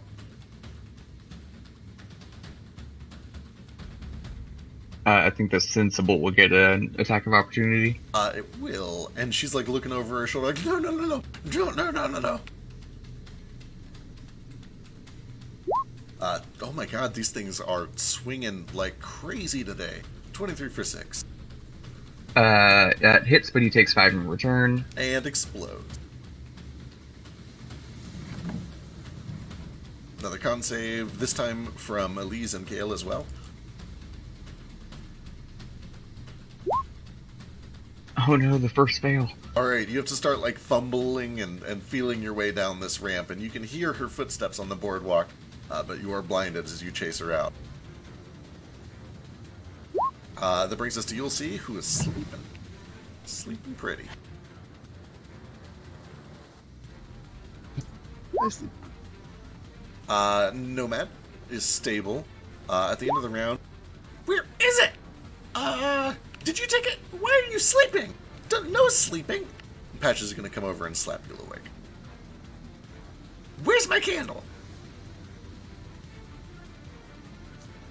Slap me awake? Yeah, slaps you awake. You're not supposed to be sleeping. Where's my candle? Meanwhile, Gale.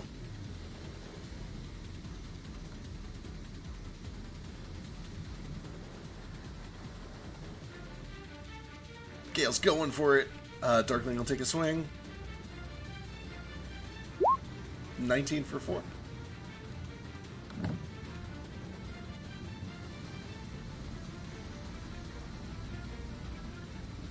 Gale starts yelling at this woman, just in a maddened tone, asking her where the fuck the donut nuts are. Where are you hiding them? What? There's a whole. They're in the warehouse. They're back there. Just leave me alone.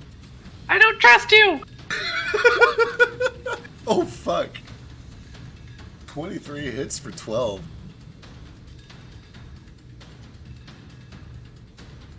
She stumbles forward.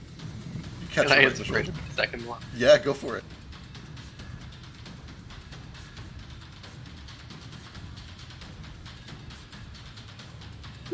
Uh, 15, unfortunately, still no good. Anything else? No, unfortunately, that's all I got. Alright. Meet Sorry, Swain. sorry. Enter. Welcome back. How are things? Meet Swain is attacking Nordo. What was that? Meet Swain is attacking Nordo. Gotcha. 15, I think, Did it skip my misses. turn? Does You miss. are stabilized, but unconscious. How did I get? Nordo I stabilized you. stabilized you. Thank you. Oh no! Of Don't course. die for my sins. 19 hit. Does. Alright, 18 psychic. And that brings us to Flick. Pew pew. I'll move over to the left. One space. Alright. 10 misses, but 22 hits, or 11 misses, but 22 hits. I would have aimed when I moved. Never mind. Yeah, you moved. 17. Alright, this big chunk of flesh kind of flies off onto the table behind, and a butcher's knife conveniently tips over and chops it in half. But she's still up. Anything else? Bonus action?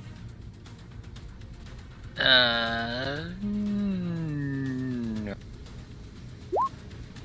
Alright, outside with Moat blindly chasing after her and Gale following with a fucking gun. Fille's like, I'm not supposed to be working today. I'm not supposed to be working today. I just want to go home. I just want to go home. I just want to go home. And as she runs out onto these docks, Moat's still blind, so no opportunity attack. I just want to go home. And there's a sudden flash of light. You watch as the planks of this dock all kind of like spring up around her, drag her down into the dock, and then go back into place, and she's gone.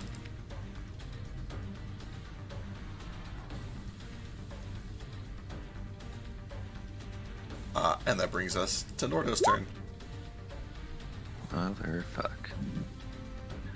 After I finish stabilizing Nomad, I stand back up, sort of wipe some blood off myself, pick up the broom that I put down to stabilize Nomad, and I am just going to action movie leap off of the counter and wail on Meat Swain. Alright. Or recklessly.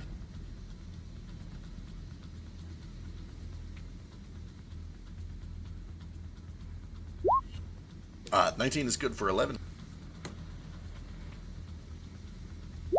16, no good. And that's all I got. Alright, there's only one Darkling left. It's gonna go for Elise.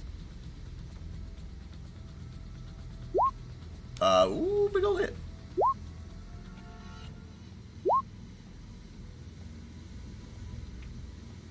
Elise is gonna cut that thing down.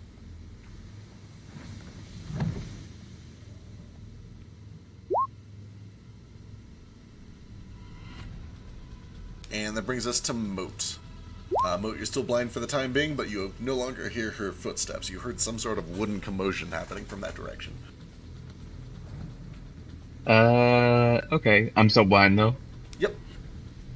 I will just kind of aimlessly head towards it then. Alright, you start to hear like some dock workers out here kind of like calling out in Elvish, like, oh, whoa, what's the meaning of all this? I'll respond in Elvish. Everything's fine. Don't worry about it. As you're just haphazardly swinging a sword in their general direction. I'm also on fire still. Yep. Okay, perfect. You'll see, you're awake.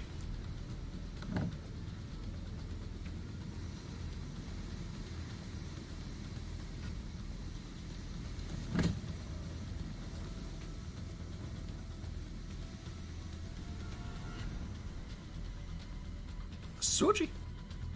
Hello? Hello. You're up. Oh.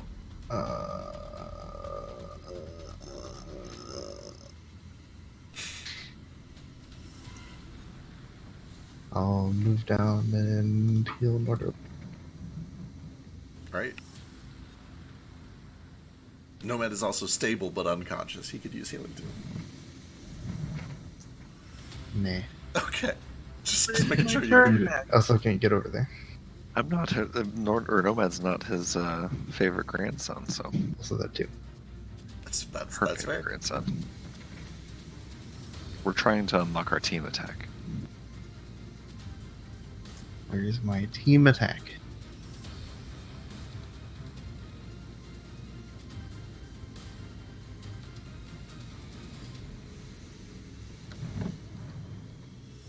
But my turn.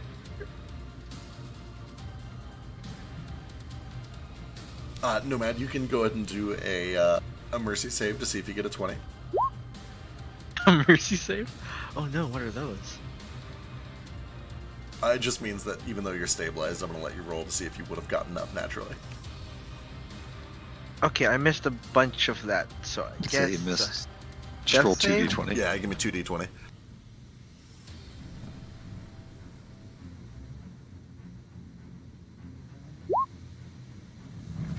No, 5 and 8. I would have died. you would have died. Alright, that is the end of the mercy saves. Takes us to Gale. Nordo Who saved me. I think is AFK for just a second. Which brings us back to Meatswain. Meatswain's in a lot of trouble. Meatswain wants to run. Meatswain is going to cast a spell. I need a wisdom save from Flick, Nordo, and Yule. Looking for a DC 15.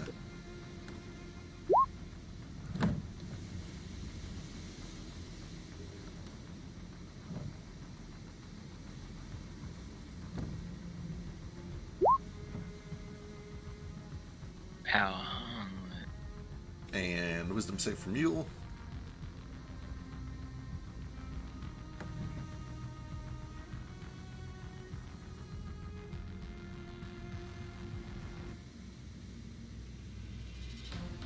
Sochi! Soji, What? wisdom save. Oh, are you guys talking? Because I don't know if I can't hear you or something. Gotcha. Yeah, wisdom saving throw.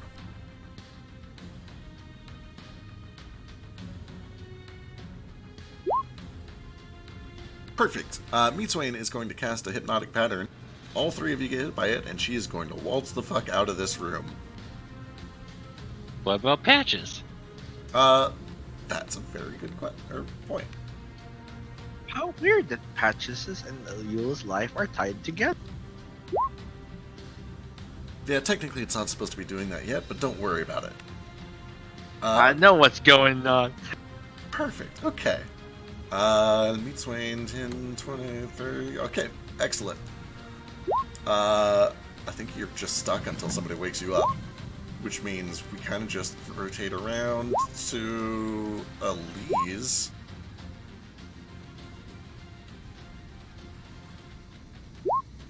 Mrs. Moat. Moat, you can now see what's going on. Okay, I will dash back into the main room here. Hey, where are you going? All the talk workers are like calling after you.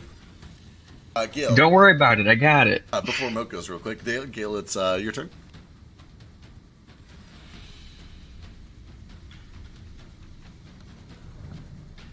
Gail. Oh. What is this? That was just a personal thing. Okay. Gail like, looks at all the dock workers and is just gonna fire in the air and yell at them. Shit.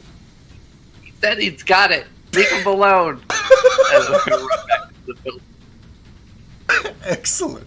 A lot of them like scramble for cover behind boxes. A couple of them jump off the docks.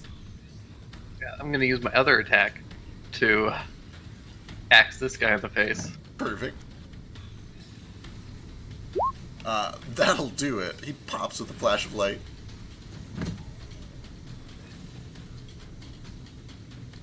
Con save, you're good. When I get in here, I also say the office is hallowed if we can get in there. All Who right. cares about the office? I need the warehouse. All right, Moat. Resuming your turn, you run in. Everything seems like it's been dealt with in here. It took my action to get here, so I'm good. Gotcha. Okay, then we're kind of just like fast forwarding through here because they're all stuck. Meat Swain bursts out of this door and sees all three of you. It's like, oh shit, and it's gonna cast Hypnotic Pattern again, releasing everyone back there and trying to get you guys. Technically, I go before her. That is true. Did I? Oh, I totally did because you just got back. Okay, then yeah, Gail, you're up. So I, with great hesitation, I open up this door. All right. I step into the freezer. It is a mixed blessing, a double-edged sword as this wave of cold hits you, but you can see sitting in a row directly across from you is a box of donut nuts. But also next to it is Meat Swain, who now looks like a hag. My precious. And I go and I just like grab the box and I start tugging it. But I'm not super strong and I'm very small, so I look at this ugly looking hag and I point my gun at her and I'm like, help me! Give me the intimidation check.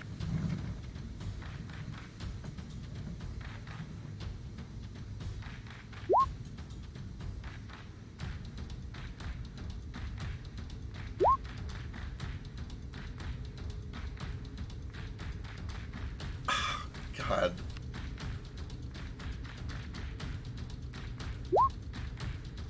Yeah, the hag reaches up, grabs the box, and hands it to you. Oh. Take the axe and I like hack it open and I start rifling through. Do they look good? Is this the good shit? That's the good shit. I mean, it's like, it's cold, but it's the good shit. Alright, I start dragging it back out. Alright, Meat Swain just looks at you with these beady, dead, empty fish eyes, realizes that worked, and is gonna run past you. She gets out here and sees Elise and Moat running back in, and is gonna cast Hypnotic Pattern on Elise and Moat. I didn't say you could go! Oh shit, okay. 10 misses. You can't get, or it can't fit all of you, so it's still just Moat and Elise.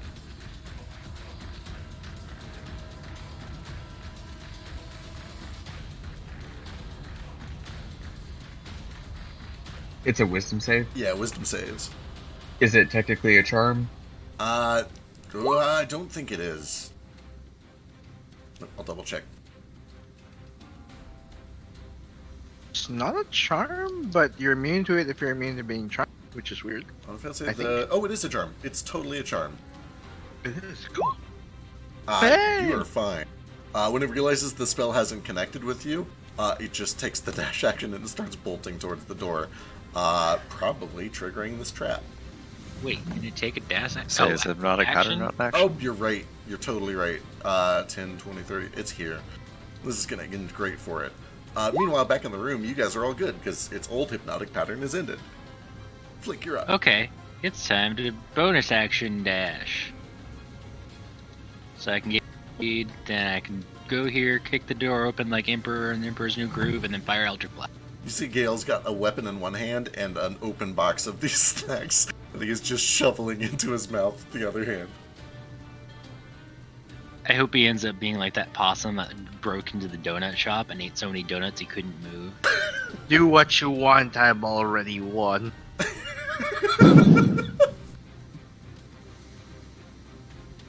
Alright, anything else, Flick? 11 misses, but 19 hits for... Holy shit. Do you have the compass right now? I don't think you've done a melee attack since the last one. Did I not do melee last? Let me scroll up. I don't remember what I did last. You did a green flame blade. It missed. That's right. It was a miss, yeah. Oh, it has to connect? Okay. It does, yeah. Alright. She's still going, but just barely. She is long gone, and she can no longer see anything for her spiritual weapon to attack, so it just sits there uselessly. That brings us to Nordo. Alright, I charge behind Flick with my full 40 feet, see where he is. Emperor's New Groove, this door open. As I'm charging out, I snap the broom in half over my knee, and I throw one half like a spear at Meatswing. Excellent. Oh, I just accidentally backed out of roll 20. Give me a second.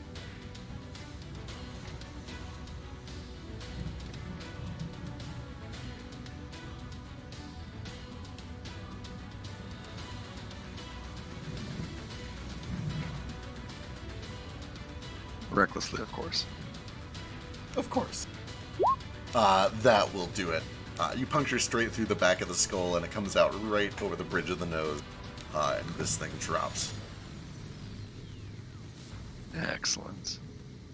I immediately motion for Elise. I'm like, Nomad needs help in here. Alright. I kick the box away and I say, "She made me do it." Elise starts running over. Do you heal up Nomad first, or do you wait for Elise to do it?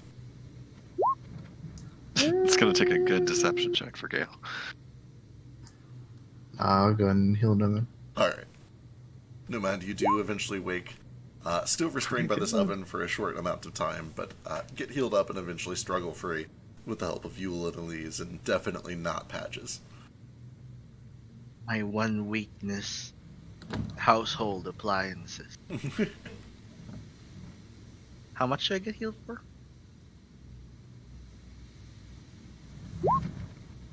That much. 11. Alright, after a short time, everything kind of goes quiet. The dock workers all kind of like scatter back to their ships for the time being. At least from, this vantage point, Moat. That's what it looks like they're doing. Nobody approaches anyway. Good work back there, Gale. Appreciate it. The bodies, says Nomad. You're welcome. What happened to Phyllis? Did we get her? Nah, she. Well, I'm not really sure what happened. I was chasing her, and then I was blind, and then she was gone. The bodies. And then Gale scared the shit out of those dock workers. You guys should have seen it. I act like I'm really frustrated and kick the sweets away from Gale, mostly just because I don't want him to have them, and less because I'm frustrated. The hag bodies. What about them? Are they still here? We need them. Did this body disappear after half the room stuck through it? Nope, they're both there. This will keep us from getting arrested. She seemed highly against us. finding out about these hags. Their presence must be illegal.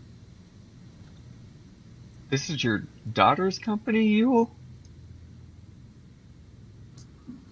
Oh, it sure is.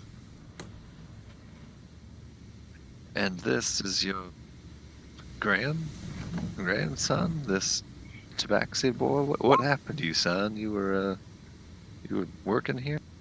Hello. I'm Patches. I'm an adventurer. You call me Nordo. You don't look like much of an adventurer. You look like you were Yeah, well, a fuck you slave too, in buddy. the kitchen. Nothing personal or anything. I'm a great adventurer.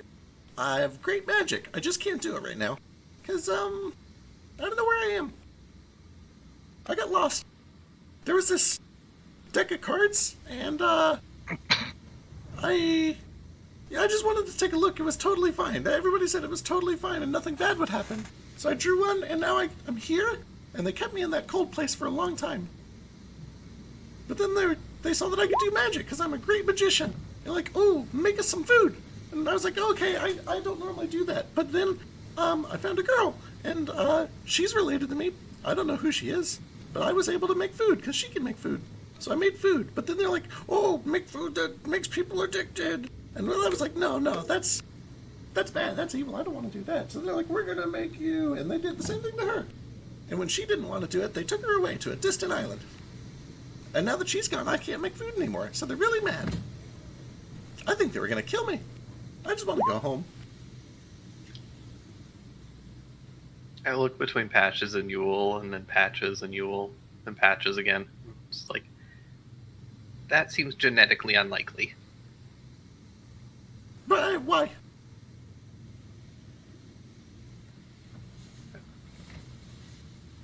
You know what? Never mind. I don't get it. I mean, so does Scaly being smart, but you don't see me talking shit over here. Anyway, have you seen my friends? I take it back. I can see the relation. Perhaps we must find your daughter. What do your friends look like? Oh, they're a bunch of idiots. But there's like a short cat, and a big lizard, and a bigger lizard, and a red guy. Cam's dead. Confirmed. F. They're gonna come for me eventually. Evan chat for Kim. I'm like their best friend, so I know they're gonna come for me eventually.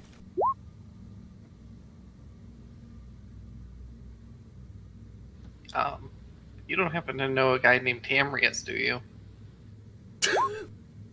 Just curious. It's a strange What? question, but yeah.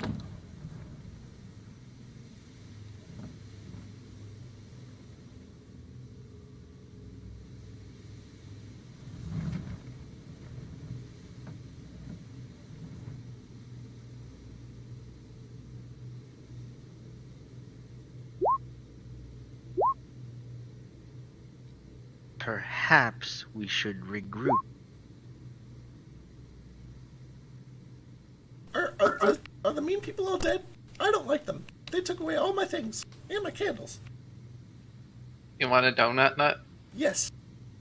Here you No, go. you don't. Those things are cursed. Ooh, I like cursed things.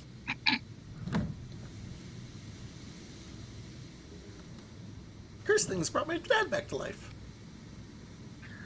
Are we really going to keep eating the food from the place that was using slaves and hags to produce their food? It's okay, I already made it. I mean, that's just corporate bottlings anyway, so. Insight check. On what?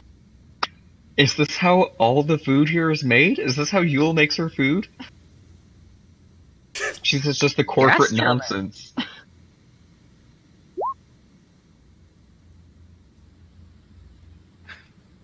Gale keeps eating the food. And by eating it, I mean it's frozen, so he's just kind of like gnawing on it like a dog with a bone. Have you ever eaten a frozen tater tot? I imagine it's kind of like that. I'm proud to Sounds say awful. that I've never eaten a frozen tater tot. Yeah, same. But frozen tater They're tots okay. are really good. They are actually really good. They're okay. I mean, they're just cold potatoes that you warm up in your mouth. Yeah. Sounds fucking awful. It sounds real bad. I'm just, whenever you're putting them on the tray and you're like, oh, I don't want to wait 40 minutes for these tater tots to be done. I'm just going to eat one. What Then is you kind of eat them like potato chips. 40 minutes. what is happening No right kidding. now? No, you don't eat frozen tater tots. Why is there more than one person talking about this being a thing? I mean, they're already cooked, Fred. so it's not like you're eating raw food. Yeah. No, I'm not What talking do we about do this. now? Well, I need to get home eventually. But I don't know, can I go with you? Where is home? I was born in a jungle. And then there was a city. It was called... I forget. But it's not here. Do you need to look it up in my notes? Oh no, I know what it is out of character. Friend Yule, where is the nearest orphanage? I don't want an orphanage. I want to be with my family. My gram. I mean, if he's my grandson, I should probably get him back to my granddaughter. Of Or course check- I'm your gram son. Why wouldn't I be? Because you are Tabaxi and you Yeah, see who's gonna hates tell him? though. Yeah, but not my mom. Well, that is true. Your mom is Tabaxi. Mo, my mom is dead. Thanks for asking. Oh. You are welcome. I thought your mom was delicacy. Someone walk me through this real slow. I too am confused and in need of surgery. I thought we came here looking to turn these snacks into Yule's daughter, and now there's this grandson who is a tabaxi. That's I think I can Wait, explain wait. everything, but I need a candle. A lot of candles. A big candle. you know this person? I have 5 candles. Oh. And a lantern. Does it have to be a wax candle? What else would it be? I don't know. Could it be like a spiritual candle? No. Those are just for me, and I can't do it anymore because I don't think I'm in the same world as I was. Or else I could. I promise I can do it for real. Okay, well, here's your candles. I'll give him 5 candles. Okay. That's not enough. I need more.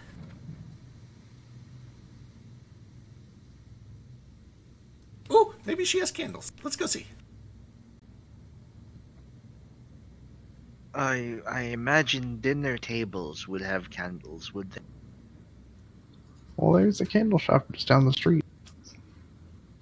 I don't know, let's just get him some candles so he shuts up. Enjoy being on this side of this horse shit for a few more bits. Oh, I'm loving it.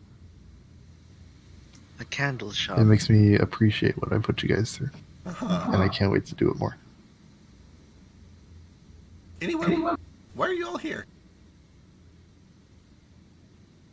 I do not quite know. Yeah, I don't know if any of us know. Apparently we aren't here for why we thought we were here. Friend Nordo, could you pull me out of this appliance? Certainly, I can take care of that. Yeah, eventually the stove does kind of like go back to its inanimate self. All the floorboards kind of like go back into place. The doors go back to their hinges.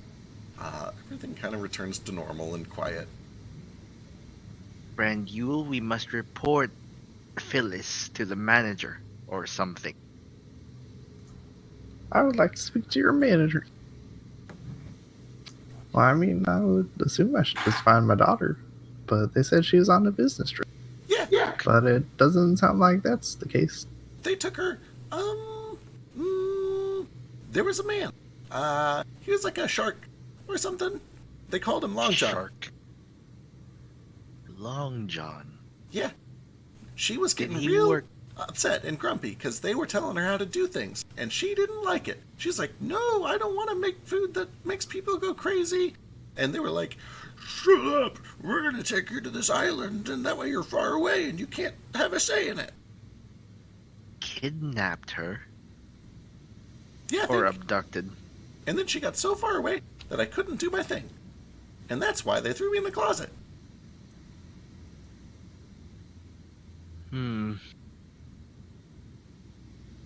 Friend Yule, how much of this must we share with the authorities?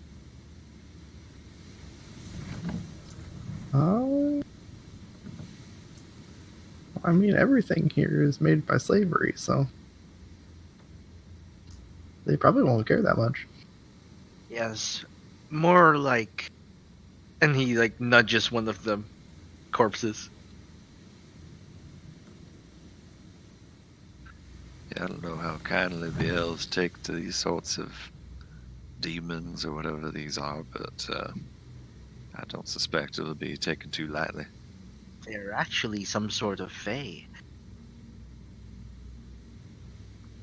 Whatever they are, they don't seem like they have a place in this city.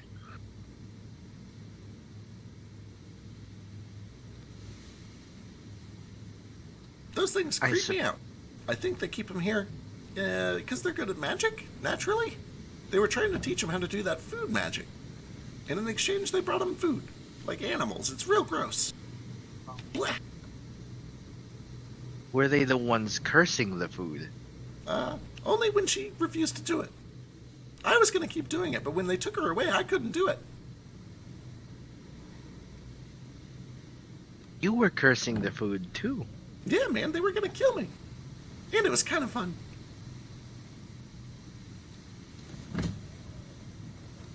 Right, what is our next course of action? Shall we return to the inn? Or should we go to the guards for this? I believe we should turn this in to somebody. I don't think we should keep this on the down low. Better to be above board about it before we get accused of something untoward. You'll see slaying monsters. I feel like this is something she is known for. Well, that's true. Wait, are you an adventurer too? Well, it runs in our family. I knew it. I knew I was right. I knew we were family. I can feel it. That's my thing.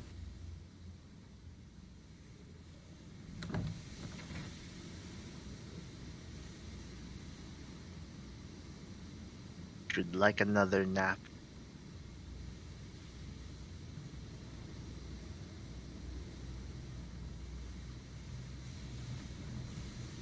Alright, do you guys do, what are you guys doing in here? Are you guys leaving immediately? Are you going to report it? What's the plan?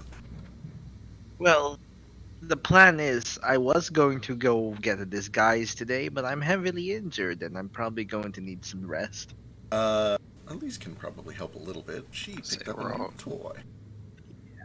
But also, I still need to go to the post office at some point.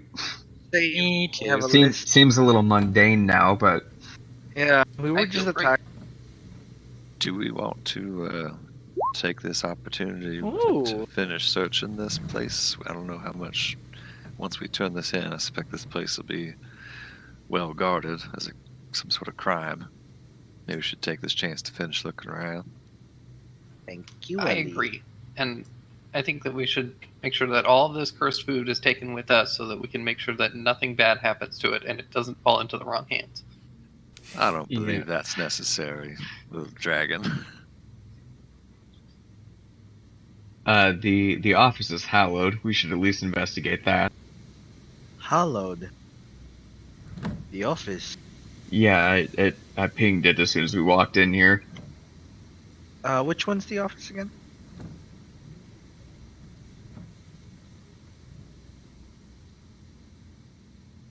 I checked the door. Is it locked? It is. It's a wooden door and it appears to be locked. I attempt to kick it in. Alright, give me an athletics check. May I assist him? No assistance necessary. He just brings a big foot up and just slams this door in. It splinters like plywood. Inside, you find that there is a desk. There is sort of a holy symbol that is just kind of sitting on the desk. Again, it looks to be a coin with half of a face, or like a face and profile on it. There are several shelves with papers and documents and little boxes and ledgers. You can see that there is a safe tucked into the corner, and then some papers that are spread out on the desk. I assume it's a long shot, and now that I'm actually seeing this coin, do I recognize the holy symbol? Give me a religion check. You do. This is the holy symbol of Joaquin. He's kind of not a terribly prominent god, but he's prominent enough that you've at least heard of him. He is a very neutral and distant god of wealth and business. Every now and then, like a merchant might like cite one of his prayers or something. It's very strange to find somebody who is like wholly devoted to Joaquin, but she has religious symbols everywhere, and seems to be a very devout follower.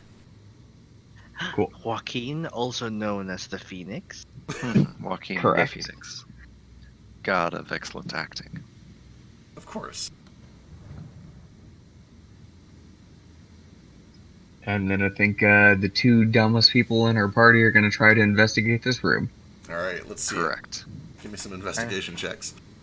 I shall attempt it as well. All right. Yes, I will not roll on this.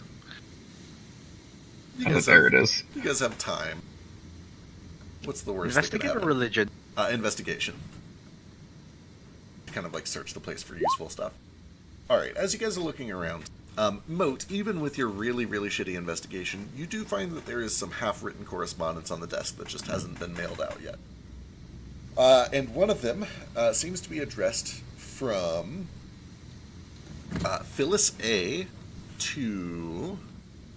Let me make sure I get this right.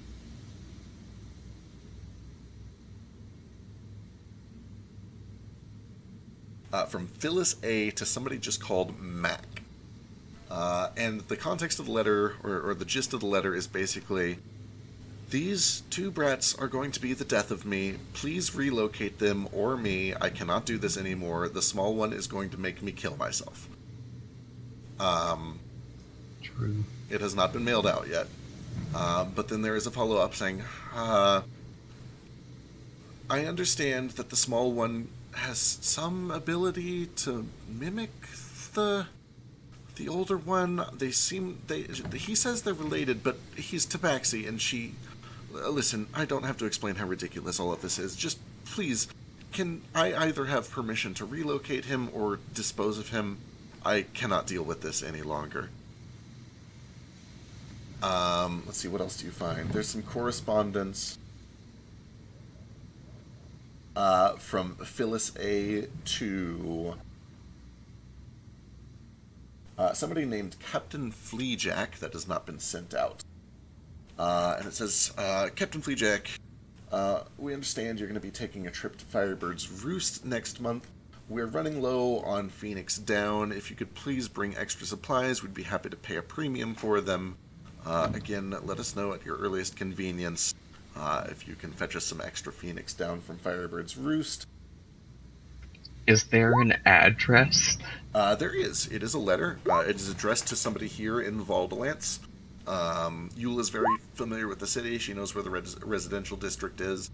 She's not familiar with that specific neighborhood, but knows kind of a rough area where you could look. Or you could potentially take the letter to like the post office and try to see if they'll track it down. Cool. A couple options there. And then let's see.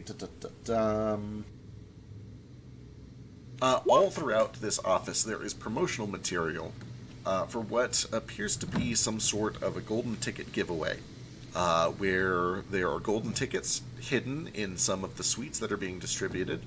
And 10 lucky winners who find golden tickets are going to be given a tour of their candy-making factory far, far to the east. It looks like the promotion ends in about 3 weeks. And all over the promotion papers are more cartoony drawings of Delica, And slogans like "Meet Delica in real life. Learn how she makes her food." That sort of thing. Nomad, as you take kind of a closer look at the stuff that isn't just like scattered throughout the office super obviously, the first thing you find is that the safe is actually not locked. It's currently open. And inside there is a pretty hefty chunk of gold, as well as another pepperbox revolver. Oh. Let's see. He kind of holds his robe out in front of him like an apron and sweeps everything into it and holds it up for the rest of it. We have money and a gun. Maybe we don't want to make it look like we robbed this place. I feel like that could get us in more trouble than what it's worth. Oh, but we are robbing the place. I mean, to be fair, it was unlocked. Anyone could have just walked in here and taken it. It didn't have to be us. I want the gun and the candy. You can have the gun. Can I have the candy? Was there candy in here? No. There's no candy in here. There is money, a gun, and there is a rather large, dark black skull-shaped candle. Oh, is this something you were looking for? I hold it up for Patches. Candle! Give it, give it, give it! Oh, Oh! do not know. Here, we're going to leave a few coins in the chest so it looks like they were on the verge of bankruptcy. 29 cents. And maybe 4 silver? Does that sound enough? I don't know much about money, but I think if we go to the authorities and tell them we got into a scuffle here and they come here and find out all the gold's been taken, they're going to think Well, we just roughed the place up. Okay, we leave 2 gold in it. Therefore, why would we rob the place and not take every cent? Also, if we lock it again, how are they going to get back in the safe to notice it's empty? It's true, it's not locked. Oh, if only Ace were here. Are we the only people in this city that are able to pick lock? Well, then they would have broke into the lock, into the safe, and I think that's illegal. Basically, they have no proof that we took the money. There's, like, by the time we get to the authorities, someone else could have come in here and stolen the gold. They can't Well, blame they us. do for it. have They're- magic that could make us tell the truth. Okay, well, then... Nordo, leave real quick. I'll leave it up to y'all. I just don't know if it's worth the risk, but I'm going to go see if I can talk to these critters. He's just gonna put all the gold back inside and make a weird whistling sound that's not exactly whistling. I had nothing to do with this. This is exactly as I remember. I saw money in here. No, Oh, I have an idea, Nomad. Look the other way real quick. Yes, I'm looking at this Okay. painting. When he turns around, I'm going to use disguise self to turn into one of the dock workers that I saw walking in. Okay. And then the dock worker is going to go over to the safe and scoop all the gold into his bag of holding. Alright. And he's going to leave the building. Alright. Perfect. I saw everything. It was that dock worker. Alright. And Perfect. And then Flick's going to come back in, 5 minutes. He had to go pee.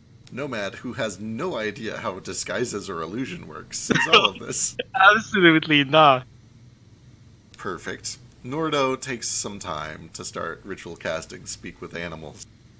And eventually, once the ritual completes, you do hear a bit of a commotion. Everything is still kind of riled up from all of everything that's going on. You do hear a couple of the animals over to your direct left are like, "Hey, give me a piece of that. I want a piece of that." As the 2 golden retrievers are kind of, chewing at the leather scraps of the armor left behind by the Darklings. A little disappointed that there's not any actual meat to chew.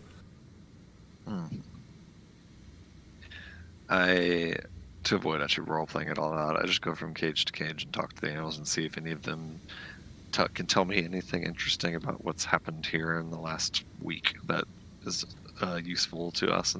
Sure. Give me animal handling or persuasion.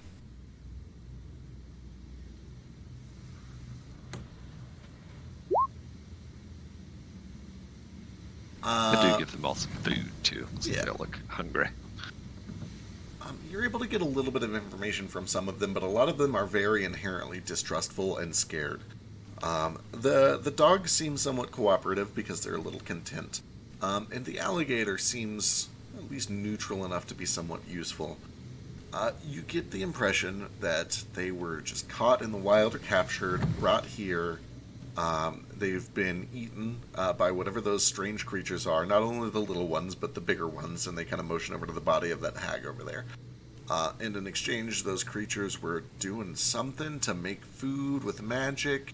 The people here were all kind of like mean to them.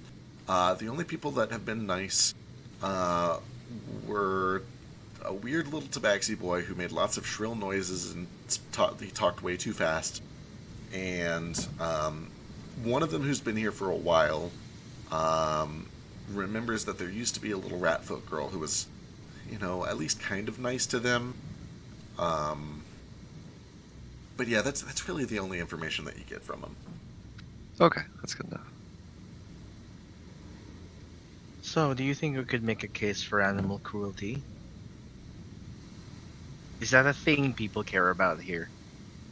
I don't know. I've never grown up somebody that would care about that, but it's possible, I suppose. I am not used to animals not trying to kill you. But I hear Generally, if some you of just- them are kept as pets. If you just keep the bellies full, they won't try to kill you. I'm gonna go see what's in this room. Yeah, you take a look over there, and you find that it appears to just be an employee bathroom of some sort. There's nobody in it. Neat. I take their potpourri. I've probably never seen a bathroom before. Yeah. It is, very clean. You have seen a bathroom in Yeah, we have one on the boat. Crosswinds. And in Crosswinds too. I forgot where there was. It's probably the With house fanciest ownership. bathroom I've ever seen. What's in here? Alright, take a peek in here. You see that some of these machines are still running. You can actually smell the smell of, like, baked goods burning. It appears to be some sort of an automated manufacturing line of some sort. A lot of it is running empty. Some parts of it are, like, burning because it's overcooking. Yeah, it's a bunch of machinery that seems to automate the production of sweet goods. Maybe we should turn those off because some of it is burning. Don't even know where to start with turning it off. Do I see an obvious way to turn it off? Oh boy, give me an intelligence check. This should go well. No, we forgot to turn it off and the whole building caught on fire, including all of their gold. Oops. You take a look around and there's lots of buttons and switches. You see several that are like on and off, but there's like 20 different things that say on and off, and it's hard to say which parts go with which. If you want, you can just turn everything to off that you see. Just don't really mess with it much after that. Cool. Isn't gonna do me any offense if this place burns down, just as long as we make it clear that it wasn't us that did it.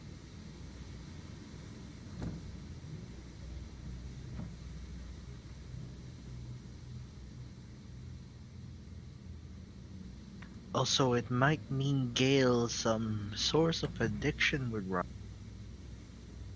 I am highly concerned for him. Do I you am want as well. your daughter's business to burn to the ground in the middle of this high elf Valdalant city? They kidnapped her. Yeah, if I'm Right, understanding like this is correctly, not her this is- doing.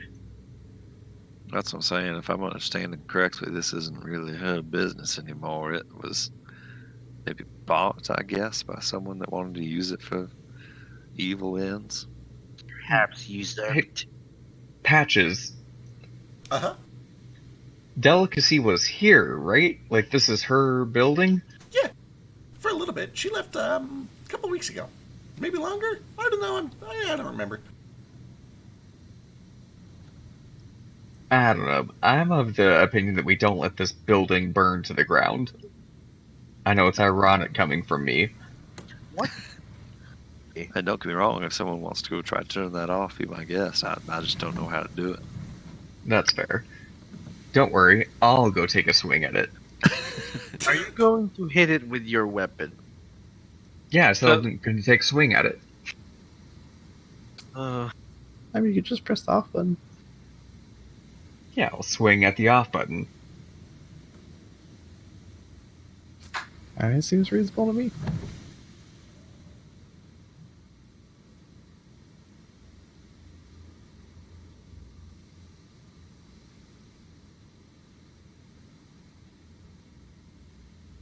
I will go try to stop this. Sure.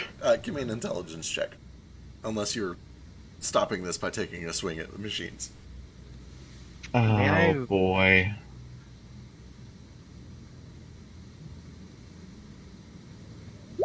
May I watch? No, I'll use an in check. Alright. Alright. Oh wow. Moat kind of just starts going through, and every time he finds a switch that says off, he turns it to off. And sure enough, a lot of these machines just kind of power down and stop doing their thing. You kind of hear some of the fires snuff out, some of the belts stop turning, and everything just gets a little bit quieter as he turns these machines off, but one by one. You are Do doing it. Working. you think that was it? It seemed like it worked. Yeah. I knew it couldn't be that hard. You did it. I did do it. We did it as a team. Yay, team. Now what shall we do? I think we need to go find someone to turn all this into as soon as we can. Also, Phyllis is still out there. I don't like her. That's Does part of anyone? That's part of my concern. If she gets to the guard before we do and says something about a group of ruffians that came and attacked her business, then we're shit out of luck.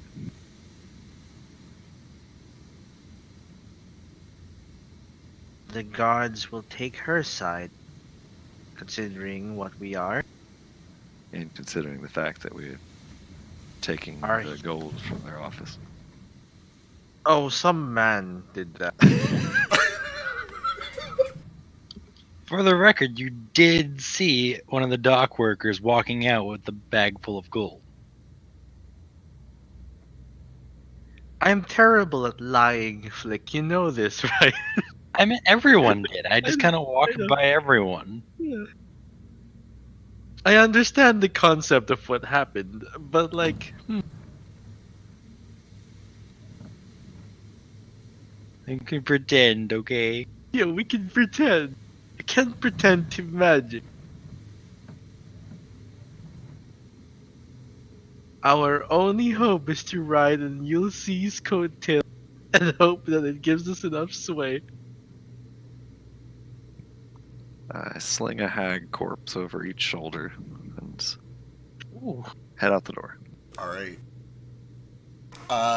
Where are you headed with these hag corpses? The guards, perhaps. The nearest, town guard or authority figure that I can see. Alright. It doesn't take long. You walk past maybe 3 or 4 buildings. There are a couple of, audible gasps and shouts from passers-by as this gangly bunch of adventurers kind of goes through the streets with a couple of hags bloody, slung over your shoulders. And eventually, a couple of very well-armed elven guards come up to you and say, "Whoa, whoa, whoa, oh, okay, what is, oh my god, what is this? What's happening here?" Friend Yule. Well, you see, my name's Yulzy. And, I went to go see my daughter, little delicacy. And unfortunately, she'd been kidnapped by all these people. And then they tried to kill us. And, well, here we are. All of these people and emotions to, Nordo. No. They're with me. I'll like point towards the bodies. I'm like, them. Oh, I see. These two and Phyllis, the chicken-looking lady. She was in with them. Phyllis. Kidnapping? That's quite a serious allegation. I'm sorry, what, you said your name was Yule C? Well, that's correct. Why does that sound familiar? Oh, try a history check. Okay, we can't be carrying bloody bodies through the street. Come with me, please. Oh, my. And he starts kind of like hurriedly rushing the group down a couple of streets, trying to like wave passersby, like, it's nothing to see here, carry on, it's all under control. Eventually kind of taking you towards the northwest, towards what appears to be a rather large lift that leads up to the government district.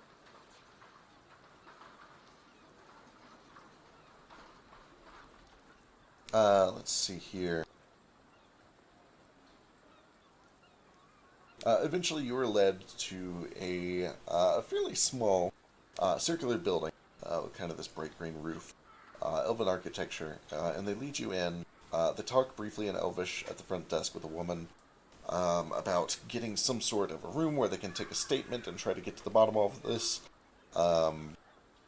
Eventually you're led into kind of a small, not really interrogation room, but they just have a long table.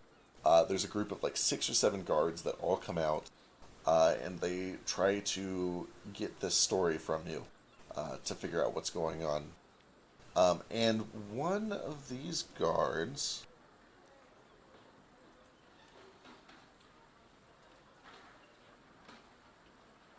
Double checking a thing.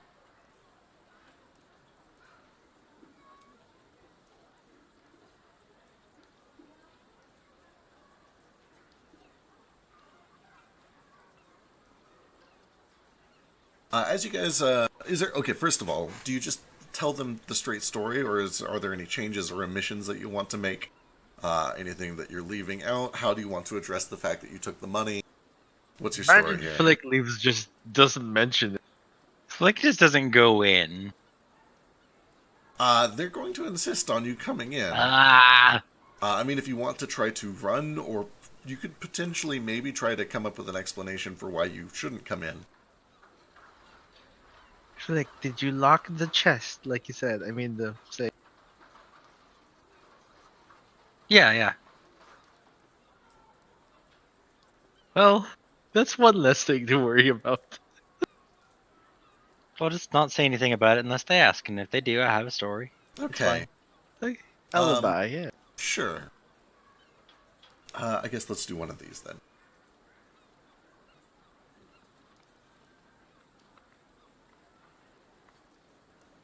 As you are being questioned, the woman that is kind of leading a lot of these questions is this elven woman. She looks fairly young, but she's an elf, so that probably means like 100 or something. She's got red hair. It's kind of set back in a couple of ponytails. And she does a pretty thorough grilling. Let's see. One of these.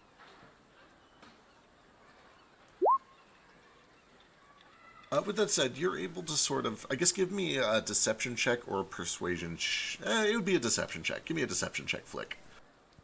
Okay, loading. 1 second. I accidentally closed. It's all good.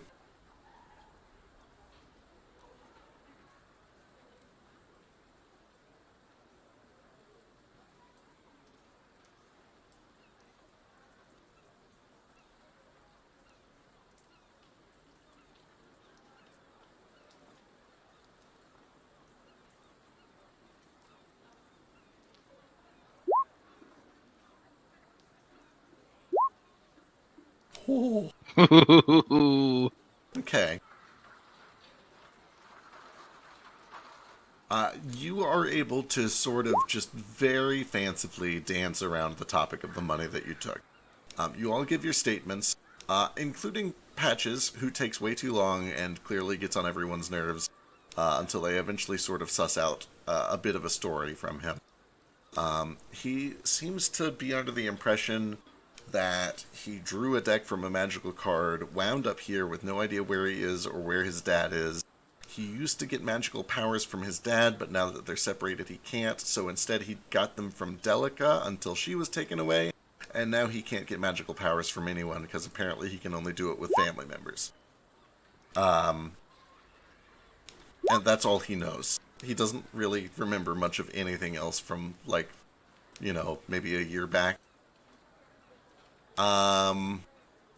But they sort of confirm your story. They run you through a zone of truth to confirm a few elements of it. Again, you artfully dodge your way around the money issue. Yeah, I totally fucked it up. You got it right there.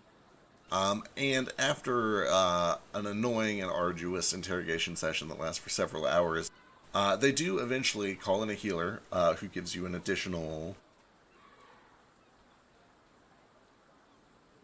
7 healing each.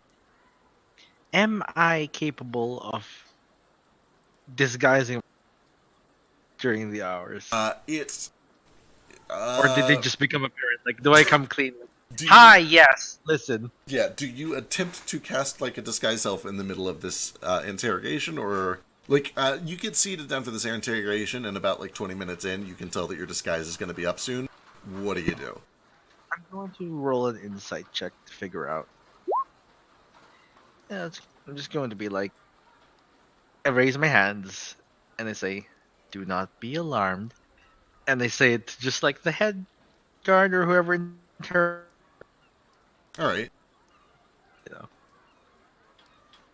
And I say, my appropriate aesthetic synthesizer is going to run out. And my appearance will become indecent shortly. Do you, do you need to do something about that? I'm confused. What does that mean? It means I will become ugly enough for you to attack me. I've never heard of anything like this in my life. Is this some sort of magic? What are you asking?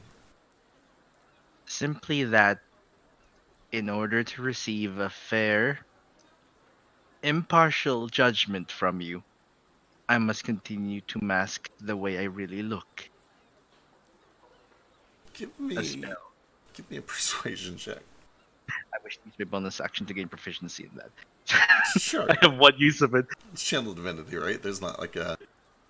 No, Okay. I used it. I used one earlier. Okay, sure. Yeah, persuasion, yeah? Yep. It's only a +3. Help me, God. Oh! Alright. Oh! The legal system tries to provide everyone with a fair shot. You've been cooperative so far. Do what you must. Don't try anything funny. It's a very simple spell, and I do it, as obviously as possible. Alright. And it just renews the same face. Alright. With that, you're able to kind of get through the whole thing without dropping your disguise. And after some time, they take a statement. The head investigator says, my name is Esmeralda Windy. If you hear anything else about this, please get back in touch with me. I'm especially interested in this case. Why is that? If you don't mind my asking. I'm afraid I can't really reveal any details of an ongoing investigation, but suffice to say, there is an ongoing investigation. Fair Is it enough. personal? Personal? No, no, it's just a case. I really can't divulge any more details, but this isn't the first time we've had a run-in with Phyllis. Hags. The hags are new. I haven't seen anything like that. But either way, you know where to find me. Be well. Our cleric will do her best to patch you up on the way out. Thank you. If you believe that you're in danger, come back, let us know. We can have a post assigned outside of... where are you all staying? What was What's the something waterfall? Willow? I think it was Willow's Rest. over at the Willow's Rest and be much obliged for your assistance. In case we didn't mention it earlier, Phyllis did get away, so just be aware there could be some danger in that. Understood. We'll keep an eye out for her. She is armed and highly magical. We've told her not to go waving that thing around every time somebody gets too close, but you know, old women and their Pull it concealed out right weapons. away. Yeah, she doesn't like to be pushed around, it seems. My question is, why would she need a gun with her powerful spells? That's I do think she tries not to rely too heavily on. I mean, you know, if you keep your god on speed dial all the time. Anyway, it's not my place to judge her use and disuse of magic. I need to file all this and see if I can cross-examine it with some of the other things that we've learned. But thank you for your statement. Try to stay safe. Come back to me if you find anything else about this. Thank you for staying impartial, Investigator Wind. Eventually, you are sent on your way. If you want, they're willing to send a couple guards with you. It's kind of your call. I'll be right back. Just a second. I need to go to the hospital and find the plague doctor's outfit. I don't know why, but I thought that was in like out of character. I need to go to the hospital out of nowhere. And I was really concerned. All right. It is late. We should wrap up soon. With that said, when we get back tomorrow, it is still pretty early in the afternoon if you guys want to drop mail off or go clothes shopping, or anything else here in town. With that said, what are your plans after like a little bit of a shopping episode and things next week? Yeah, my priority is getting an outfit that something that just hides enough of me that I don't need to keep casting this spell and wasting 2 mana. Yeah, You know? your cloak, honestly, it covers the face. Like, if you're not being actively investigated, your cloak does the trick. I have a mask too that is actually magic. Oh no, my cloak does cover my face. It does totally cover your face. The big thing is, like, if you get brought in by guards, they're going to want you to pull your cloak down. So, but, you know, a normal cloak wouldn't fix that either. But if I were a plague doctor outfit, then no one will question it because, hey, that guy's a plague doctor. Potentially. I'd be like, hey, man, I'm potentially holding a lot of diseases behind. Yeah, it would give you an angle to try at the very least. Yeah. I dig. This is what Brother Bird says. Always have an angle. I am terrible at these things. Where is my sick Brother Bird? Right. We need some Ace and some Vasu up in here. Yes. So we have no idea where Delicacy was taken, right? We just know that she was taken. To an Some island island. far away. To an island If somewhere. we get- Actually, I should let you guys suss it out before I fill anything else in. If we get more candles, maybe Patches will tell us more. I need to send some letters, but also next week I'll probably try to head to the address mentioned in this letter. That to the captain who knows where Firebird's Roost is. Okay, excellent. Hey, this has been a rough. Would you like to open mail with me? Just shake all the parcels. Who is this to? Just, the party. I'd love to. I got to pick something up anyway. Yeah. I mean, before we go picking stuff up, he has a bunch of parcels and letters. She's like, you want to open some? Real quick before you move on from the past subject, Patches did tell you and will remind you that there was apparently somebody named Long John who was a Sahuagin. Yeah. Who took Delicacy. Long John. From the memories I had from eating Mr. Captain that we killed, can I suss out if there was anyone I knew named Long John? Like, what ship name? Oh boy. Ugh. I'm trying to force a vision here. Let's do it. Give me a luck check. Shit, history one? No. Okay, oh god, luck. Oh boy. That's Yeah, not. no, never would have even come up. But that's higher because decimals.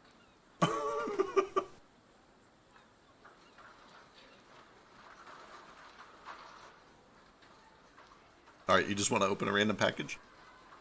Yeah, just open the random package. Give me another luck check. It's a glitter bomb, guys. 5. All right, you open this one up, and it appears to be an okay like cigar pipe. Oh, I hand it to like Nordo. It has a card attached to it, and it says "Happy 89th birthday." We love you, Oh, Grandpa. Nordo. Aw, I love you too. I'm sorry, I didn't say that I love you, but I love you too. Oh no, man. I was saying this to the cards, but I too have strong affections for you. Here, please take this as a friendship gift. It is a cigar, but you may smoke it when you are 89. Well, I don't know that I'll live that long, but if I do, I'll smoke it. Oh, you can do it anytime, really. Maybe it ages best at 89. I'll hold on to it till 89. We'll see if we get there. Yeah. All right, you got What's 4 the next more. pack? Give me another luck Yes. check. Okay. Other character Frisk is screaming because like he hates it. Like, no, don't open other people's baggages. This one seems to be a small bag of candies, and there is also a get well soon card that is signed by about like 15 people. And it says, "We miss you at the office. We know these are your favorites. Heal quickly and come back because we need you." And he gives it to Gale. Get better soon. So you've eaten a Excuse me? sick person, an 89-year-old's brain at least. I think they're dead, guys. I think they are too. It's possible that they've died and the mail hasn't reached them. But I don't know. I'll try the Thanks. next one. Give me Yeah, a the luck third check. one. 19? Ooh. A +3 sword. No. It's my turn for a present, right? A purple sword. There is a very fancy, expensive-looking watch. There's no card or anything explaining it. It's just a really nice golden pocket watch. This is lovely. Does anyone have a watch?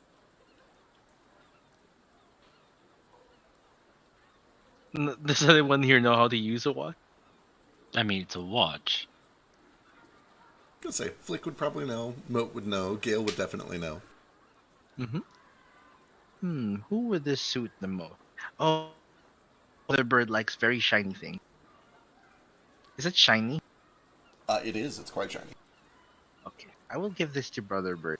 That's a get well soon. I honestly should have given him the candy, actually. Gale, would you like this watch instead of the candy? Gale is dead. Gale has contracted whatever Ace has. Rip in peace. Rip in peace. Oh no. I'll keep that in the pocket for now. Is there one more? 2 more. Give me 2 more luck checks. Oh yeah. Here's 1 and 2. God. Ooh. The Where first were one. these? Look. First one is a nice pair of shoes. What No. size are they? They are size. Are they size moat? Size 12. I don't know how to read shoes. That's like Pretty average, yeah. large male foot. This 12 will is not- average? I guess it's not average. It's a big male foot. Yeah, this will not fit. This will not fit Nordo. This will fit maybe me. I'm kind of tall. What about the other semi-humanoid person? Party Moat. What size are you? Let me just take a look real quick. Let me check the insole of my greaves. Well, would you look at that? I'm a 12. Hey, look at that. Oh, perfect. These are dress shoes, I'm guessing. They're just kind of nice shoes, yeah. Okay, they're Moat. The last one's a 20. The last one is a collection of handwritten poems and songs, along with a couple of pressed and dried flowers. And there is a letter accompanying it, and it says something to the effect of, I know you didn't do it. I know that this is all a mistake. I know that we can't fix it. I know that in the morning you'll be gone for something that you didn't do. But for what it's worth, I loved every minute of our time together, and I will find you on the other side. Fuck, that's sad. I love you too. And then he turns the book over to look at the other side. You're not here. Fuck off, Frisk. What did they mean? You broke up. What did they mean by other side? It showed like the group, the Well, whatever the happens after you die, I suppose, is what they meant. It's an expression for after death. the strange thing that connects all these items together, I think, is that the receiver could be already dead. One of them was very old. One of them was. Yes, which begs the question why you're receiving mail for dead folks. I must write back to them and tell them it is all well. Oh no. That might cause more problems than it solves, friend Nomad. I do not know. They seem very sad. I think they'll probably still be pretty sad if they think that their loved one is back and then come to find out it's just a stranger. Perhaps I could say I received it on the other side.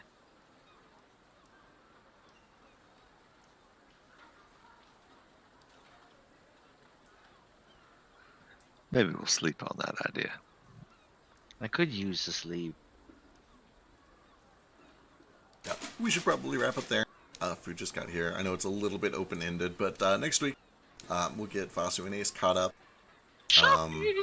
Patches insists on using that big candle so that he can show you what he can do and try to make a little more sense of all this. Yeah. Patches gets powers from family. Can he get power from you? It's a great question. That's a good pattern, if you do say so myself. But do me and you get our team attack yet? I don't know. I hope so. Give me He a luck, did. Give me a luck check. Both of us? Or... No, just one of you. Whoever does it first. Oh, I'm I trying to log can't back do in. it. Hurry. I could do it, but I'm scared because I already rolled a Oh 20. no, it has to be either Nordo or Sochi, one of the two. Oh, gotcha. Nordo was Sorchi. Go, go, go. Do it. It's taking so long to load. I believe in you. A web page is slowing down your browser. What does that mean? Oh You roll. no, you guys haven't unlocked it yet. Chase the rabbit. What would you have rolled? Yeah, I'm just now getting there. The nice red one. Not Oh, it's the, you wouldn't have done it either.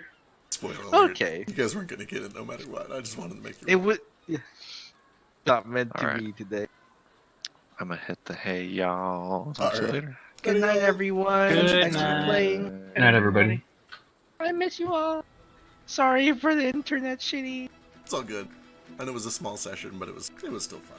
Getting back into the swing of things. Small. We nearly died. Well, you know, these things happen.